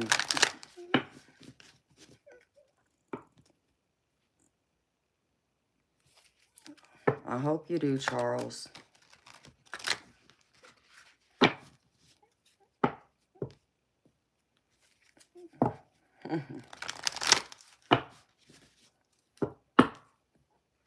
Yes, they do, KCM. But not all of them are bad. Lorraine, where did you send it to, sweetheart?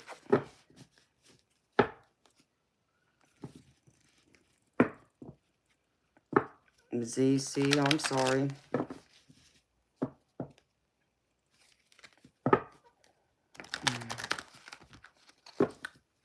Oh, I'm sorry to hear that, Easy Marquez. I hope you feel better, baby. You need to get some sleep, baby. Get some vitamin C and all that, so you can get to feeling better. Make sure you get the rest.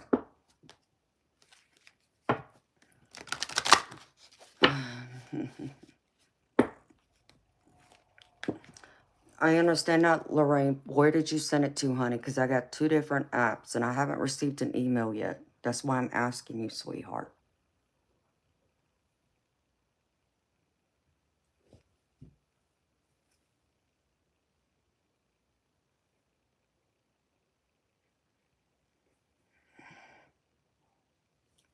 And I'm normally good about getting them, so...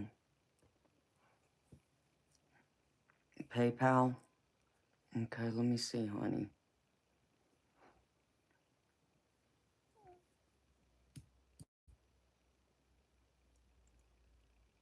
Nope.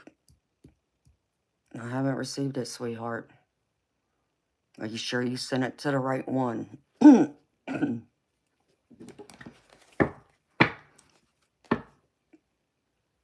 Because you gotta make sure it's not just a name. You would see my picture in the profile picture.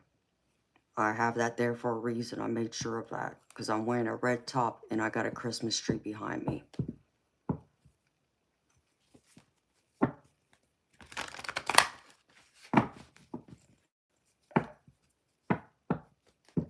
Hi, Nature Best Effect. How you doing, honey?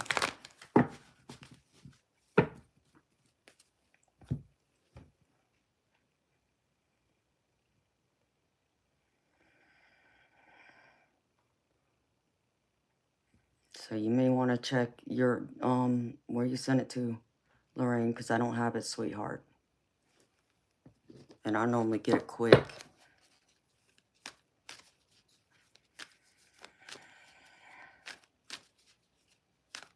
Exactly, Charles. And that's how you got to look at it, baby.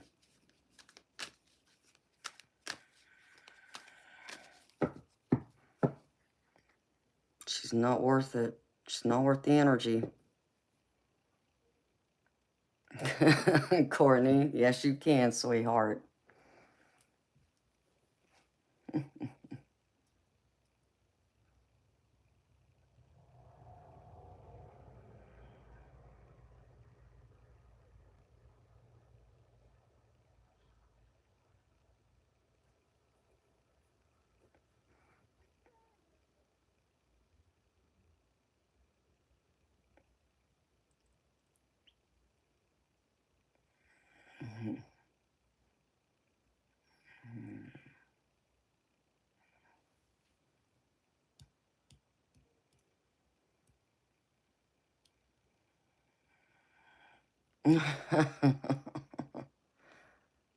Oh, I love that.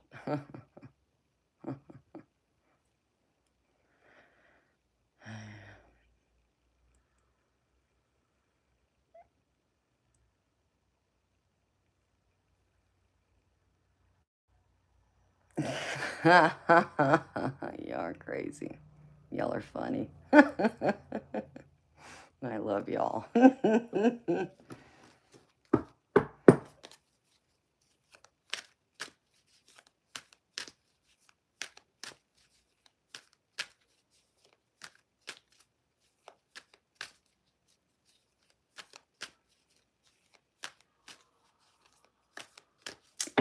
Fiona, I understand that, honey. I've been there too.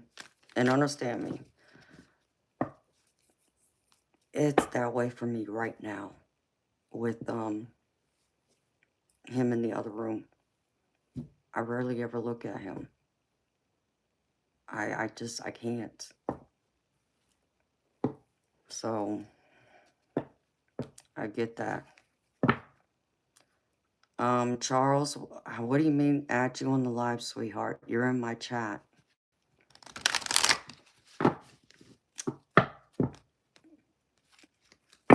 So, I mean, you're part of the live. You're in the chat stream, baby.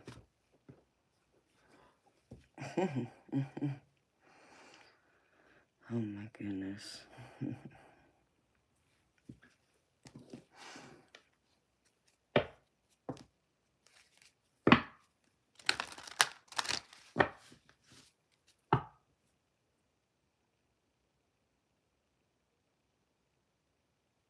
You can't look at your something, Amanda. I'm not sure what you mean, gratitude.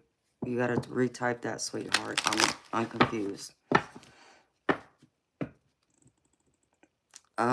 Baby Charles, why do you want to be added to my live, baby? I'm not putting nobody on the screen, okay? I don't mean to be mean, sweetheart, but this is, you know, my channel. And baby, I mean, I got to do a paid reading now, so I apologize. If you want,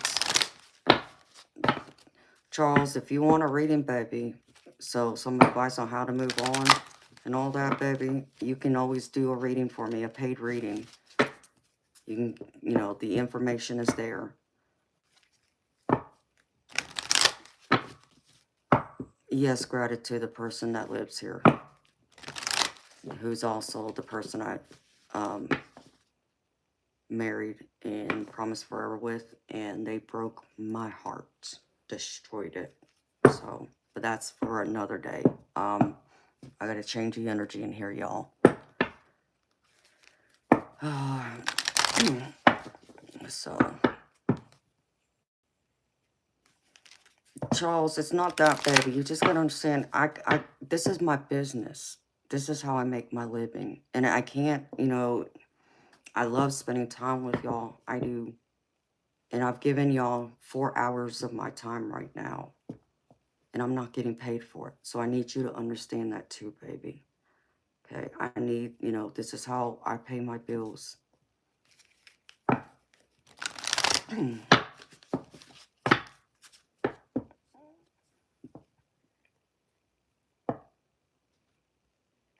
Okay, let me get to this now, beautiful people. Oh, where'd it go? Because I know I just saw something. Okay. What's your name? Crap.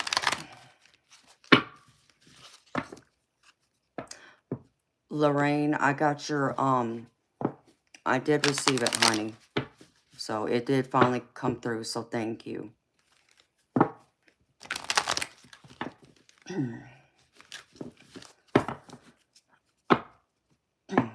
Yes, I just got the email, honey, so thank you.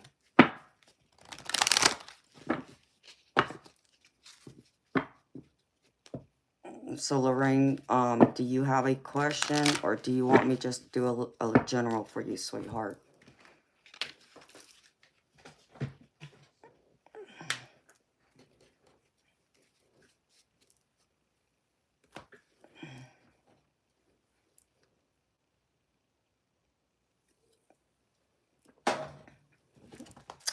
Okay, beautiful. I can do that. Let's see. I gotta tap into this energy now. Actually, I may have to step out for a minute to recenter, reground. Because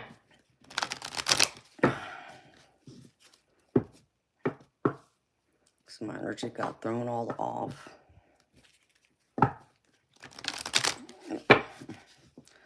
Oh, Courtney, I'm glad you and my ninja's here too.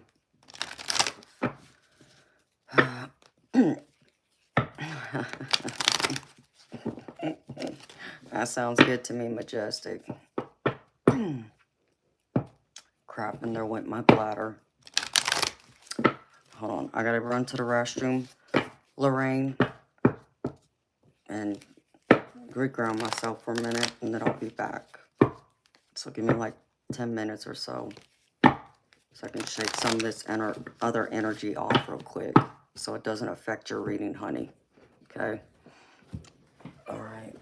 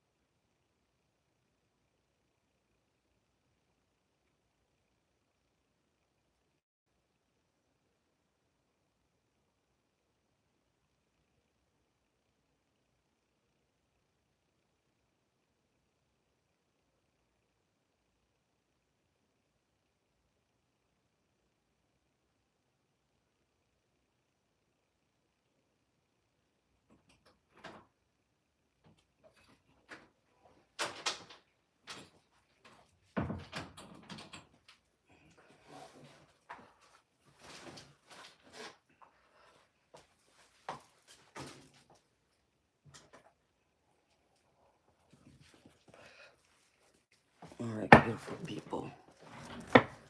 Okay.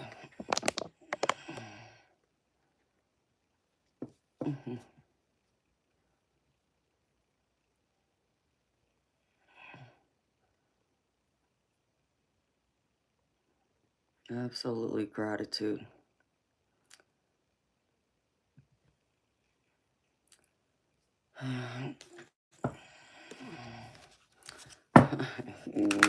You're right.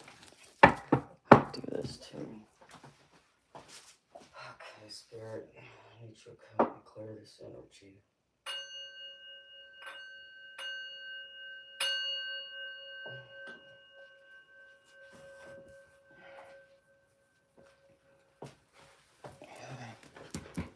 Okay. All right, y'all.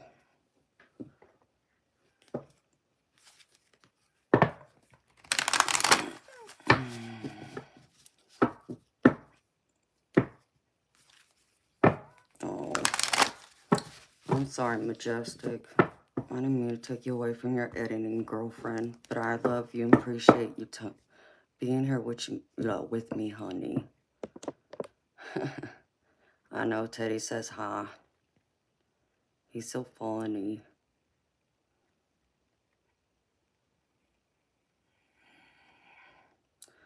Inferno, are you okay, baby?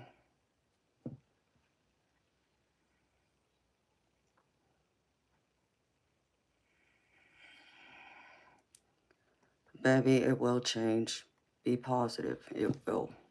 Give it time, Inferno. Get in that positive mindset. Manifest what you want, baby.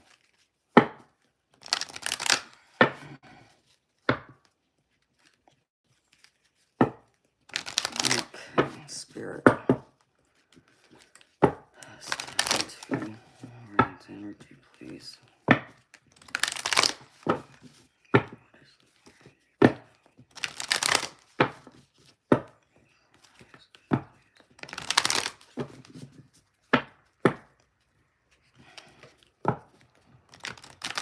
Ooh, okay, Spirit. Thank you.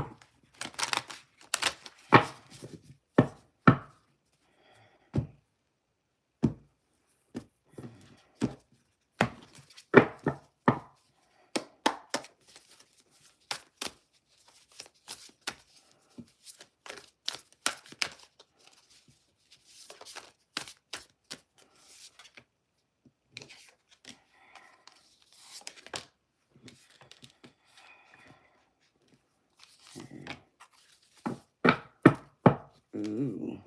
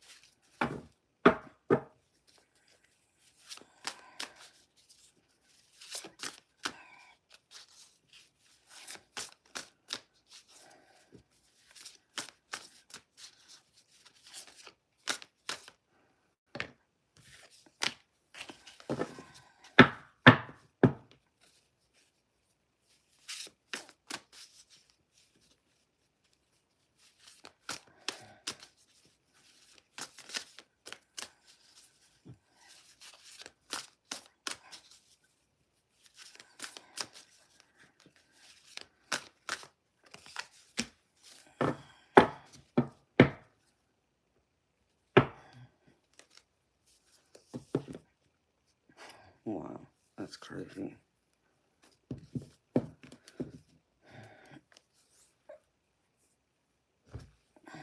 Alright. Here is...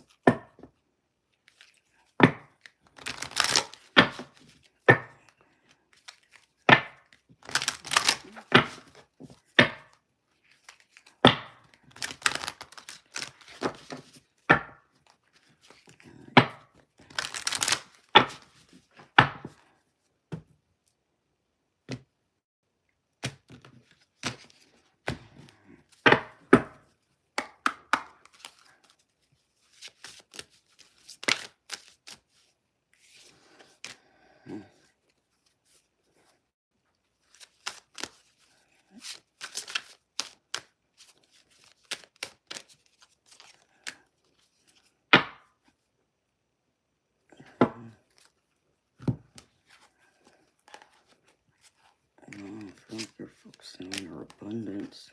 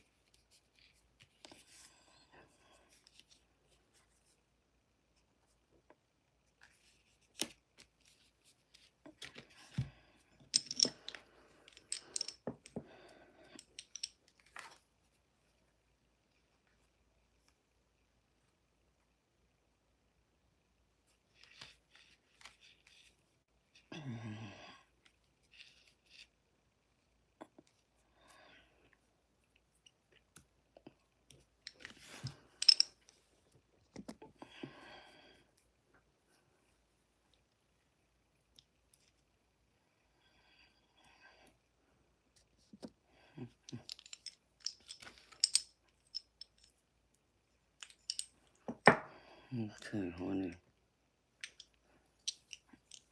Same to you, Bobby Skills. Thank you, baby.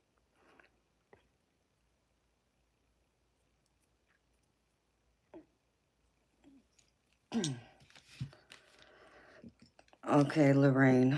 You ready, beautiful?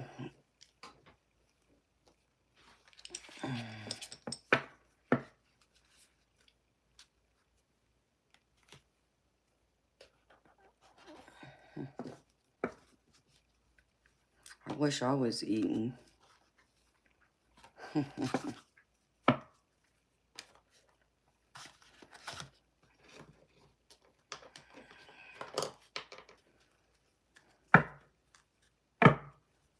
Okay, honey. In a minute. All right. I always start all my readings out with messages from spirit guides directly, like when I pull from 2 different decks that are from spirit guides. And so these are just some of the messages they wanted me to share with you. And then I'll get to the tarot and then the oracle cards. So the first one is adventure. So I feel like Spirit's wanting you to step out of your comfort zone and go on an adventure, explore more. I feel like, you know, this is where you're not, I feel some hesitation. I even feel almost as if like you don't, I feel like you might be like an introvert, but I just feel like there's, you know, you got things going on that's kind of like binding you down. And Spirit's saying you need to kind of get out and be out more, enjoy life. And they want you to have an open mind. Be willing to explore, be willing to open your mind, your heart up to new thoughts, new ideas, creativity, love, in all the aspects of your life. They want you to be more open-minded. You know, a closed-minded to me is a closed mind of waste because it's never open to receiving new information or learning, exploring, even being able to bring like a different perspective because they refuse to see things from a different point of view than their own. So Spirit wants you to have a more open mind. And I'm not saying that you're closed-minded like that. I'm just giving you an example. And the next one is new life. This card to me is like the Empress card in the tarot deck. You know, you can see she looks pregnant. So it's like, this is telling me like you got so much creativity, so many ideas, so many more goals you're trying to achieve. And Spirit saying you are fertile with all those ideas, all those inspirations that they're asking you to now step out of your comfort zone and go and do, you know, explore those new ideas, those thoughts, those plans, so you can reach your goals and pursue your dreams further. And they want you to have that confidence that you can and will do this. Because I get the possessed self-confidence card next to it. So raise your confidence, sweetheart. You know, I understand, you know, it's hard for some of us to have you know, be confident in ourselves. But, you know, you got to know and believe. No, it's not just about your outer, you know, shell, you know, your outer beauty. It's also about your inner beauty. Overall, carry that confidence because confidence attracts. You know, I think people fail to understand that when you think of like in a, you know, whether it's, you know, friends, but, you know, more specifically like romantic relationships, people tend to be drawn to more people who are confident in themselves because they just have that natural energy that attracts. So I feel like this is something Spirit's wanting you to push to be more, you know, because you think of it this way, Lorraine, like, you know, when you don't have that self-confidence, you tend to find yourself, you know, maybe you don't stand as tall Or when you sit in a chair, you might feel a little slumped down. Instead of when you're confident, you sit right up, right? And you hold your head high and you look people in the eye. When you're out in public, you see a person walking by, instead of looking down or looking away, you look at them in the eye. Okay, that can be intimidating to some people, but that's also being confident. You're not afraid to be who you are, to be your genuine self. And that attracts. It attracts in all aspects of your life, whether that's wanting to go and find a new romantic partner, new friends you want to add to your circle, your job, your professional life. It can affect all those areas. And you overall, just the way you feel. If you get out of your head, and stop thinking of negative things and be more positive and confident, you'll find that you will feel better. And you'll see it in your actions when you move forward through life, day in and day out. You'll gradually see the improvements. So I encourage you to find that self-confidence, because Spirit sees you as a leader. And, I get the Emperor card at the bottom of one of my tarot decks. And that's all about leader. An emperor is someone who leads. They take charge. They're disciplined. They're stable, mature. They're organized, structured. And I feel like Spirit's saying you're that leader. It's not like you have to lead a big company per se, but like lead, your family. If you happen to have children, you lead them. When you're in your friend group and someone's going through a bad time and you got that wisdom and advice to share, that's also being a leader. But in your professional life too, and be, whether it's to help your colleagues or even step into the role of management, that's a leader. It doesn't have to be on a grand scale. You can be a leader in whatever aspects of your life, but Spirit sees that potential. So they want you to have that confidence. And because they want you to lead by example. And this is important because this also inspires others. When they see that positive change in you, they gravitate towards you too, because they want to be in your positive energy. And they want to, inspire to be like you. So lead by example. And now for the tarot, the first cards I pulled, and this is, just going to go through this individually. The first one I get is the Seven of Pentacles. And Pentacles is all about your material wealth. So this is like your material possessions. This is also like your money. This could be your career. This could even be your overall physical health. And this card's telling me like you got things you're working on. You got those seeds planted in the ground and you're just waiting for them to take root, to grow, to produce leaves or flowers, so to speak. But that also takes patience. And Spirit saying, be patient. Those opportunities are coming. What you are trying to work on, the seeds you've already planted, it's coming. Just be a little patient. You may have to nurture it a little more. But it's coming, because I get the Page of Wands with this. And this is all about those opportunities and being creative and owning like your passions that can go through and add to your personal growth. Oh, like going and just reaching for the stars, not being afraid to aspire to be, like say, when we talk about creativity, apply it how it fits in your life. But be like, if you were to be like someone who likes to paint, for an example, and maybe in your, your professional life, if you work, that you use that to help your company grow. It can be used in some way, some form. But even your personal life, that can actually, produce also fruit. It can produce a flower. People, will admire your work and be willing, like, pay you for it. But don't be afraid to tap in that creativity.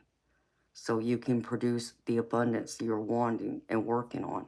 And I feel like you have been working on it, um, looking for those opportunities to come. But you got to get out of your way too. I feel like you've been in a lot of self-sabotaging mindset, because I get the Eight of Swords, and this is all about that. This is all about just worrying about every little thing, stressing, not sleeping well, feeling like the worst is going to come. You know, it's almost like, you know, how they say, the saying is like, we create what we fear. And that in essence is true. We manifest what we fear, because though we may not realize it and we may not feel like we're doing it in our everyday life, our subconscious is gradually doing it. You know, we start to create things and create those challenges that block us, and it shows over time. So I feel like you've been in those negative thoughts, and spirits want you get out of your head, get out of your way, be more positive, have that confidence, stop worrying about every little thing.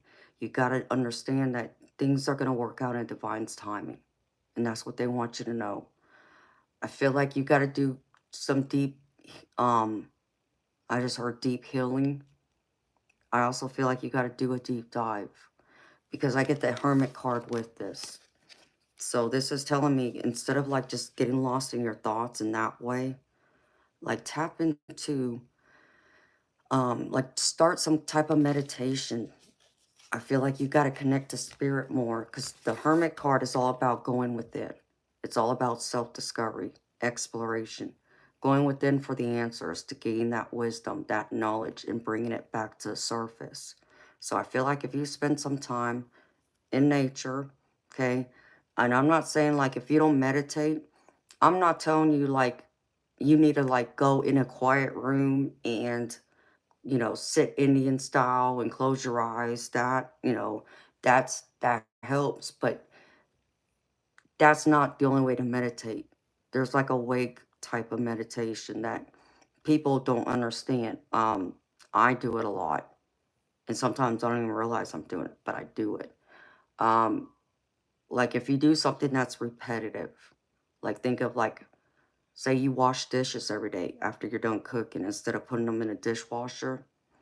As you're washing dishes, you may find that your mind kind of drifts off somewhere else instead of being focused on what you're doing.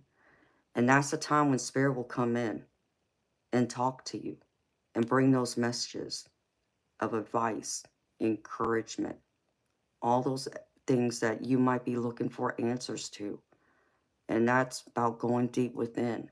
But you just don't realize it, because when you do something repetitive like that, that's allowing yourself to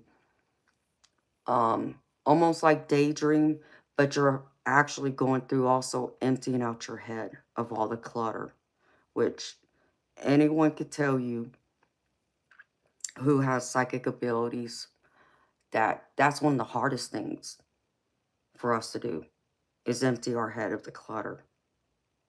You know, we got to put everything to the side, like our own, you know, crap, like especially if we're trying to help a friend or loved one, or if we're, you know, doing a reading for someone. Um, we have to also empty our heads, and that takes time. Sometimes we can't do it, especially if we got a lot of going on. There's all that noise, so we have to reground ourselves. We have to recenter ourselves, and then be able to try and go through that process. And when we do, spirit, for me, comes in. I even get messages when I'm in the shower, because taking a shower is also repetitive. So be willing to go in deeper, do that exploration, talk to your spirit guides. Don't be afraid of it. They're there. You know, you find that if you go through and have, like, how do I put this?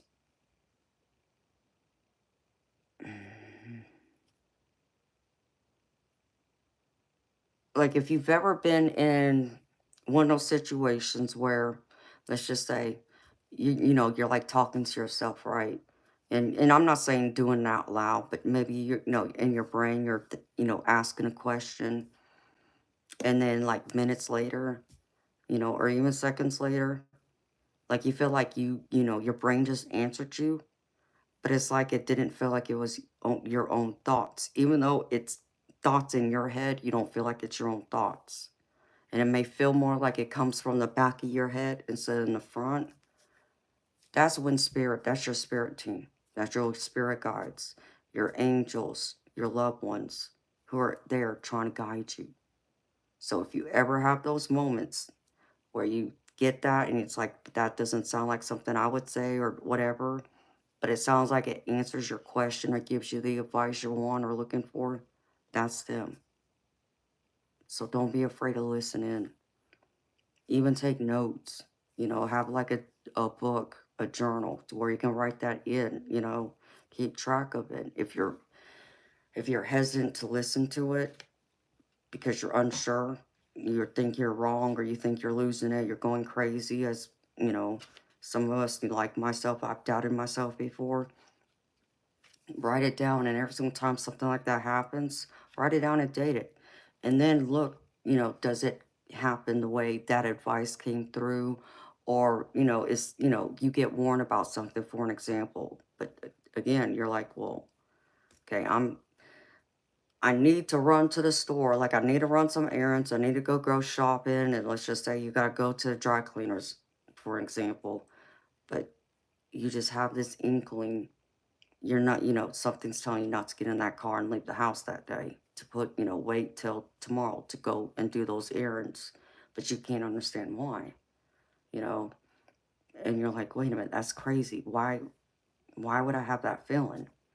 And then, because you ignore it, and then you get in your car, and then you end up finding out that maybe you end up getting in a car accident, or let's just say maybe there was an emergency somewhere and traffic was backed up for miles because there was an accident. You weren't in that accident, but now you can't get to the grocery store and you can't get to the dry cleaners to get that. So you kind of just wasted your time and energy. And, you could have waited till the next day. It's kind of like that. So just be willing to go into that mode. And I feel like you're going to get even more inspiration when you do. And I feel like Spirit's even going to give you that acknowledgement that I feel like you're missing. You feel like you're not getting that recognition of some type. And you'll be amazed at what it is you get, what you learn. But like if you go through and write those things down over time, you'll find you got a baseline, okay? And once you understand your baseline and then things progress and you start to say, well, this happened this day, and yes, those thoughts, that wisdom that I don't understand where that answer came from, but here it is, and it was right, you know, then you know when to really listen to it. And I say that because I get the high priestess here with you. So this tells me you're tapped in, that you do have all those gifts and you need to talk to spirit. Um, and like I said, don't be afraid to. Um, but I feel like you still doubt yourself. You still wonder, it's like, did that really happen? You know, or maybe you may find like you're clairaudient. And clairaudient is someone who can really hear, like talk to the dead. Like they audibly hear, go speak to them. Like as if you and I were, sitting in front of each other, talking back and forth, having a conversation.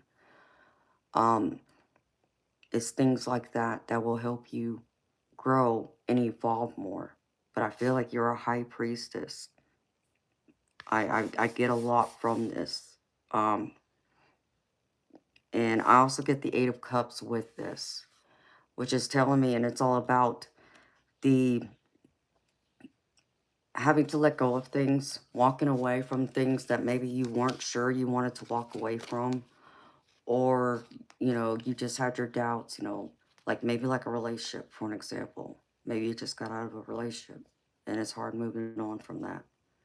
But you weren't getting that fulfillment from that relationship either, like you were missing something. I feel like that's why this Eight of Cups is coming through, because you got to get through that emotional and spiritual growth where this High Priestess comes in.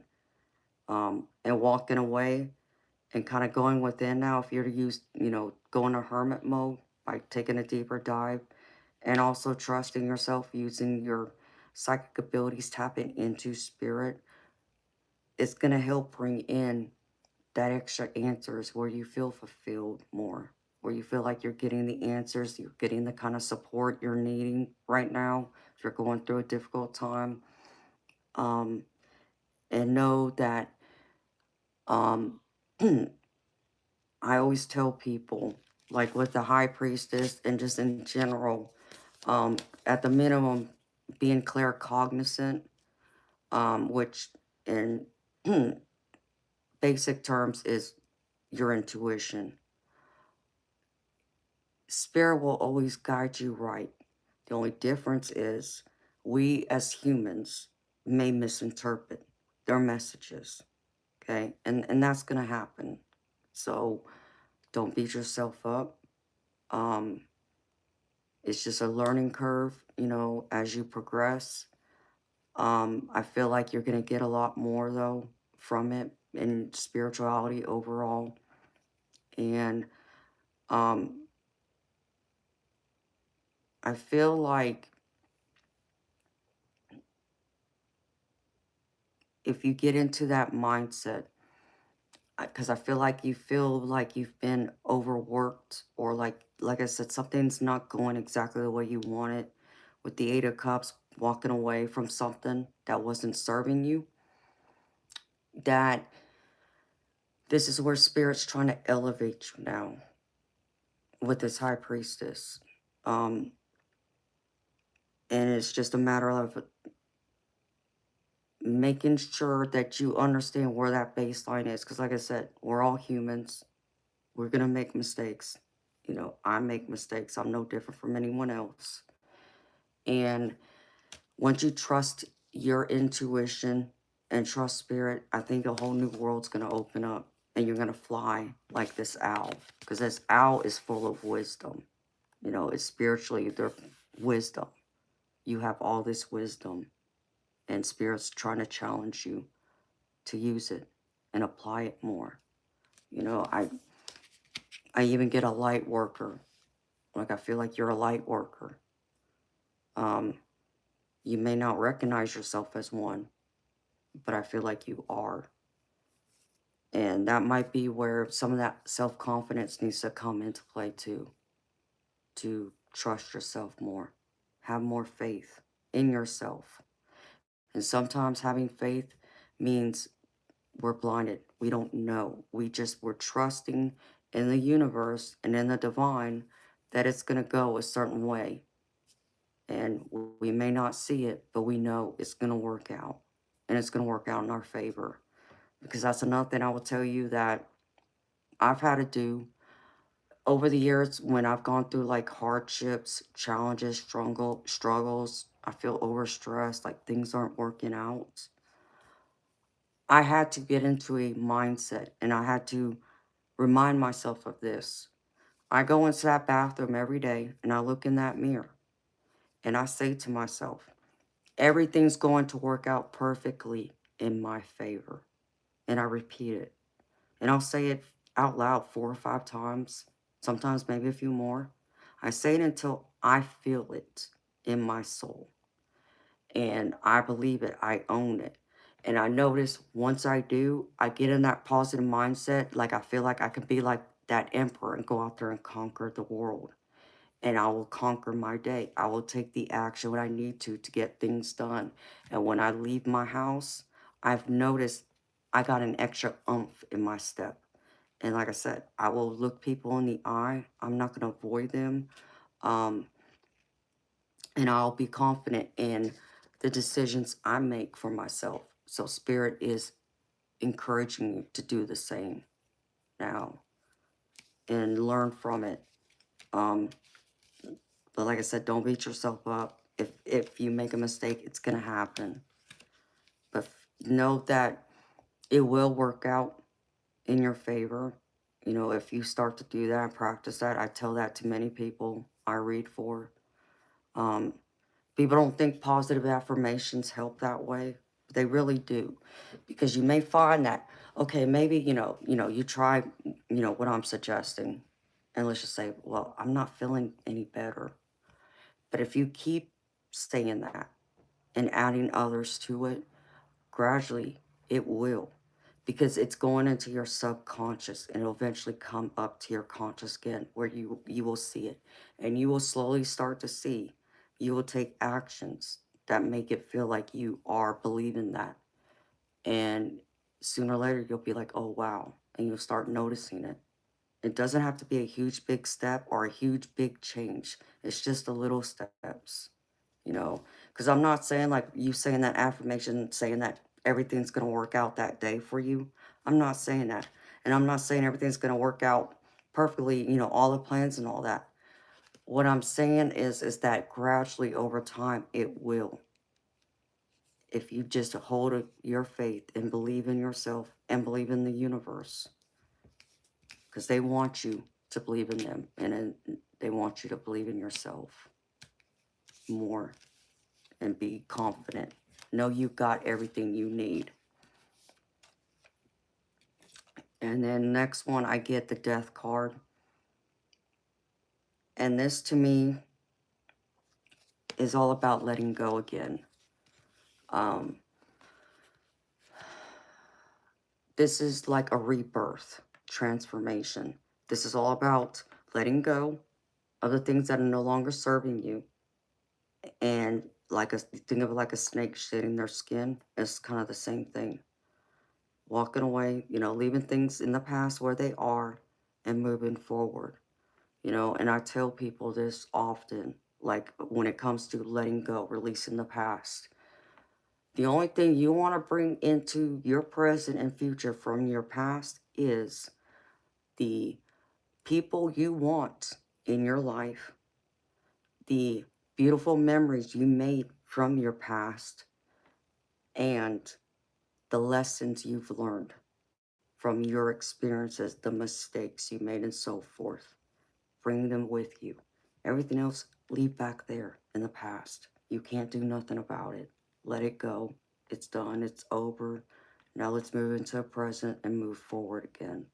And taking those things with us. That's it. Everything else, we're just shutting away. It's gone. And you'll find it'll bring and take away that extra weight that you feel like you need to let go of. That maybe feeling like it's holding you down or holding you back. Because even with this, I get the 9 of Cups. And I feel like if you can do that, beautiful, all your dreams will come true. You'll see it. Everything will start to align then with this 9 of Cups. This is all about pretty much being almost at that happily ever after. So this is everything. When you think of, the relationships you want, whether that's friends, family, romantic, and then the things you want in your life, the things you're trying to go after, your goals, your dreams, your visions, aspirations, and so forth. All those things, trying to manifest and create the life you want. Spirit saying, you will. This is what this 9 of Cups means. And it will feel fulfilling. You'll get more fulfillment. But it's just a matter of shedding the old to make room for the new. Because that's the other thing that people fail to understand is that spirit can't bring forward anything new if we keep holding on to the old and we don't make room for them to bring in the new.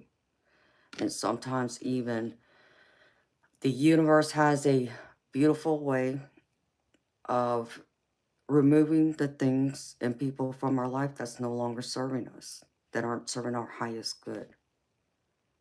And then they may even put up a block for us because maybe we're not ready for that new yet. But we'll, as long as we're working towards it, they'll eventually remove that block and things will start coming in the way you want them to. But they need you to go through certain things first, learn certain things, have that experience of going through it, and even the people you meet and the people you interact with. And I always try and tell everybody this too. Spirit, the things that are meant for you will not pass you by. Okay? If you're meant to have them, you will. And you just have to believe that. And that includes the people in your life. You know, it doesn't mean that the people you've encountered over the years and that maybe you don't see anymore, or maybe, you know, friendships just kind of something happened and y'all went this way, you know, y'all went separate ways. Does that mean that that person wasn't meant to be your friend? No. They were there for that time period. They were meant to be there. You know, you learned your lessons, got your wisdom, same thing they did. And now they weren't serving your highest good, and you may not have been serving their highest good. And as hard as it is, you got to, you know, break away. That's okay. So don't think you've done anything wrong there either. But I know you're, you know, there's things you're struggling with. Um, I feel like you're being just, I feel like you're beating yourself up over decisions you've made, mistakes, you know. I feel like you got to forgive yourself for some of these things. Have more compassion, give yourself grace, give yourself that permission to be a human being. We're all going to make those mistakes. That's part of living, and that's part of learning, and that's part of maturing and evolving and elevating to the next step, next chapter, elevating up to the stars, even reaching for those stars. But I get you in a Five of Cups. Um, I do read this upside down in reverse. The energy I'm getting from it. When it's this way, it's telling me that you're still crying over things that have, you know, happened that you can't change, and, you know, struggling to move on. But I feel like you have, or you will at some point. If you haven't yet, you're going to get through that, and things will open up, and opportunities are going to start coming in. Um, these opportunities, I feel, will help you be grounded, because I feel like you've been working hard on things. Like, I feel like you've been hard at work. You may even been going to, taking some kind of classes, possibly going to seminars or something like that, um, and working hard at, you know, your career, but in your personal life, at home, friends, family, with yourself. You know, I think that's been still kind of that struggle, but I feel like you have been making progress. So don't think you haven't been. Because, beautiful, your energy and spirits tell me you are making progress.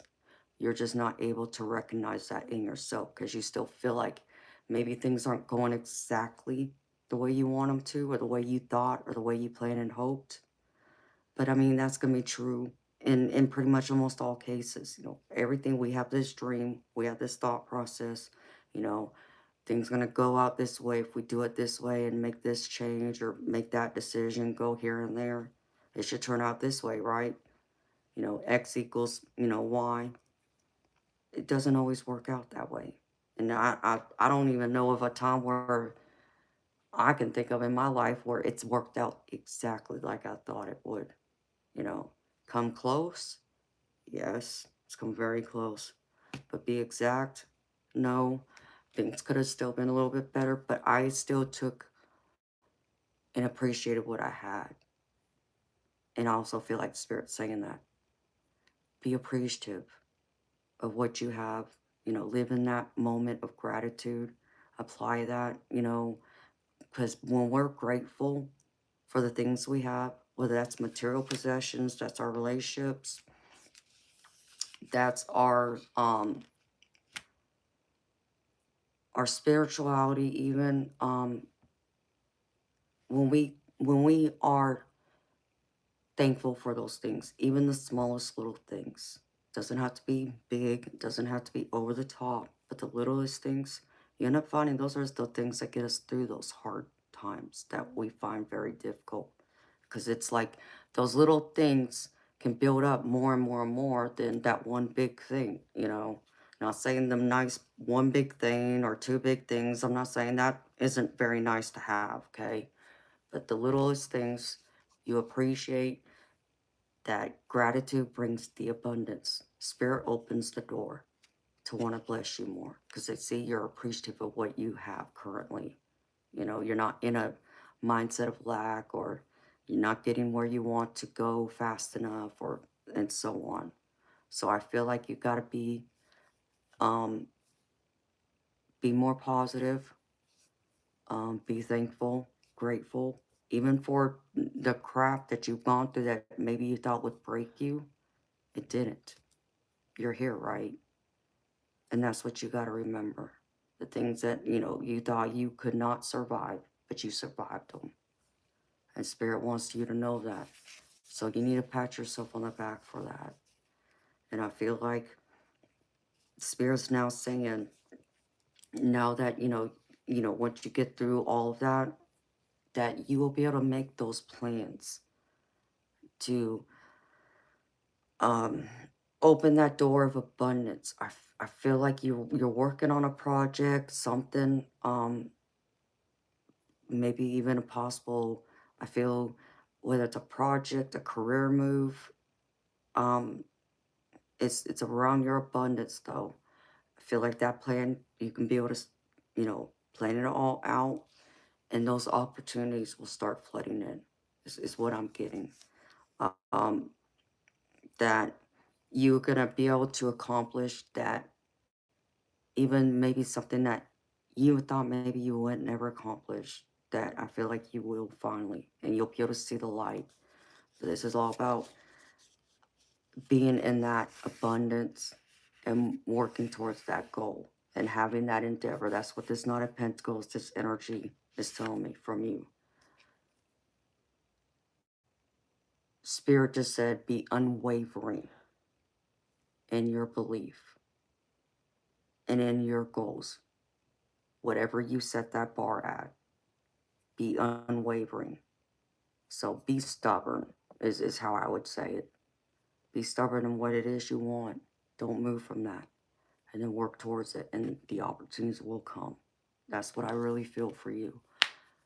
Now, let me see. Holy Spirit. Because I feel like the turning of the wheel, I do get that energy too, even though I didn't pull that, but I get the Wheel of Fortune energy for you. I feel as though, okay, and I just got chills, so Spirit's saying yes.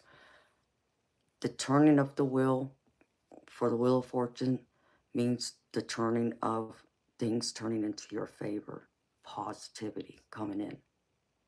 So know that things are going to be moving. It's going to start turning.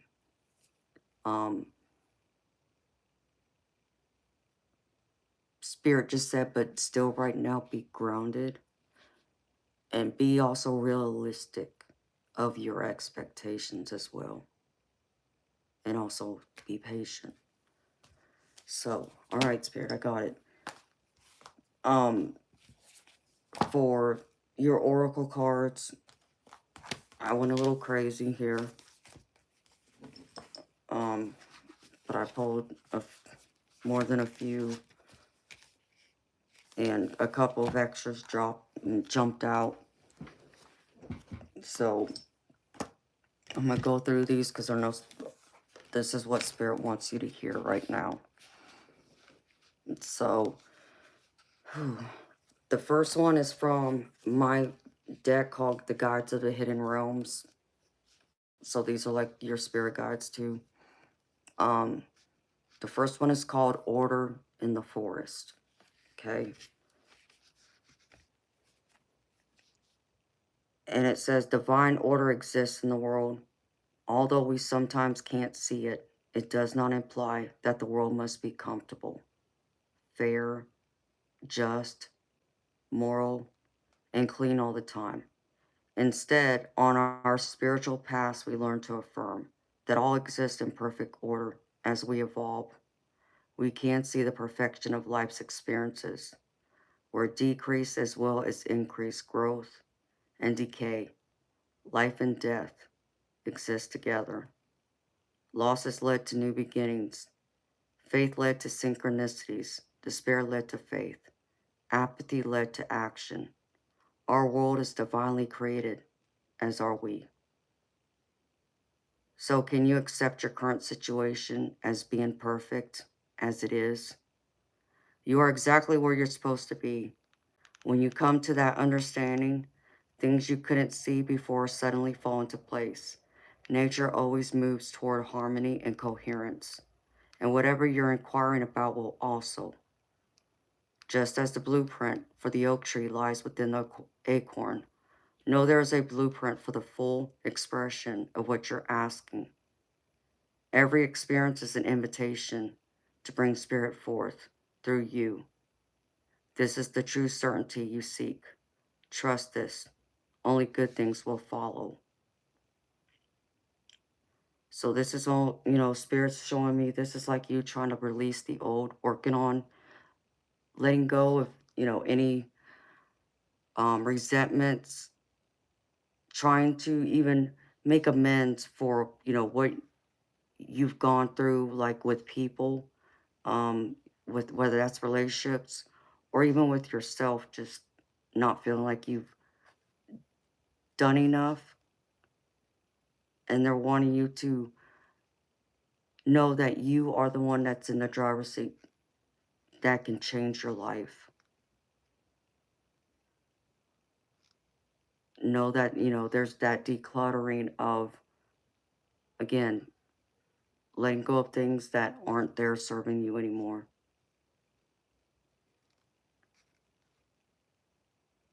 But I feel like right now, Spirit's still saying you are where you're meant to be as things progress forward.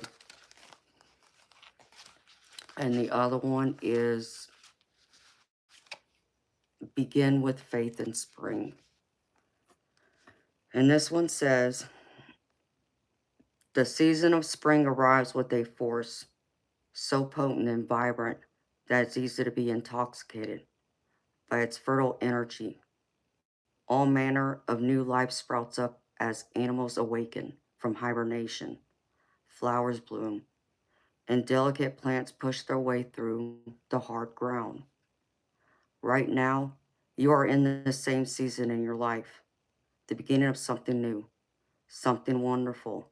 You may be starting to see your dreams taking shape in the outer world. It's time to be curious and explore this new territory, relationship, or situation with eyes and heart wide open. Take advantage of this energy as this rich time can't continue forever, but it will last long enough for you to find your momentum and move in the right direction. Honor how far you've come and trust that this new idea, love, or situation of yours that you're inquiring about will flourish through all the cycles of reality creation. You have every reason to be joyful and optimistic. Whatever you begin now, know that it will have many more successful seasons to come.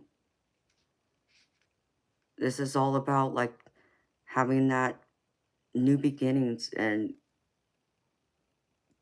being fertile, like I said, with ideas to help inspire and lead people, and know that you will have that assurance of growth.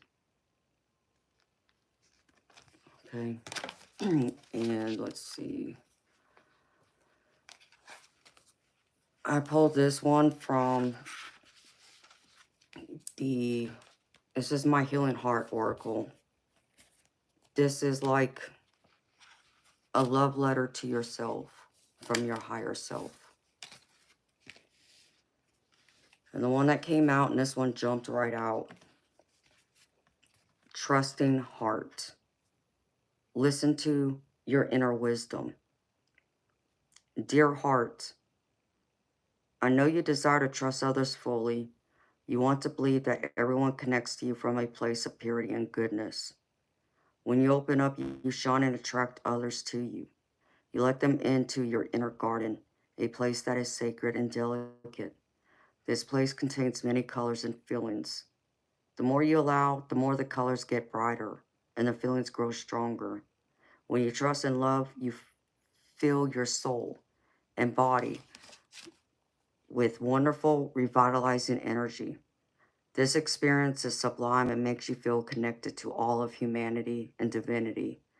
At times, you may even forget that each person holds both shadow and light aspects.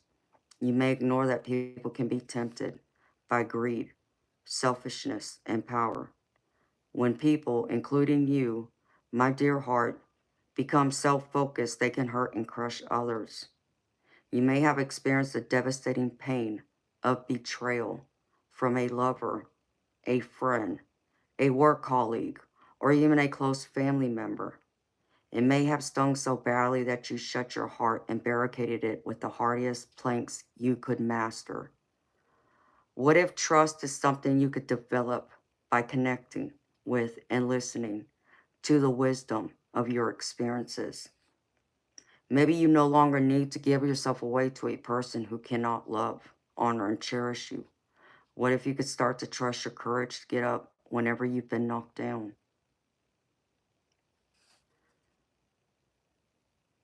Beautiful. Like I said, trust yourself. I feel like sometimes you don't trust it. Um, and maybe that even means trusting others. You know, when we do get hurt, and we've all been hurt by people we trusted, friends, colleagues, romantic partners, and, even our own family members, our, blood family can still hurt and crush us. I know it tears us down, and it's not a good feeling. I completely do understand that too. Um, but know that in time, when that healing comes through, you will be able to go through and trust again, including yourself. And, I get that that's a hard thing to trust others. It's hard to put yourself out there, whether that's, in your professional life, your personal life, whether that's friends, family, or your romantic partner, all of it. I get that. I get the barricades being up, but know that spirit and the universe put you through the things you've gone through this far to make you stronger, for you to have that wisdom to move forward and to be the better version of yourself, and that the right people who are meant to be there will find you. Um, I try and tell people, again, like, everything that's meant for you won't pass you by.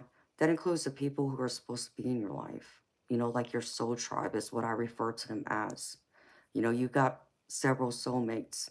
When people think of soulmates, they think of romantic. Soulmates doesn't only mean romantic. This is your soul family. So this could be family members of your friends, both. It's your soul family, and you'll understand when you come across them. You'll understand. You'll understand there's a connection there that you can't understand. It's like you see someone for the first time. You've never seen them before in your life, but there's that attraction. There's that draw. You feel like you know them. You just can't understand how, because you've never seen them before. That's that soul connection. And, it's them that will help you build that trust more, to make you want to believe in people again and believe in yourself. But don't allow the hard things to knock you down and keep you down. That's not going to solve anything. Even when I've been hurt in the past, beautiful, I cry those tears. I get them out of my system. And then I get up and I go out there and conquer my day again. I don't give up.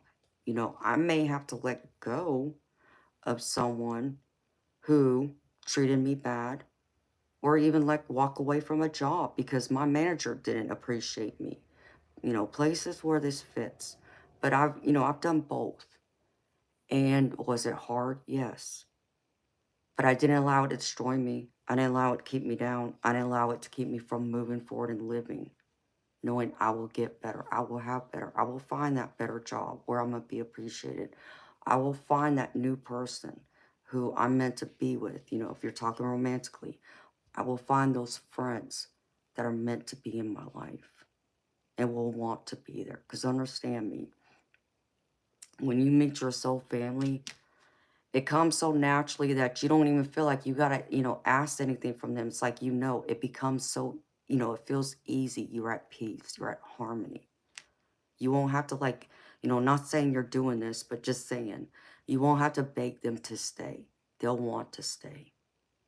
And just know that. And, let go of those that hurt you, didn't treat you right. Yeah, it hurts, but allow that wound to heal and use that wisdom to go forward. You learn more. And now, share that wisdom with others. Like that card, lead by example.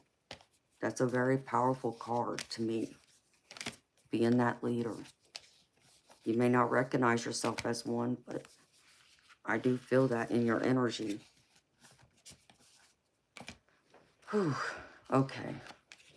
Here's the next one. This I pulled from the Oracle of the Seven Energies. And this one is called A Merry Motive. And it says, you've chosen a path, you've set an intention, and you've begun to move toward a goal. You feel compelled to keep going.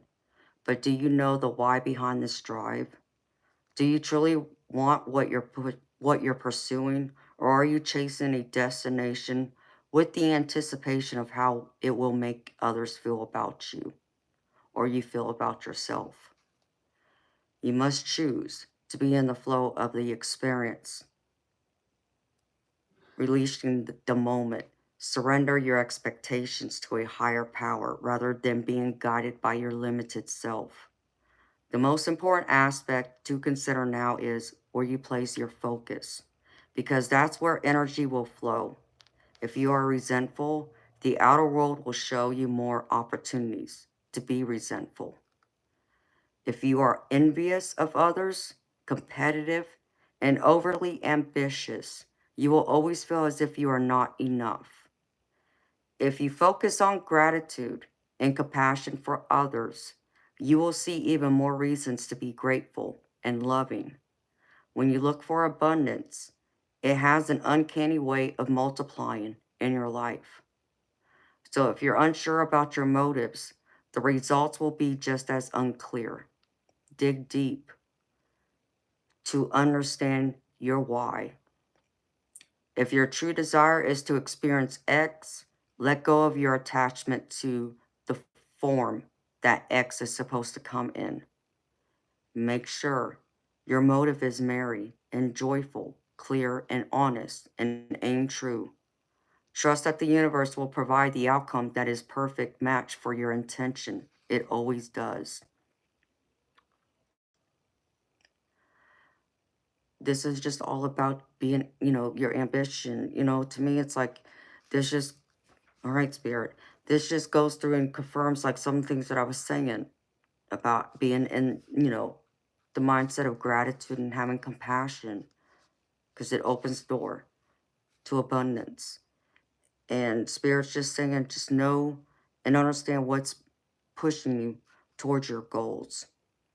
What's that drive? Where do you get that momentum? How do you create it? And the wisdom you use behind your intentions for it. I feel like it's going to produce a lot of fruit for you if you stay focused and put your attention, to it. Because the more times we focus and are attentive on the things we want, the more it's going to happen, when we take action towards it. If we're not putting as much time and attention to it, well, of course, it's not going to, grow, blossom, become more than what it was. It's not going to multiply. So just remember that, things grow where you put your time and attention in. Okay. Hold on, I need to take a sip.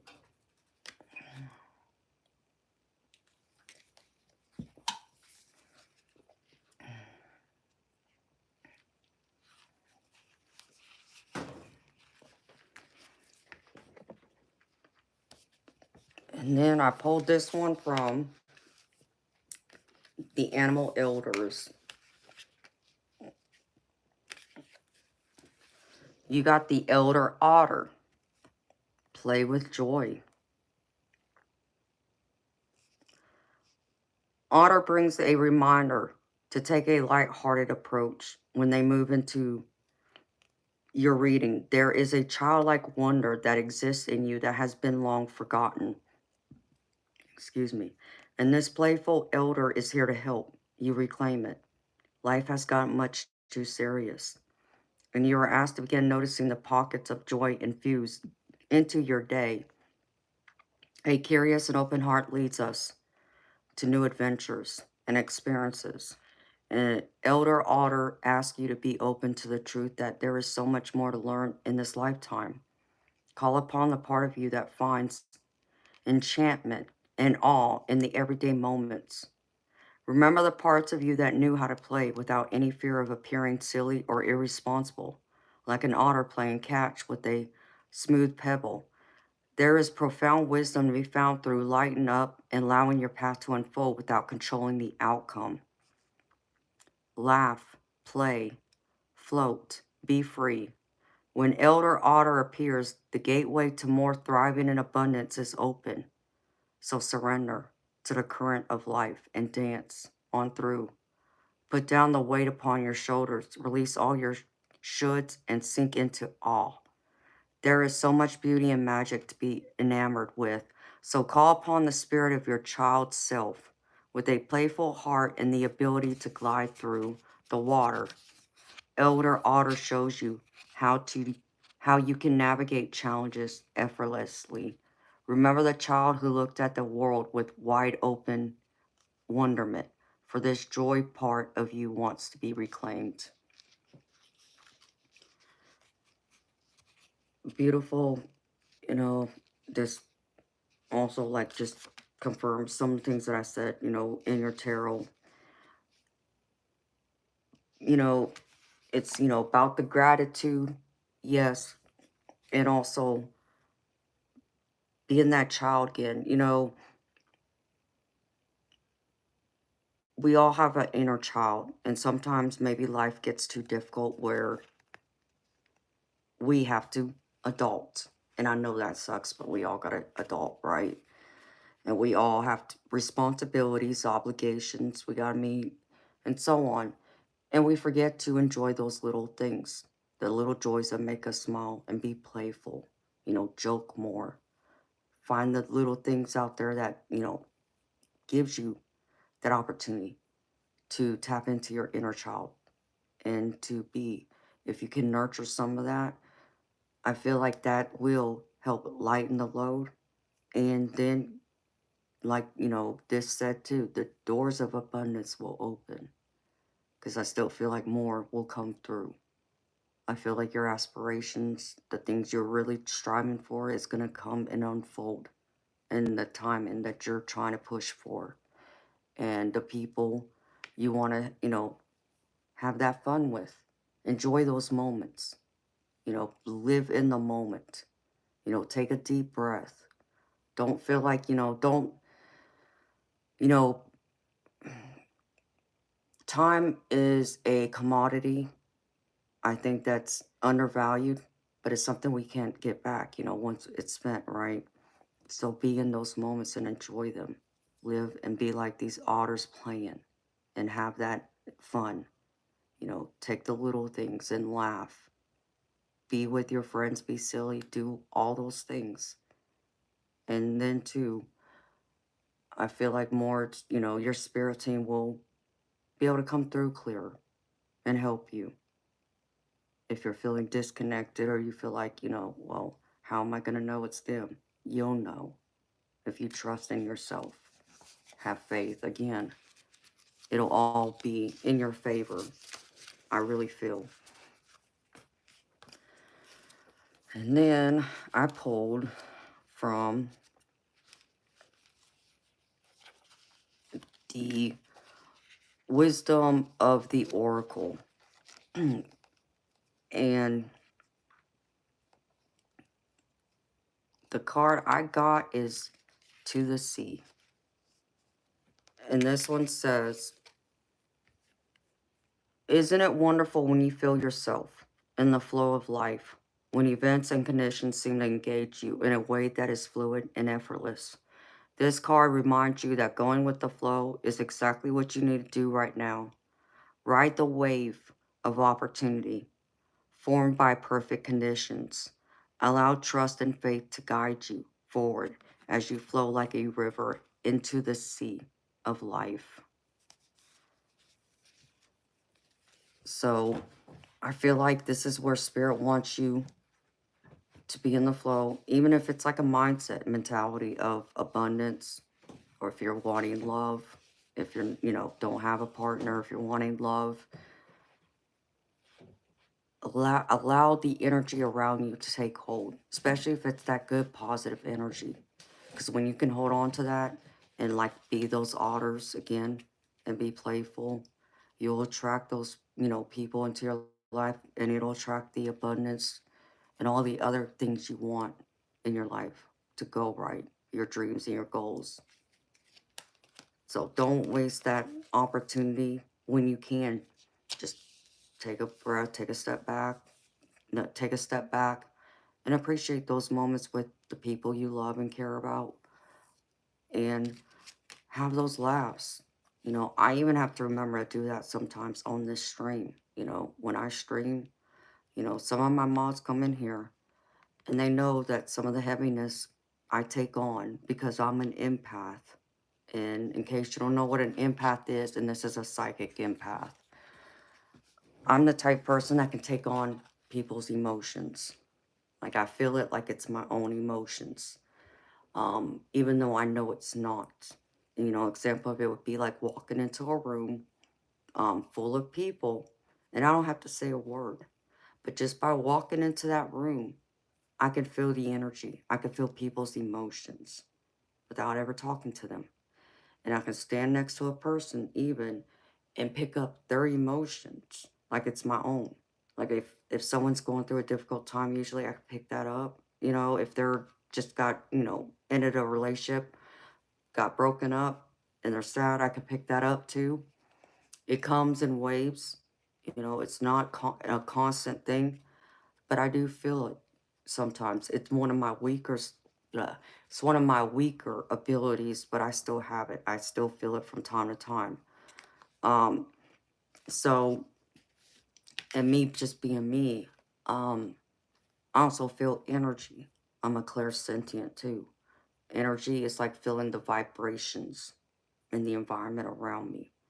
Um, an example that would be like going through and saying I just, um, we'll just say my parents, if they were alive, had a fight, just got into an argument, and I walk in the door, I just get home from work, I walk in the door, and the fight's over with. But I could walk in there and I feel the energy. I feel that they have been fighting. I know it. They don't have to tell me. They could put a smile on their face and make it seem like everything's okay, but I still know they've been fighting. That's like feeling the energy. And that would also be like someone who can walk into a room and be by themselves, no one else be there, but you feel like someone's there, like someone's watching you. Because someone is. It's a spirit. You just can't see them, or they may not want to show themselves to you. That'd be another example of that. So my mods, and a lot of subscribers who come here often, they try and, they see me, they can kind of pick up if I'm, not feeling, my best, not being happy and joyful, or there's been some heaviness just reading the chat. So they try and, be playful with me and joke to help get me to laugh so I can release some of that energy and wash it away, wash it off. So my frequency goes back up instead of it being low, because when you're in that low vibration, it can take hold of you and you don't realize it. So sometimes I even may have to walk out of this room and recenter myself to get out of that energy, like kind of like what I had to do before I did your, started your reading. So that energy didn't affect your reading, is what I was trying to do. you know, because I got to take myself out of having my own issues or anything that might be going on or any feelings I was feeling before you know, came in and, you know, asked for the reading. I have to, you know, release that and wash it away. And sometimes it means having to step outside even and just tapping back into spirit, regrounding myself, um, doing a few things, you know, quick things. Um, but I, you know, I did that when I went to use the restroom. So, but that helps me. So I can disconnect from what was going on before and just focus on you and try and tap into your energy as best I can. So just know that there is going to be a pattern. Like I feel, you know, being in the flow of energy of the universe, that all the pieces are going to start fitting together. That may have been a struggle of coming together. It's going to create a pattern that I feel like will make more sense for you when it starts forming. Just don't forget to laugh. Don't forget to be in the flow. Take a deep breath. And don't beat yourself up either. That's important. We can be our worst critic. And I know I can be that way with myself sometimes. I can be hard on myself. So I do get that. And I have to practice not to be. But I do have to kick my own butt sometimes. You know, and I know this and I recognize that. But I can be hard on me too.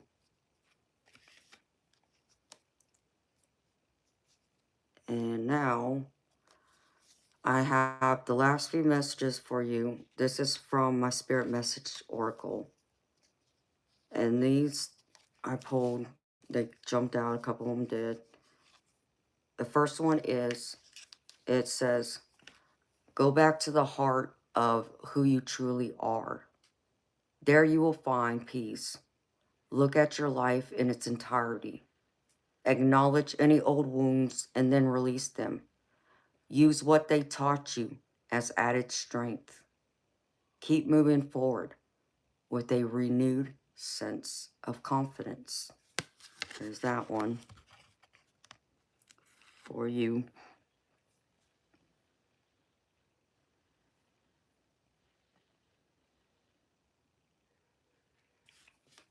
Next one. Next one for you, beautiful Lorraine, is where you are right now is where you're supposed to be. Don't compare yourself to others. That only adds pressure. Take each day as it comes and for what it is. You are a better person than you were yesterday. Growth isn't easy, but you've got this. And know you got this, Lorraine. Know you can conquer anything. And you can do anything you set your mind to, honey. Spirit wants you to know that and be reminded of that.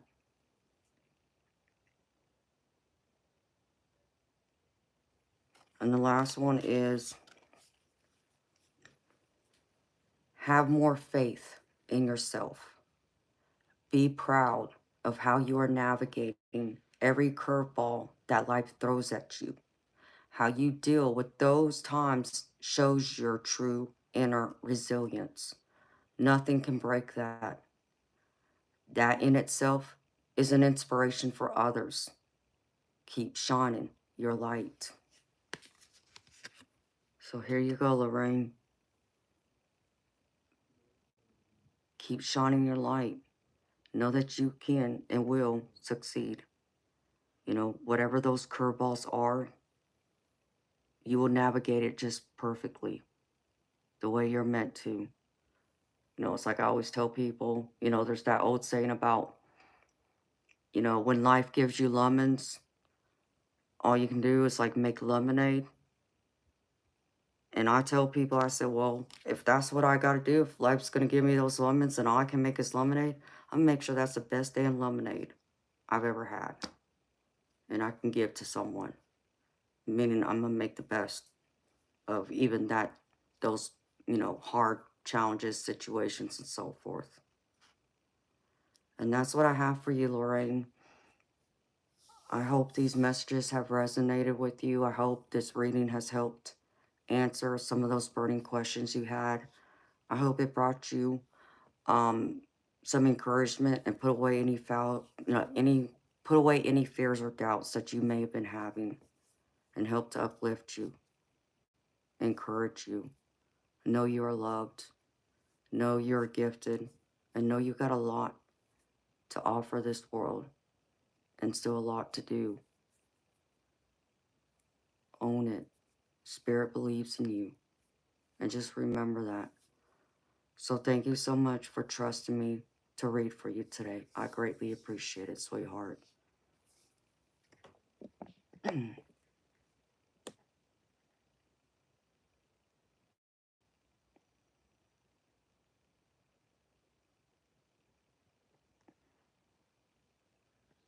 Hi, Joseph. I'm doing good, baby. How you doing?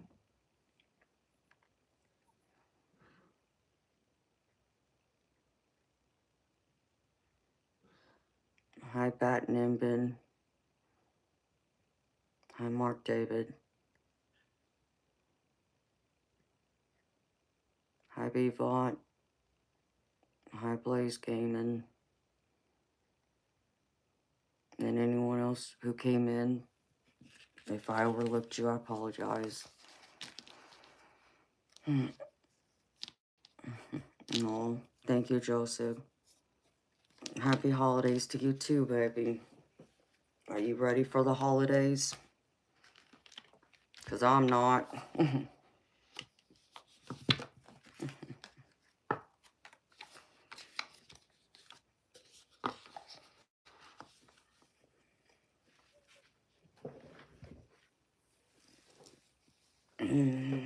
No, you're so welcome, Lorraine.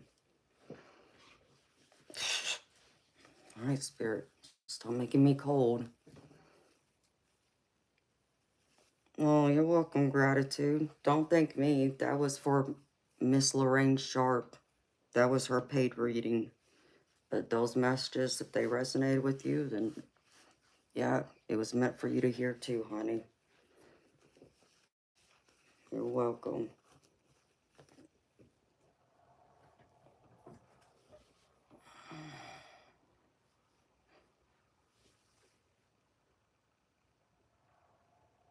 Oh, well, that's good to hear, Charles. I'm happy to hear that, baby. Joseph, I'm sorry, baby. I hate for anybody to be alone during the holidays. That really yanks at my heart, baby. I've been there myself. Um, it's difficult. Um, I would consider, if this is something that's, is gonna be for you, I would go out there and find somewhere where I can help someone. Um, like those soup kitchens. Volunteer. So you're not alone, baby. But you can help someone else. If that's something that, you really would, would want to just be around people and be in that holiday spirit. That's what I would do. That was something I thought about doing back after my mama died, but I also had to work. And me working was mandatory during the holidays. So I remember the first Christmas after my mama died, I spent it alone myself outside of work. Like, I went to work, I busted my butt off all day, came home, and I went to bed.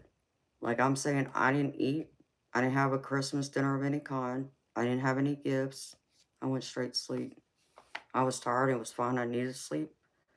But sure, it was sad that I didn't have anyone to spend it with, and missing my mom especially. But I got through it. So I will be thinking about you, baby.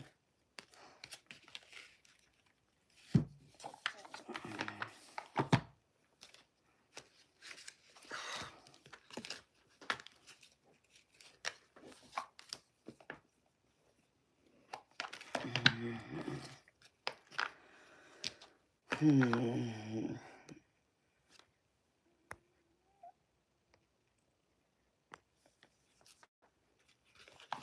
welcome, Joseph.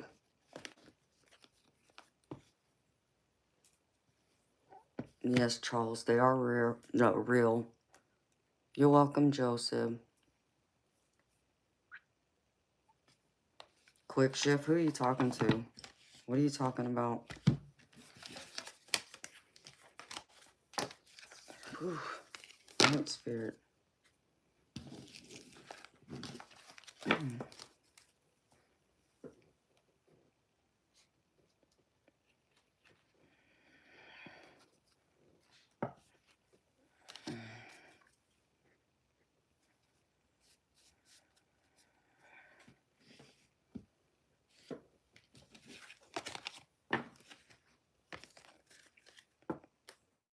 Hi, Jeff Raleigh. What do you mean it's the part of healing? No, Joseph. So are you, baby. It's always nice to see you. Put these cards back.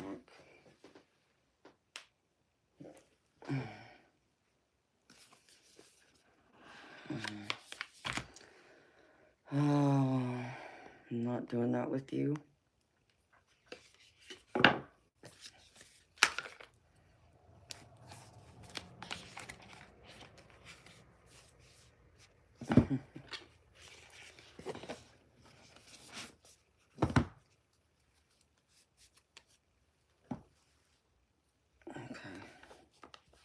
I'll get this back.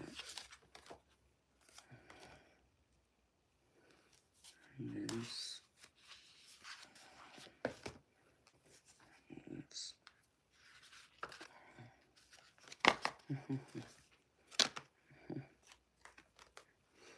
Oh, Bishop. You're sweet, baby.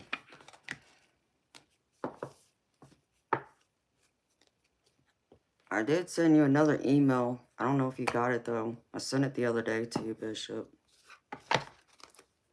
Let's see.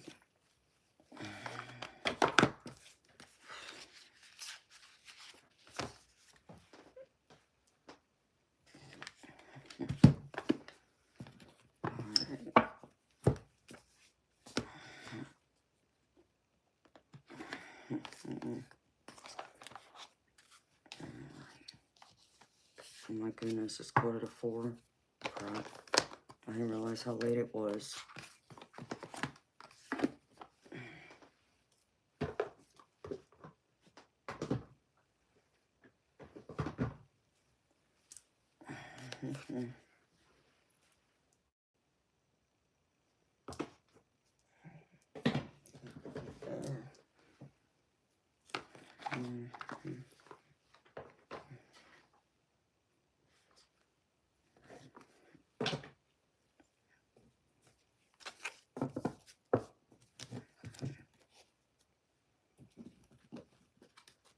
Okay.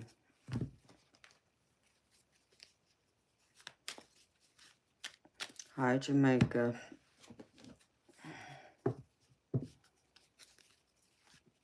How you doing? I'll shuffle these cards again. Alright, beautiful people.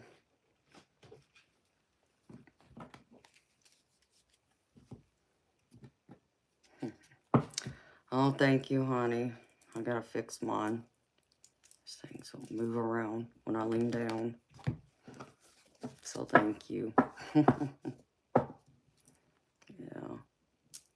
There.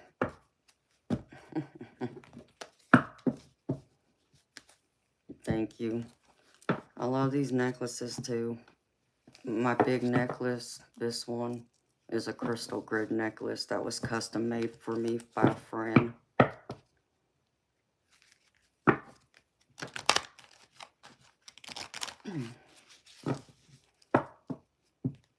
You can see right through me with cards in my names.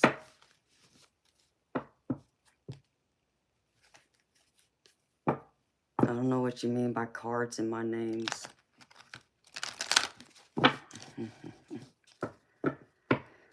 Yes, Jamaica.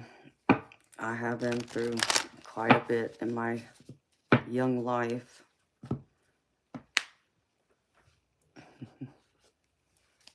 I like to think I'm I like to think if I can talk right, getting tongue-tied. I like to think I'm very objective. Yes.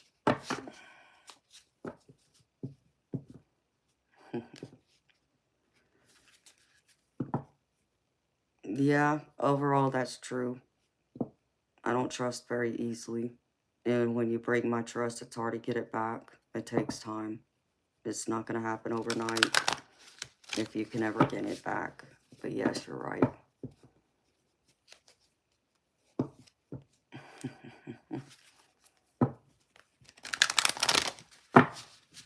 That is true about me too. You are right, Jamaica.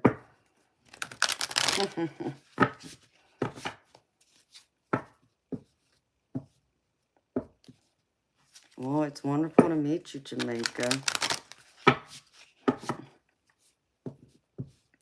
I'm very spiritual too. So it's a pleasure to meet you, sweetheart.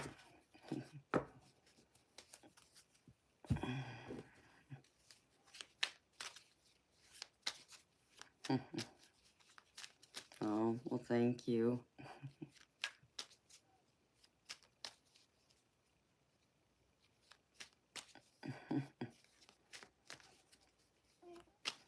Oh, I do smile, sweetheart. I just, when I'm like in tune, when I'm reading cards, I'm just more focused on what I'm doing. So you may not see a smile in me much unless I'm telling like a funny story or spirit, might tell me something that's funny. But in between, like when it's chatting, like I was just putting away my cards back in some of the boxes. I do smile. But when I smile, it's authentic, I don't go through and, I'm not one of those people that's just going to smile just because people expect it of me or want to see it or anything like that. I want it to be genuine. And, because I'm an authentic person. So when you see me smile, you know it's genuine. I'm not putting on like a front or a mask or anything like that, if that makes any sense.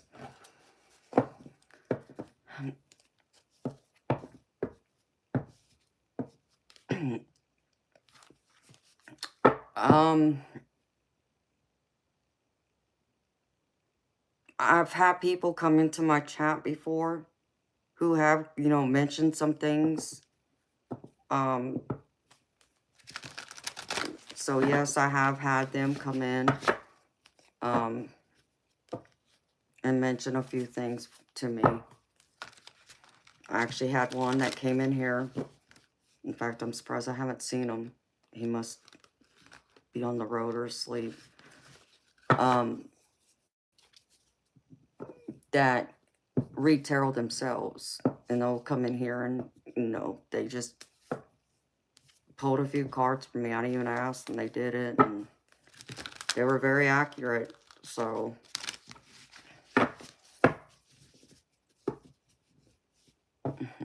oh yes, please like, share, and subscribe, beautiful people. I'm in the United States. I live in Georgia in the United States.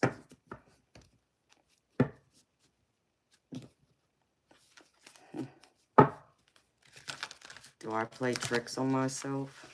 What kind of question is that? Oh, you live in Canada? Well, welcome. What part of Canada? There's actually several people who are from Canada and live in Canada. Live in Canada and born in Jamaica. I've always wanted to go to Jamaica. I've never been, but I seriously want to go see it one day.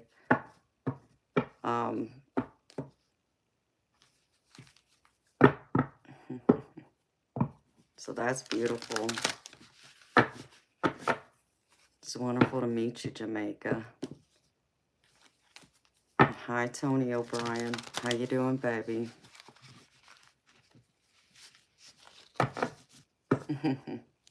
Vancouver. Okay, sweetheart.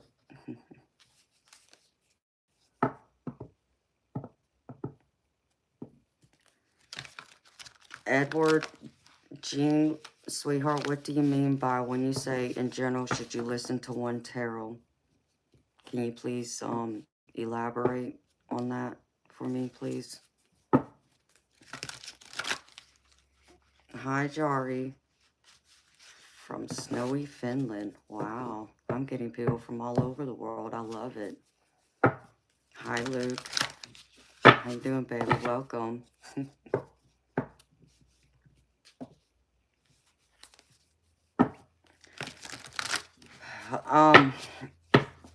Okay, to one tarot reader.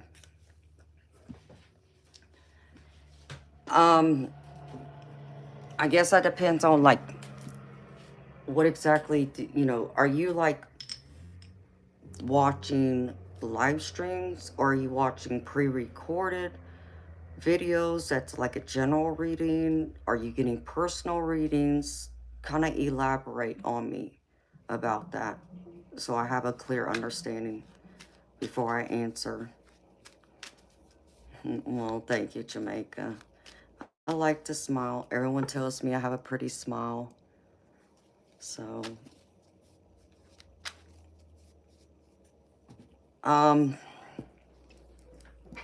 okay. I'll tell you as a psychic and tarot reader myself, because first, I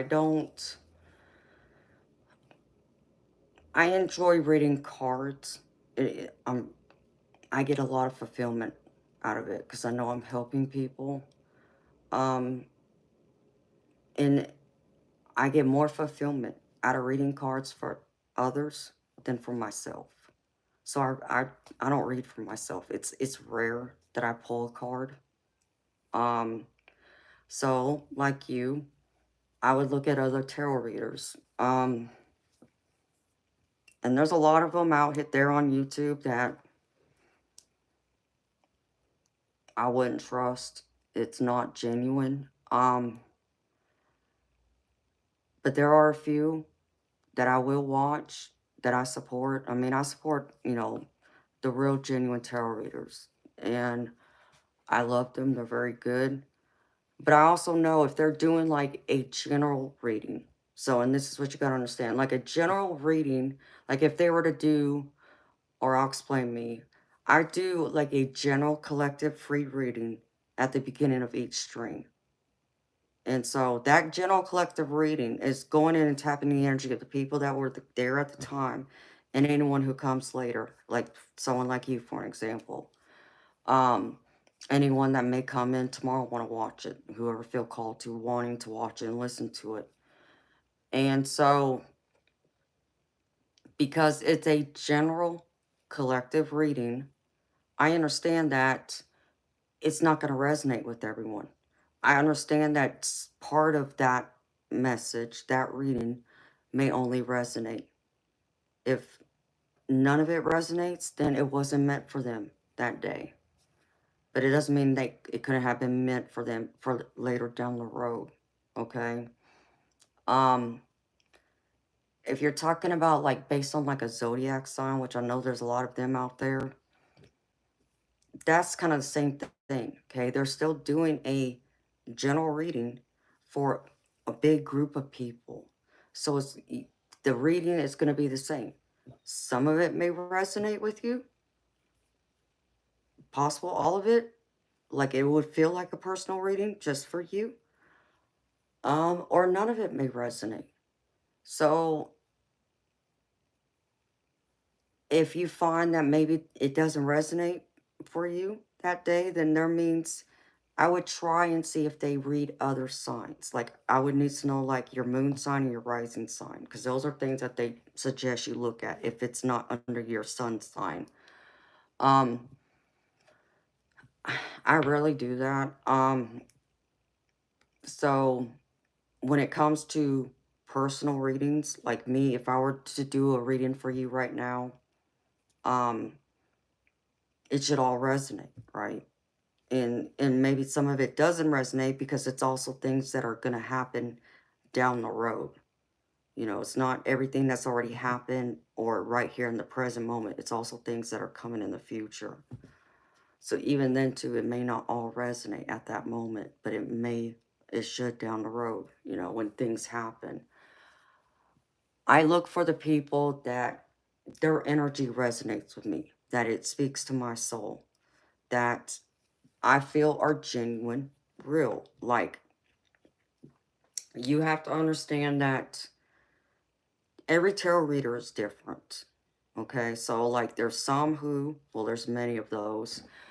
There's many out there who will like take some kind of course online, you know, and learn how to read tarot and understand, like, get familiar and memorize like the guidebook of every, you know, card that's in the deck. There's nothing wrong with that, okay?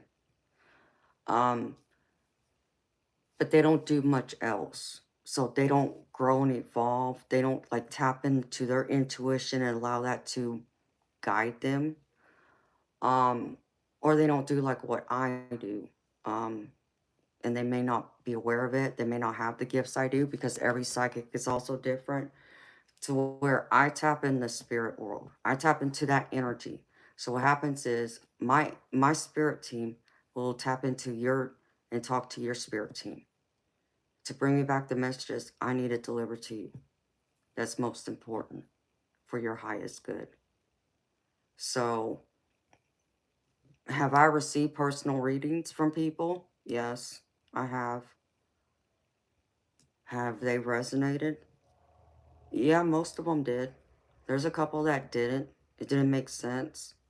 Or part of it just didn't register. Does that mean they were wrong? No, not necessarily. It just may mean that at the time, the energy changed. So there is also that aspect. You know, energy is constantly changing, you know. Um, but yes, I would find someone who I resonate with. Their energy speaks to me. Their soul speaks to me. I feel like they're well grounded. I feel like they're experienced. They know what they're doing like me. You know, they tap into spirit. You know, they have those psychic gifts that they're aware of. They're in tune with. That speaks like it does with me. So, if that makes any sense.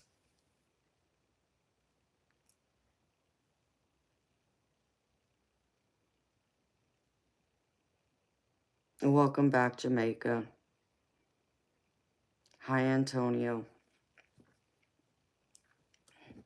Yes, Edward Jean. Use your discernment. That's exactly right. You got to use that. What does that tell you? Okay. It'll tell you if that person, you know, is the real deal or not. You know, like I've had people come on here and I've only been streaming for a few months. I started streaming, um, I believe it was the last week of August. I officially started streaming. I was posting videos to my channel like a couple months before that. I think it was like the end of May or the first week of June. No, it was June. It was June 6th because that was my mama's birthday. And I've had people come into my stream who have never had a reading from anyone, a personal reading, a personal private reading or one-on-one with a reader. You know, it's maybe watching YouTube videos or whatever. And I end up being the first one that reads for them. And they end up being blown away by me. Like they didn't believe, and now they suddenly believe. So I've had those experiences too. And they come back to me, you know, because they know I'm the real deal. You know, where they didn't believe in this, they would have called reading tarot a bunch of BS. But because of me, and because I read for them, and it was accurate, that accurate, it was scary for them. Like some of them tell me I'm accurate, I'm scary. I can scare them sometimes. I don't mean to. You know, it's just, I think it's hard because a lot of them may not get that kind of reading. So they come back to me too. But I'm always honored to be the first reader for them. I never expected that. Because I honestly, I had no plans, and understand me, I've been reading cards on and off since like I started reading, like I had my first tarot deck when I was 15, and it scared me. So I put it away. But a lot of things that scared me because of my spiritual gifts. Um, and then it got into my late teens after my mama died. I was 19 in its 20s, and I would start picking them up again and using them here and there. And then I put them away again because I got, my focus was elsewhere. I had no plans on starting a YouTube channel. None. Okay. But I had some um, profound psychic experiences over the years. And there was one particular experience that is very profound. I haven't shared it yet, but Spirit told me I'm supposed to create this channel for that reason, because that needs to be shared, but it's not the right time to share it yet. And I'll know when it is. However, I was meant to create this channel. I was meant to do exactly what I'm doing. I'm fulfilling my purpose. And here I also pulled in, reading tarot live here on streams. And I do private one-on-one readings too off of YouTube. So, for me, this was the calling that I just answered, that Spirit guided me to do.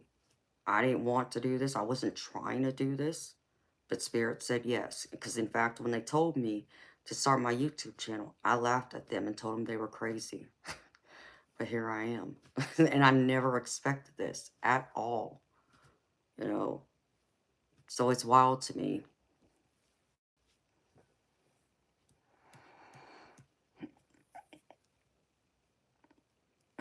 Oh, I am Jamaica. I am sweetheart. That's why I'm here.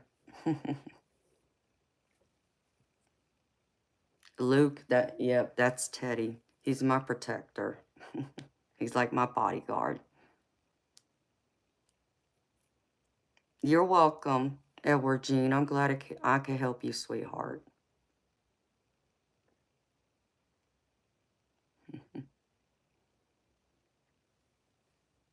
Hi, IKEA boy. I've been following my calling. That's why I'm here. And I enjoy what I do. I get a lot of fulfillment. I get my happiness here. This is like my happy place. Meeting new people, chatting with people, getting to know everyone, because I do genuinely care about everyone. So,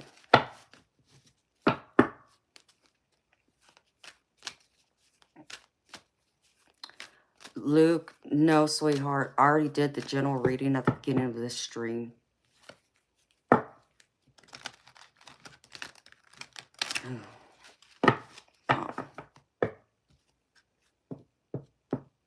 Oh, it's wonderful meeting you too, Jamaica and IKEA boy.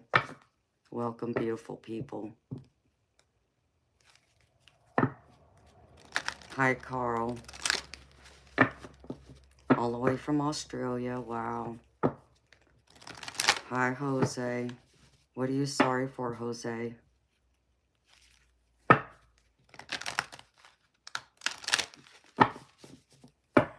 gotta shuffle these cards. Mix them all up again.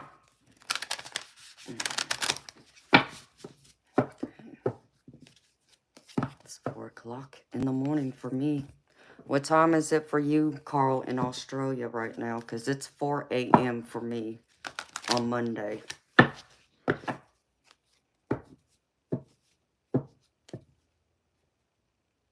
Oh, yes, Jamaica.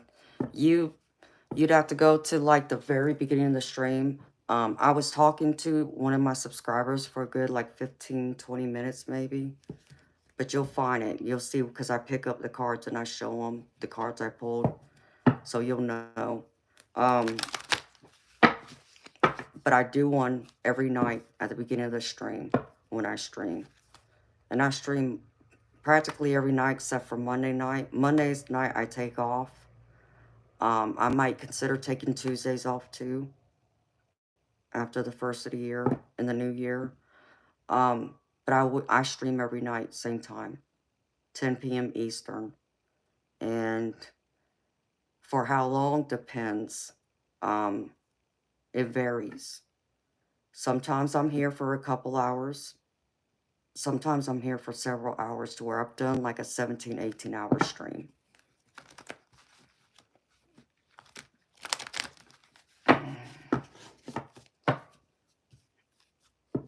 It's 1 a.m. for you.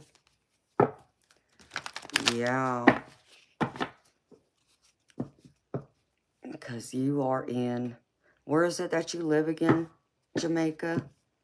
I know you said you were born in Jamaica. I can't remember where you said you live now. Oh, no, you said Canada. Vancouver. My bad, I'm sorry. Having a brain fart.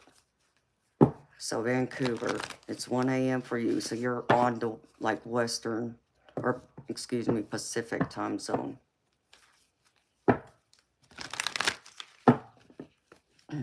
Hello, our loves A. How you doing, honey? Oh.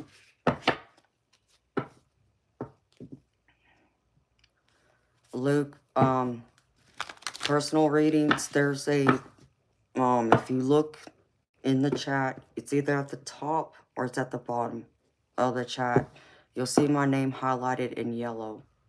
And all you gotta do is click on that, and there's 2 payment options for you to choose from. It's $20 US for me to do a personal reading on here. And once you make the payment, just let me know. I can verify it, and then I can do your reading. Hi, Rekka Rex. How you doing, beautiful soul? How's your new job? How's that going, sweetheart? Good morning to you, too. Our loves A. Oh, it's 4:10 for you, too? So where are you located? Our loves A. Jose Acosta? I don't know, baby. I'm not tapping into your energy, baby, to find out. That'd be something you would have to get a personal reading for. Ohio. I've been to Ohio before. You're welcome, Luke. I've been to, pretty much Columbus, Ohio.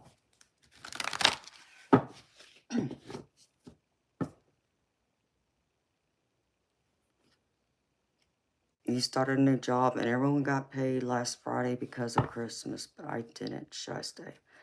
Beautiful. How long you been working there? Oh, Toledo? Okay. Yeah, I've never been to Toledo. I've only been to Columbus.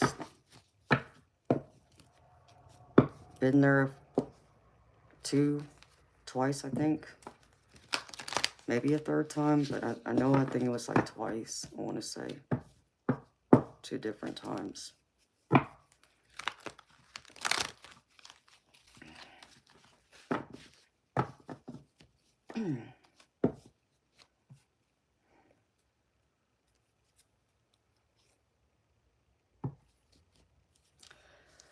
Yeah, Rex, because if anytime you start a new job, sweetheart, it's like you gotta like, and they should have explained this to you when they hired you for the job, but I know most companies, you gotta be there for like 2 or 3 weeks before you get that first paycheck, depending on how they pay you, if they pay you weekly or bi-weekly.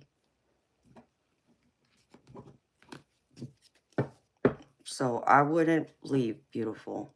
What I would do is I would talk to them about it. You know, ask them, like, listen, well, I'm aware everybody got paid, you know, and it's right before Christmas. I just wanted, you know, to clarify, why didn't I get paid? And then find out what they say and base it off of that. But I would not jump the gun, honey. Ask them first, see what they say, and then make that decision. And they might tell you exactly pretty much what I just said.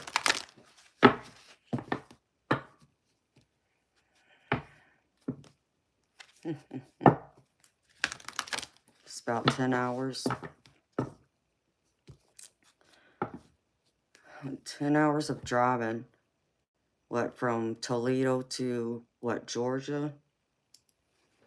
Is that what you're saying, honey?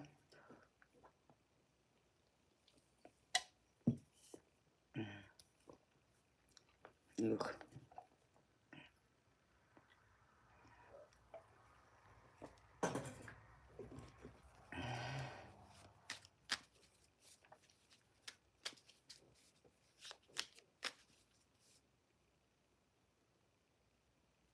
Toledo to Columbus, Ohio? That doesn't sound right.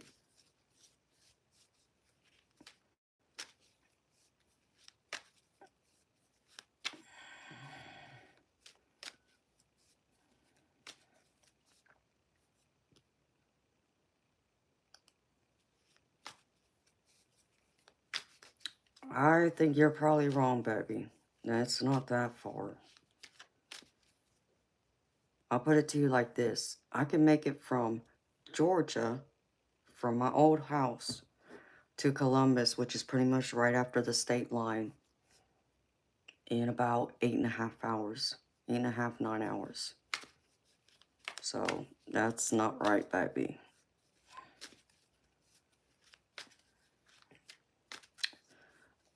Recorrects, do they only pay once a month?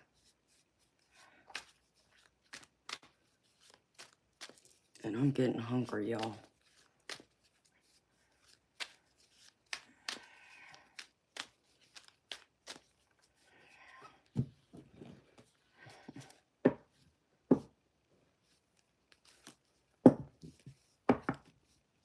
Our loves, eh? How old are you, sweetheart?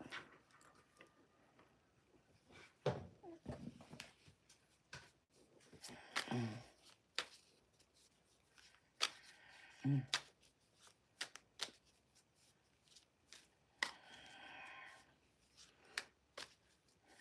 40? Well, if you're 40, you should know. How long you been living in Toledo?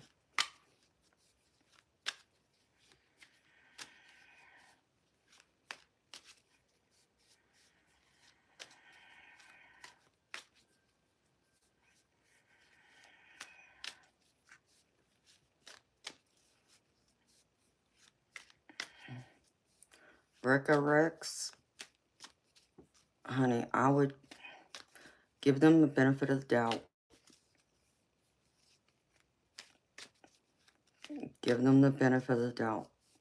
So if you didn't make payroll this time, and they're only paying you once a month, if that's the regular policy, but you're saying it's a family company, so they make it work for their staff. But what do you mean by that? Because if they're saying like they pay once a month and that's at the end of the month, that would apply for everyone. I don't see why they would make anyone else make the exception. That makes no sense to me, sweetheart.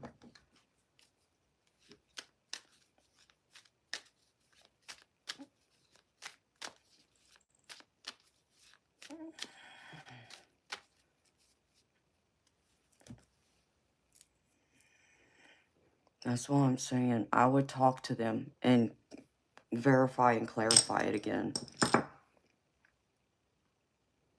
Like, I know someone who works for a little business that's family owned,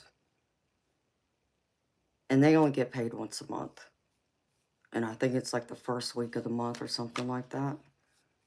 So, and that's a family business, it's family owned. So, but they got employees who aren't family that work for them, but everybody gets paid the same time. That's what I mean. So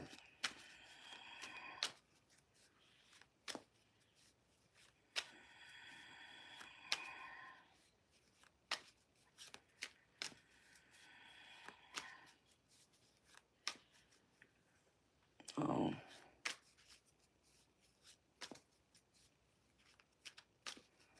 Jamaica, what do you mean about the payment and that's a ripoff? What are you talking about, sweetheart?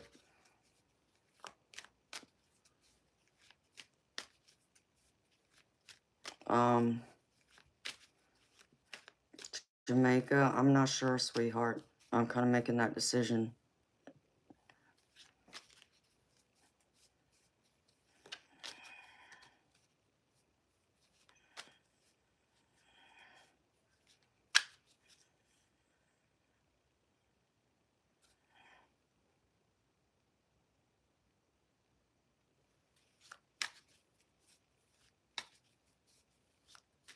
You're funny.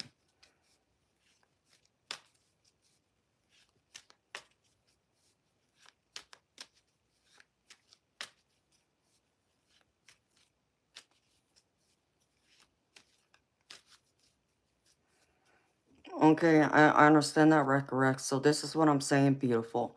If they're telling you they pay everyone at the end of the month, you just started though, sweetheart. So I would figure that this last week, and next week, if you're working, that's gonna go into like next month, and then what you work in the next month that you'll get paid for, is what I'm saying. So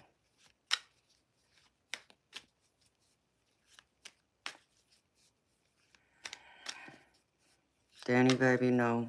I only do free collective readings, and I did one at the beginning of the stream.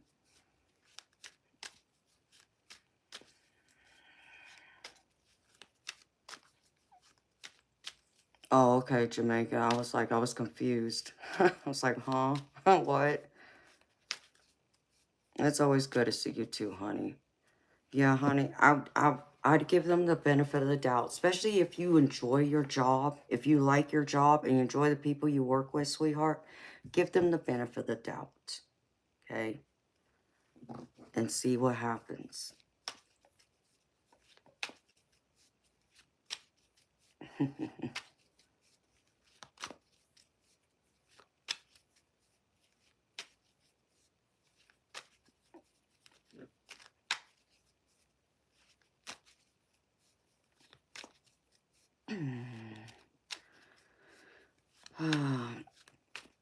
Tate, Rosie Rose. Yeah, I know, I like my teddy too. It was a Christmas gift from several years ago. That's Teddy. He's my protector.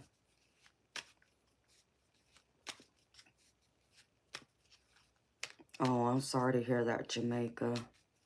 That's rough, honey. Teddy name is Luke. I'm sorry, Jamaica. That really stinks, honey.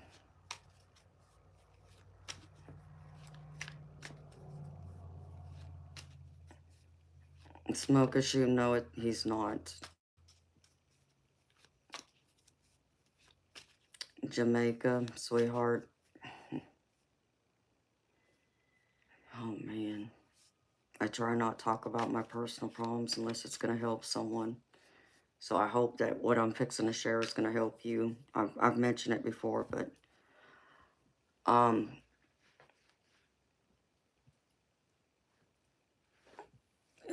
no wonder. Yep. See you, bye.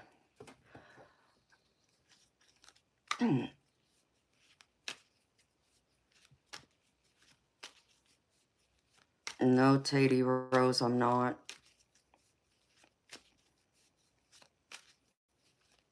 Yeah, Jamaica, I think it's that way throughout. Okay, Recorrect, sounds good, sweetheart. Thank you for stopping in and seeing me.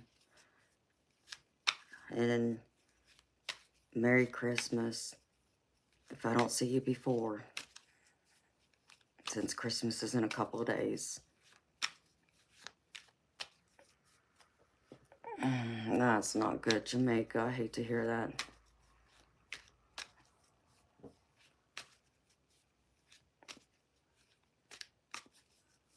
Hi, Super Dougie.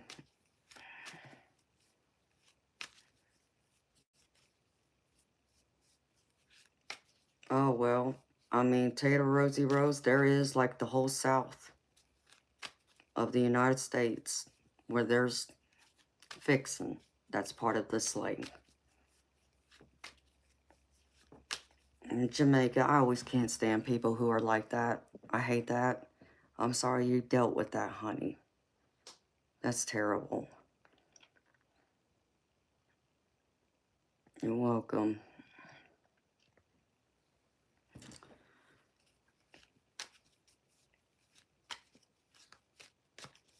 See, my,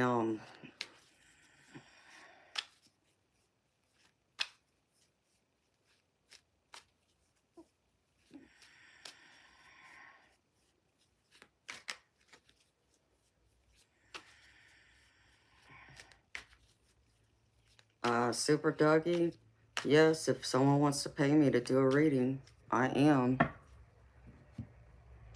Oh, thank you, Recca Rex.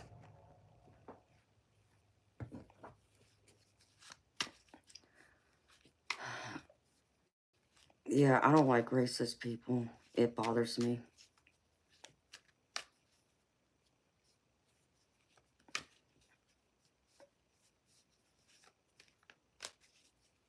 And why did you get fired from a job, Rosie Rose?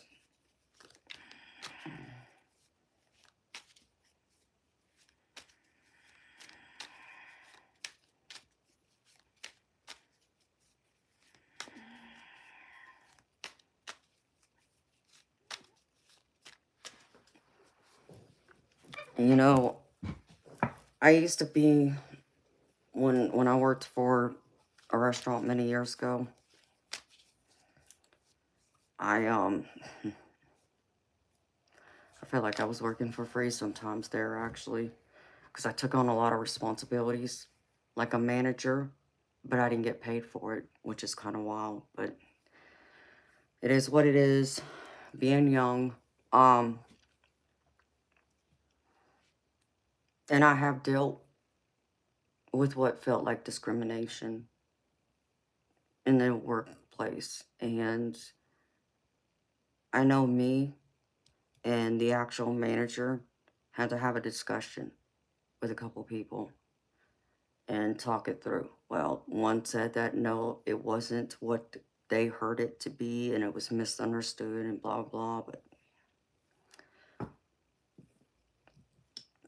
it stinks when it does sound that way, you know, and I just,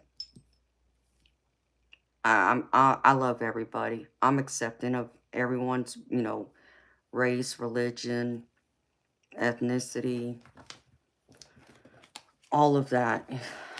And so it bothers me a lot. I don't like it.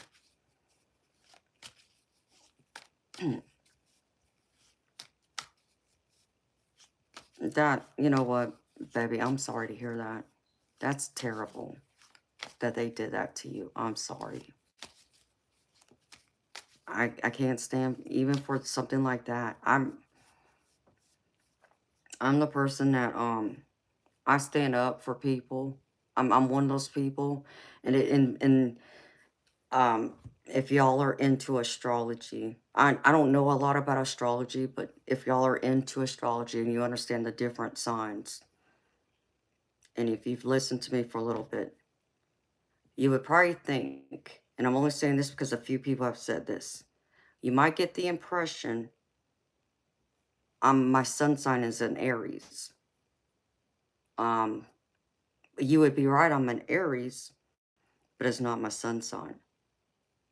And it surprises people in some way when they find out that my sun sign is Pisces. So, so I always say I'm a fiery mermaid. And, you know, because the Pisces is the fishes in the zodiac, also known as the mermaids. And because Aries is a fire sign, and I'm that passionate, you know, straightforward person like an Aries, I'm that fiery mermaid. So I've always been the one that's always stepped up and spoken up for people. I don't tolerate being bullied. I don't tolerate anyone being bullied. I don't tolerate discrimination, racism, none of that. Period. You know, I try and create this place for everyone to feel comfortable and welcome, you know, and it doesn't matter, like I said, you know, what you choose, you know, to do, you know, your ethnicity, um, where your nationality, your religion, your sexual origin, you know, or I didn't say that right, but Rosie Rose, you know, being like, you know, I'm accepting of everyone, just in general and period. You know, and I've always stepped up and spoken for people who get bullied. I'm the person that, you know, um, cheers for the underdog. And I'm also one that like goes out in public. If I see someone being mistreated, It's not going to happen while I'm there. Because I'm going to speak up. And I'm going to defend them. And I just have that natural ability to stand up for people, because I know for some, they get intimidated, or they may not know the right words or the right approach and so forth. So I'm really sorry you got treated that way.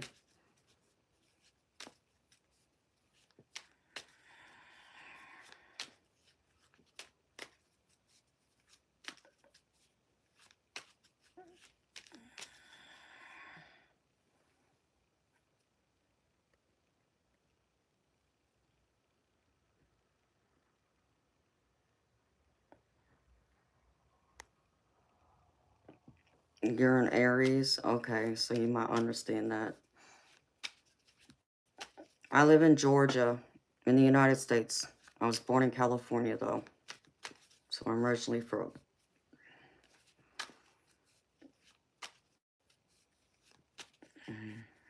Well, yeah, Robert, I don't tolerate bullies at all.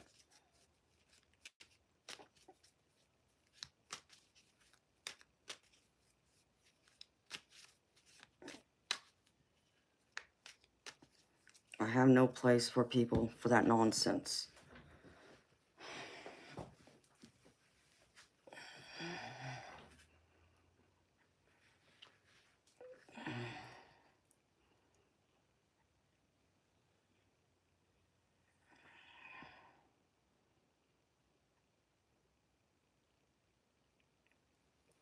Yeah, Robert, I mean, there's a lot of people going through it, you know. Does that give them an excuse to act like a jerk? You know, to keep it, you know, clean and classy here? No, but I get that people have a bad day too. I have compassion for those who are going through a rough time and they're struggling, and maybe they're just really going through it and they just haven't been able to catch a break yet or catch their breath. I do try and have some extra compassion for them and be a little more patient and, you know, maybe take a little more time with them. Um, because I understand, because they're going through it, their energy may not be high vibrational. They may not be able to be all happy and, you know, joyous all the time. But then again, many people aren't. I mean, majority of people aren't that way. I mean, I do know people who overall have this bubbly, you know, outgoing attitude and personality. They do exist, but generally, most people, you know, some of them are quiet. Some of them, you know, may talk with you. Some don't, and so on. So,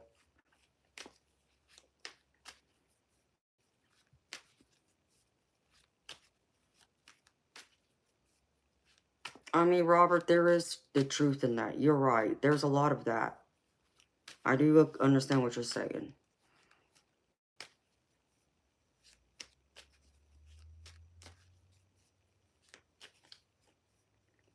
And you know, Rose, I went through something similar, sweetheart. I mean, I'm not part of the LG, um, that community, but what, you know, I have friends, I even have family members who are, though. What I can tell you here is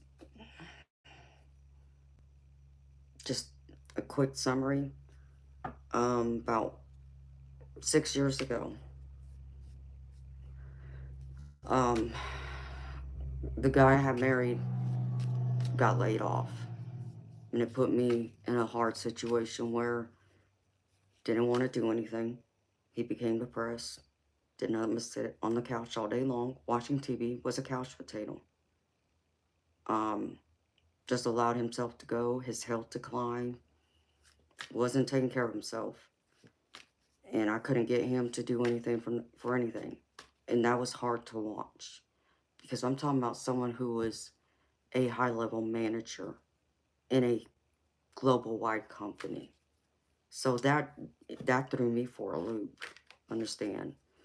And so I had to take charge of everything. I had to go through and kind of have to evaluate our situation, like what's going to happen.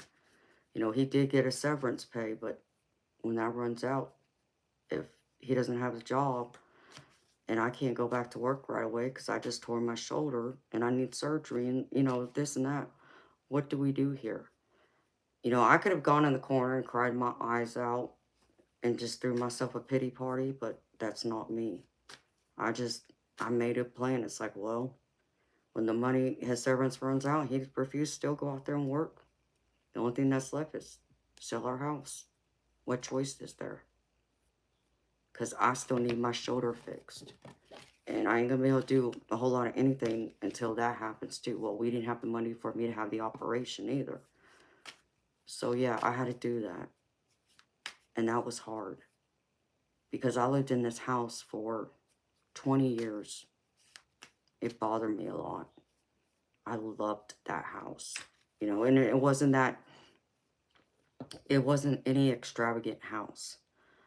But I had so many years there. So many beautiful memories there.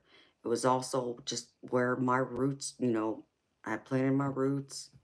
Um, and where we were located at was the perfect location where I wanted to be. So it really did. It sucked when I had to do that.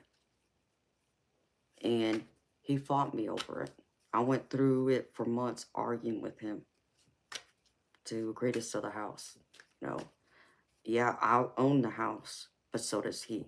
So he had to sign a document just like I did, saying that, yes, we're listing it for sale and all that, you know, crap. So that was rough.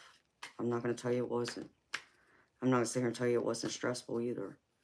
I just didn't allow it to show. You know, I was just more determined and focused on what I had to do. You know, if anything, I was fighting with him still, even after I got him to agree to list the house for sale because he wasn't helping me pack the house either. He wasn't helping me do none of that. And it was exhausting. So I understand that. And so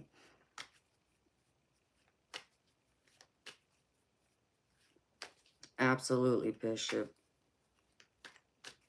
And I loved my home. I miss it. I do. I still miss it. I mean, I got a new house, but I still miss that house. So I do understand that though, sweetheart. Just a quick, you know, summary.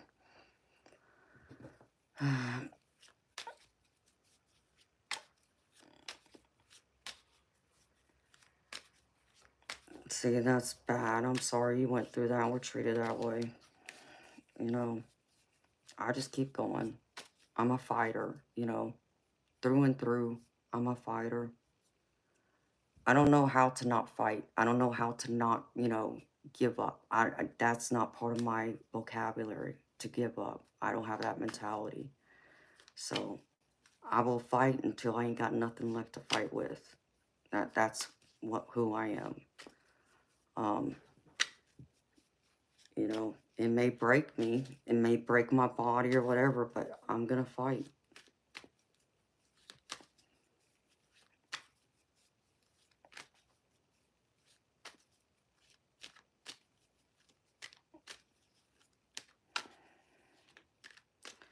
Rose, maybe.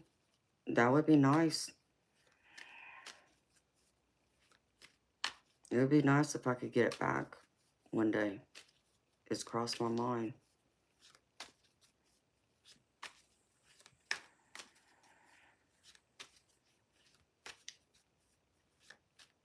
Yes, J. Ray. I fight to the bitter end, and I do. But Bishop, it was my home. I didn't need a big fancy house like that, you know. I'm not the type person that's, you know, trying to keep up with Joneses. Like, I don't need like a big, huge mansion to make me happy. I'm not trying to outdo or one up people. No, I'm not saying. If I had the money, would I not, you know, be in a mansion? I don't know. I don't think so. Because I sure in the hell wouldn't want to clean it.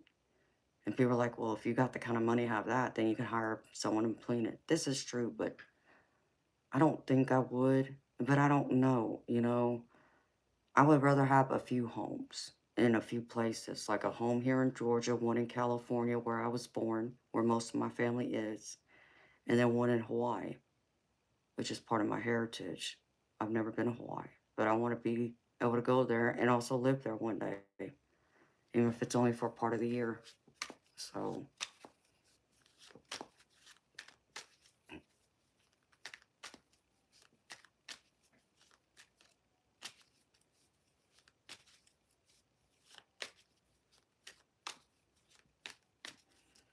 yeah, I mean, and there's nothing wrong with that, Rose. I'm, I have just that mentality of getting ahead. That's just me. Um,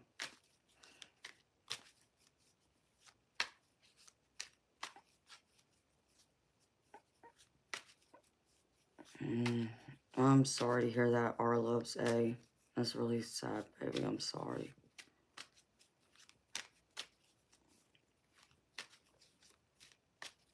J Ray, if you're wanting to ask a question, like have a tarot reading, baby, my readings are paid readings. So it's $20 US to get a reading from me, sweetheart.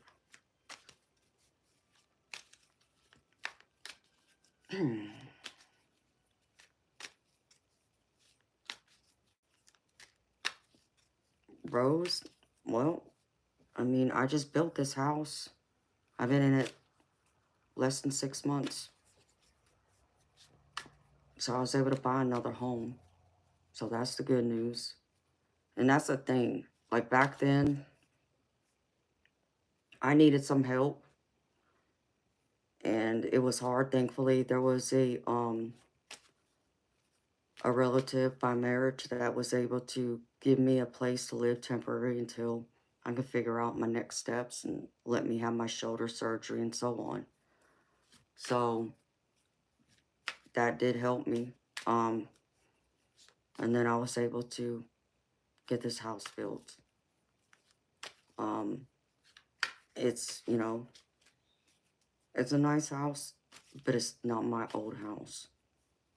It's just, it's where I lived. It's the location that really, it's more about the location than it is the house.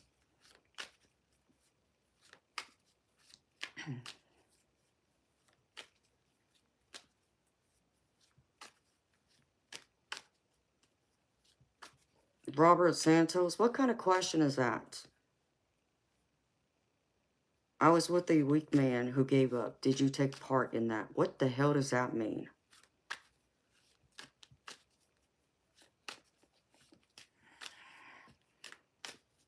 So, Rose, you gotta always think of the positive, sweetheart. Like, I got a lot of things going on that I'm still trying to take care of.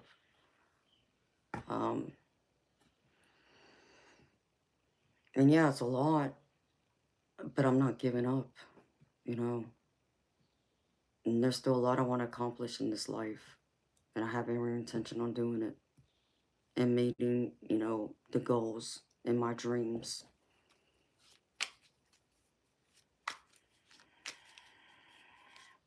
Robert Santos, that's your personal opinion. I really don't care. Because you don't know who the hell I am.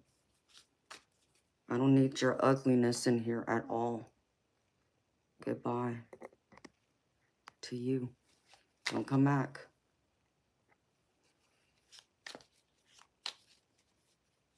Oh, well, that's good, Rose. You got that, sweetheart.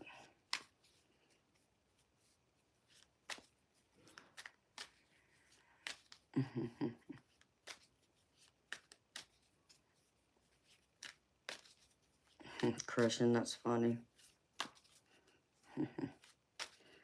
Yes, it's obvious I'm not. You are actually wrong. I am white. Believe it or not, I am white. My mama, dirty blonde, brown eyes.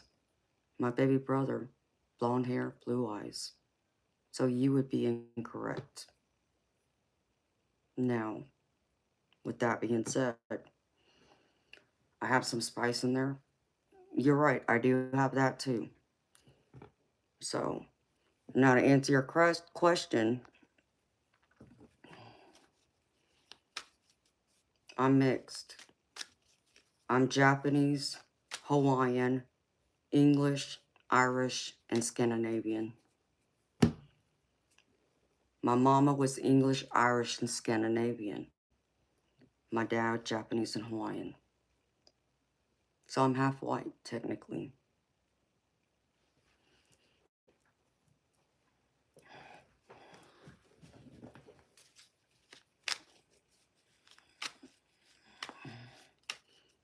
Hello, Priyanka.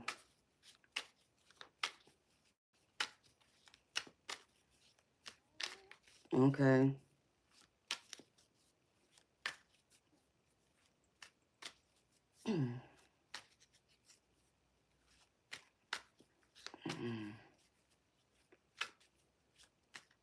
Aesthetics. You had an exam. You said the exam was good. Well, that's good. Good for you. And talent, do not spam up my chat. And let's get something out of the way, beautiful people. And I'm only going to say this once. And I'm going to say this respectfully. Okay? Because I can be ugly about this. But I'm trying not to. First things first. So the people who came in the room wanted to ask a question. Let me explain something to you. I don't know where you live, but I'm an American. I live in the United States of America. And where I live and where I grew up, whether it's in Georgia, where I'm currently at, or on the West Coast in California, I was raised to have manners and respect and be polite and courteous. So that means whenever I come across someone, whether I know them or not, to be honest, I'm supposed to say hello. How are you doing? That's the first thing. So I don't know if y'all were raised in a cave or what, but at least say hello to me first if you didn't. Two, I don't do third-party readings. Third-party applying to anyone you're asking me about, someone who isn't present. So you're asking me about a boy or even a girl, whatever it is. What do they think? How do they feel? No. I have ethics. My ethics, I don't go reading on people who didn't give me permission to read their energy. And that's wrong. Okay? And three, my energy isn't for free either. You want a personal reading from me? It's $20 US. And with that, I'll add a little extra in there. Some wisdom for you. Instead of asking someone like me how someone feels about you, how they think, all this and that, why don't you try asking them yourself? Okay? Use that voice you were gifted with. Ask them. Okay? Now you might say to me, which I've heard this all, well, I'm afraid, or they won't tell me, or I'm, the rejection. Okay? Still ask them. Because let me tell you why. I look at it, if they reject me, let's just say it's me, and I wanted to know how someone feels about me, what they're thinking. And if they tell me, oh, well, I don't love you anymore, I don't want to be with you, okay. Does it hurt? Heck yes, it does.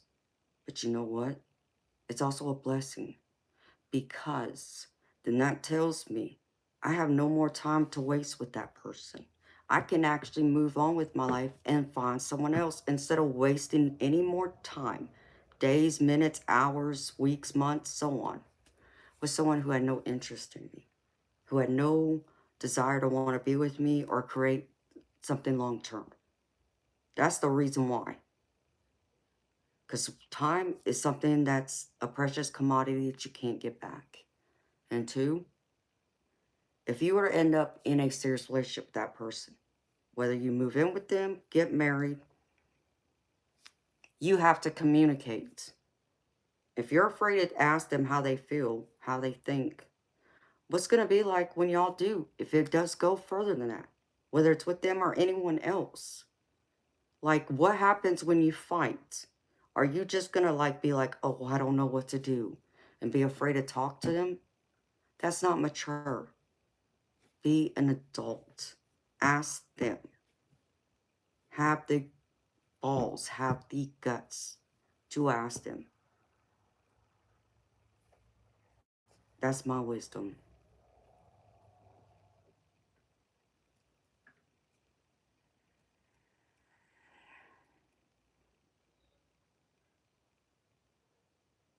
You just have to understand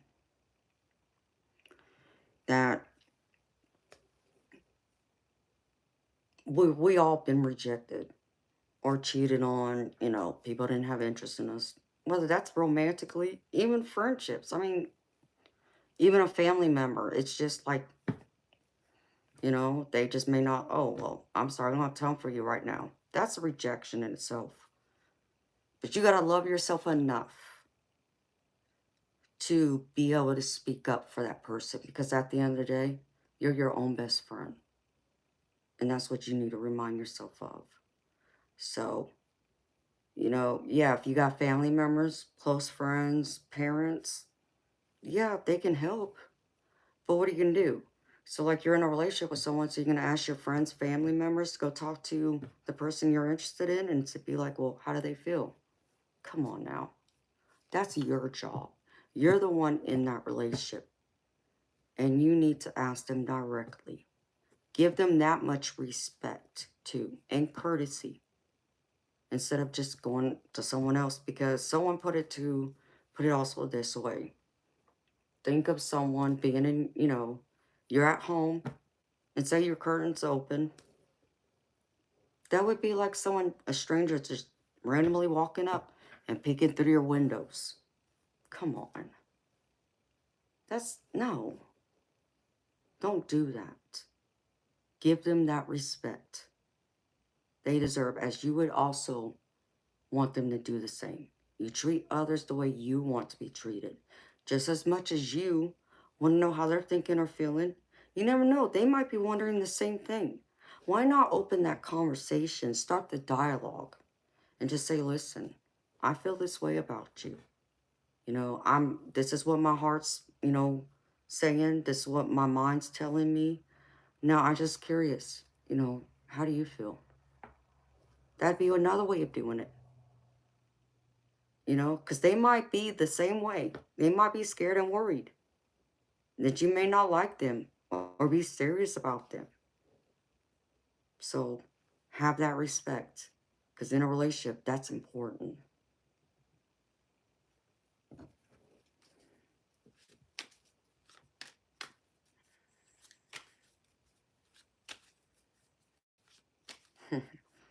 Oh, thank you, Arloves A. I can be blunt. I can be very straightforward and to the point. Like I said, I'm a fiery Pisces. I'm a fiery mermaid. My parents, and I'll put it to you this way. When I was growing up, um, I remember, okay, and I was quiet. I was the quiet child when I was living in California. I moved here to Georgia when I was 10. And we went to a restaurant one day to have dinner. And the waitress was going around asking what we wanted to eat. And she gets to me, and I tell her what I want to eat. Well, she couldn't hear me because I talk so soft and so low. And I remember my daddy turned around and looked at me, and this is my stepfather. Speak up. She can't hear you. So I, said it again, a little bit louder, but still soft. She still couldn't hear me. So my daddy said again, speak up, Amanda. She can't hear you. So I had to learn to use my voice. And they taught me to use that voice, to speak up and say what I think and how I feel. I'm not afraid to tell anyone how I think or how I feel. I try and be positive, but if someone needs some tough love, I'll give it to them too. I can be blunt and straight to the point. Um, and even like when you think of how people are always self-conscious, they want to know, like, some of y'all ask them, well, how does so-and-so think about me? Well, apply that to your friendships, family, work colleagues, schoolmates, whoever. And you're wondering, well, do they like the way I dress? Or do they, all these things, what do they think about my house, the car I drive, whatever it is. Honey, let me tell y'all something. This lady, I don't care what none of them think. None of them. Okay, they may not like me. Okay, they may not like my house, may not like my clothes, whatever. I'm confident in me. I'm sure of me, of who I am as a person. I like me for me. I love and accept me for me. Some people would think that I'm, let's say, cocky, conceited, arrogant. No, I'm sure of myself. I know who I am. I own that.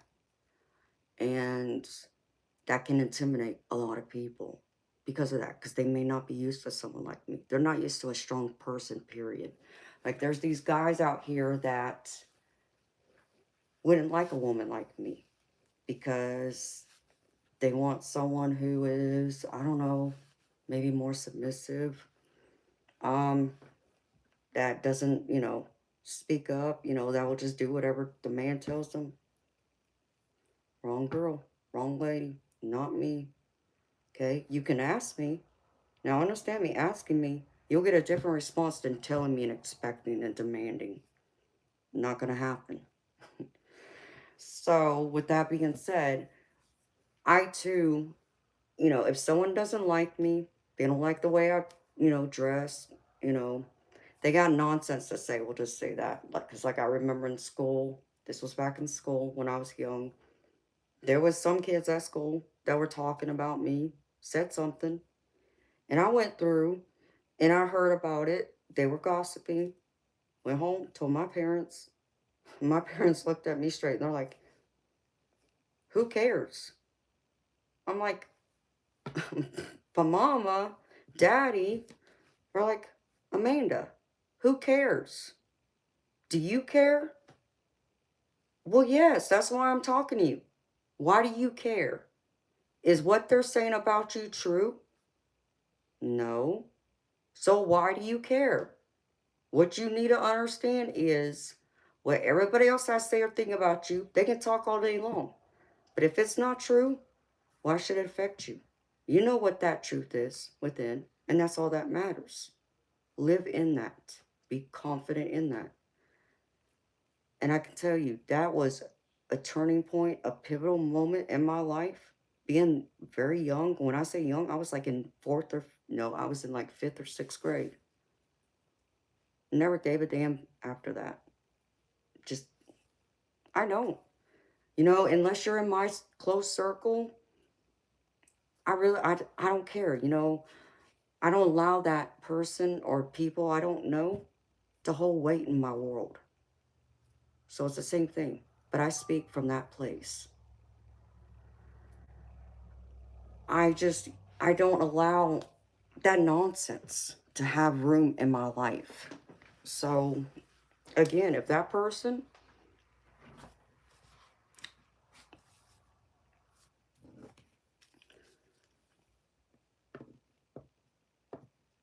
hi, honey muncher, I agree.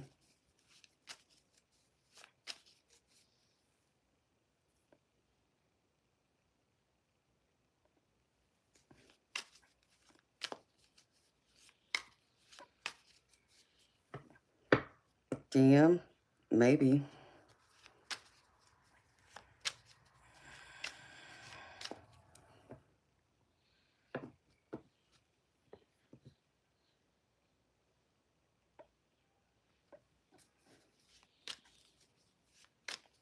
James Scott, if you think I'm all up in my ego, you can see yourself out. I don't need your nonsense in here.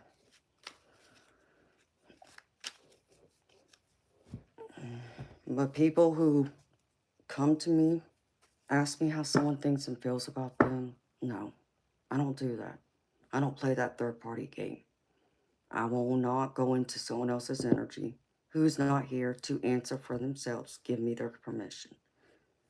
That's wrong. Those are my morals, my ethics. when it comes to reading cards. So,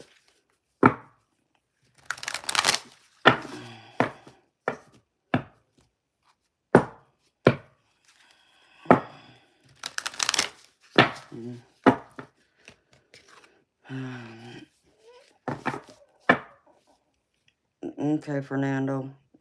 I'll rebuke you and you can get out. See you, bye.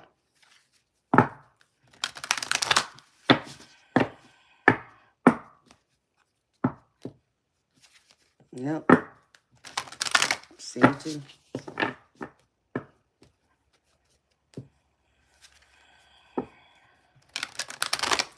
Honey Muncher, that's awesome. Take your time with it. Honey Muncher, that's an everyday thing in here. People want to come here and talk nonsense because they don't like people like me because I'm straightforward and to the point, and because some of them wish they could be me and they can't be because there's only one me. There's that. You know, there's so many reasons of why they want to come in here and stir up trouble because they ain't got nothing else better to do with their life. I mean, imagine many of them are trolls who are living in their parents' basement. There you go. That answers that. I mean, there's a long list of it. I just don't care, you know. Oh, damn. Well, I'm glad you like the honesty because I'm pure from the heart.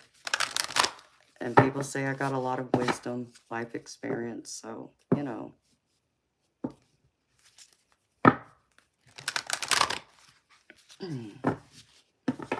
Our loves, eh? I mean, that's great that y'all do that. So, when you say you give each other permission to do so, though, are you meaning like you go to a personal tarot reader and get a personal reading? So y'all go together like a couple and you sit there with the reader and they read you and then they read your partner? Is that what you're talking about? Hi, Cyclist Sam. How you doing, honey? Oh, thank you. You're going to make me blush.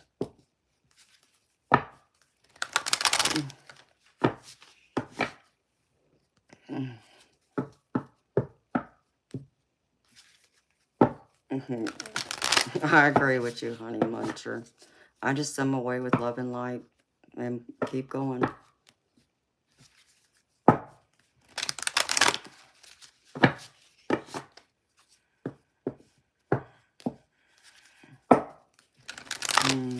Oh, do I? Oh. Yep. You must be too. Bye-bye.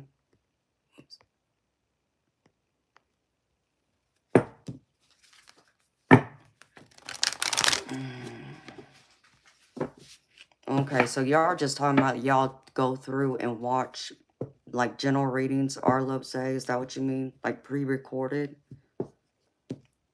And there'll be like general readings for like y'all sign? Is that what you mean, honey?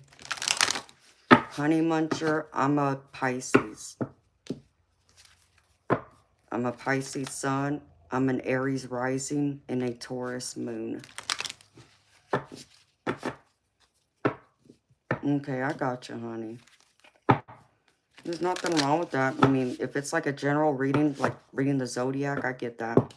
I know, right, Diane? I guess it's getting to that hour now, huh? It's 5 o'clock in the morning. Crap. I'm supposed to be off work by now. No, it's okay. Most people are going to work or doing something, but normally it's 4 o'clock, but I think some of them started earlier than that, Diane. They make me laugh. They do. Our loves, eh? That'll be awesome. There's nothing wrong with that if y'all go together. Listen, our loves, eh? Some tarot readers, and I'm not going to tell other people how to read, okay? I just tell you what I will do and what I won't do. But, you know, Some out there will do like a third-party reading without your partner being present. I'm just one that won't.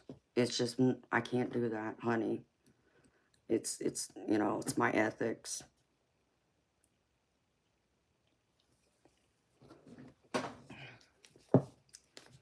Oh, I know, Diane. Some of them are crazy.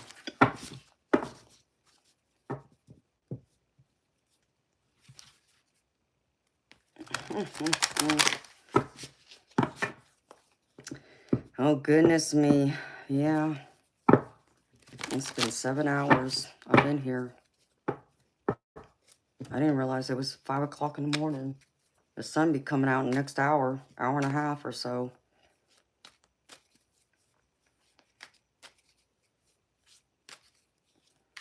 Well, that's great, our love say. There's nothing wrong with that, sweetheart.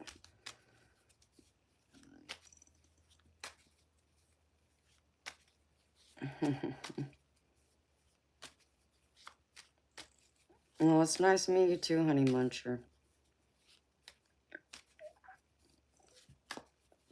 And same to you, sweetheart. Come back if you want. I stream pretty much almost every night.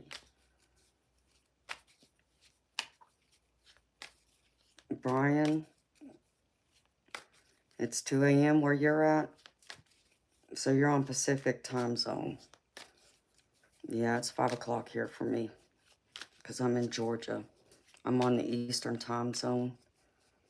But I stream every night, 10 p.m. Eastern. And it depends, except for like Monday. That's the day I do try and take off. Not every Monday, but I've been trying to force myself here because the holidays take it off for right now. But I stream. Sometimes it's only a few hours. Sometimes it's for several hours. It just varies. So,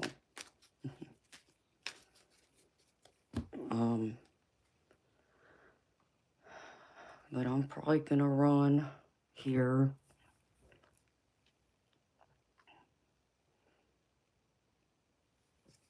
Give my mods a break. And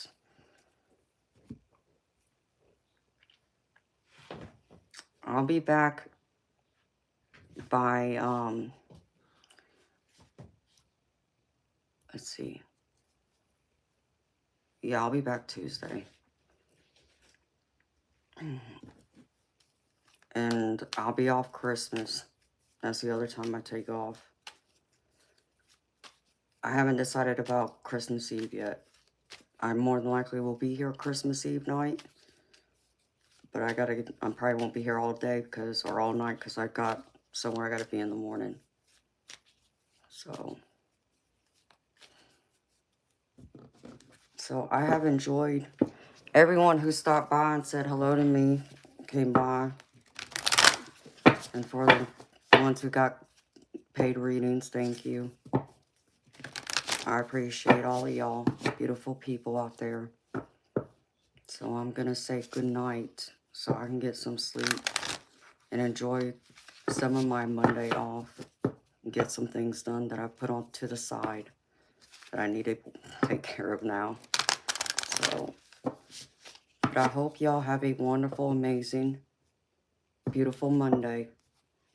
And I hope to see y'all Tuesday night back here at 10 p.m. Eastern Time. Until then, beautiful people, be blessed. Bye.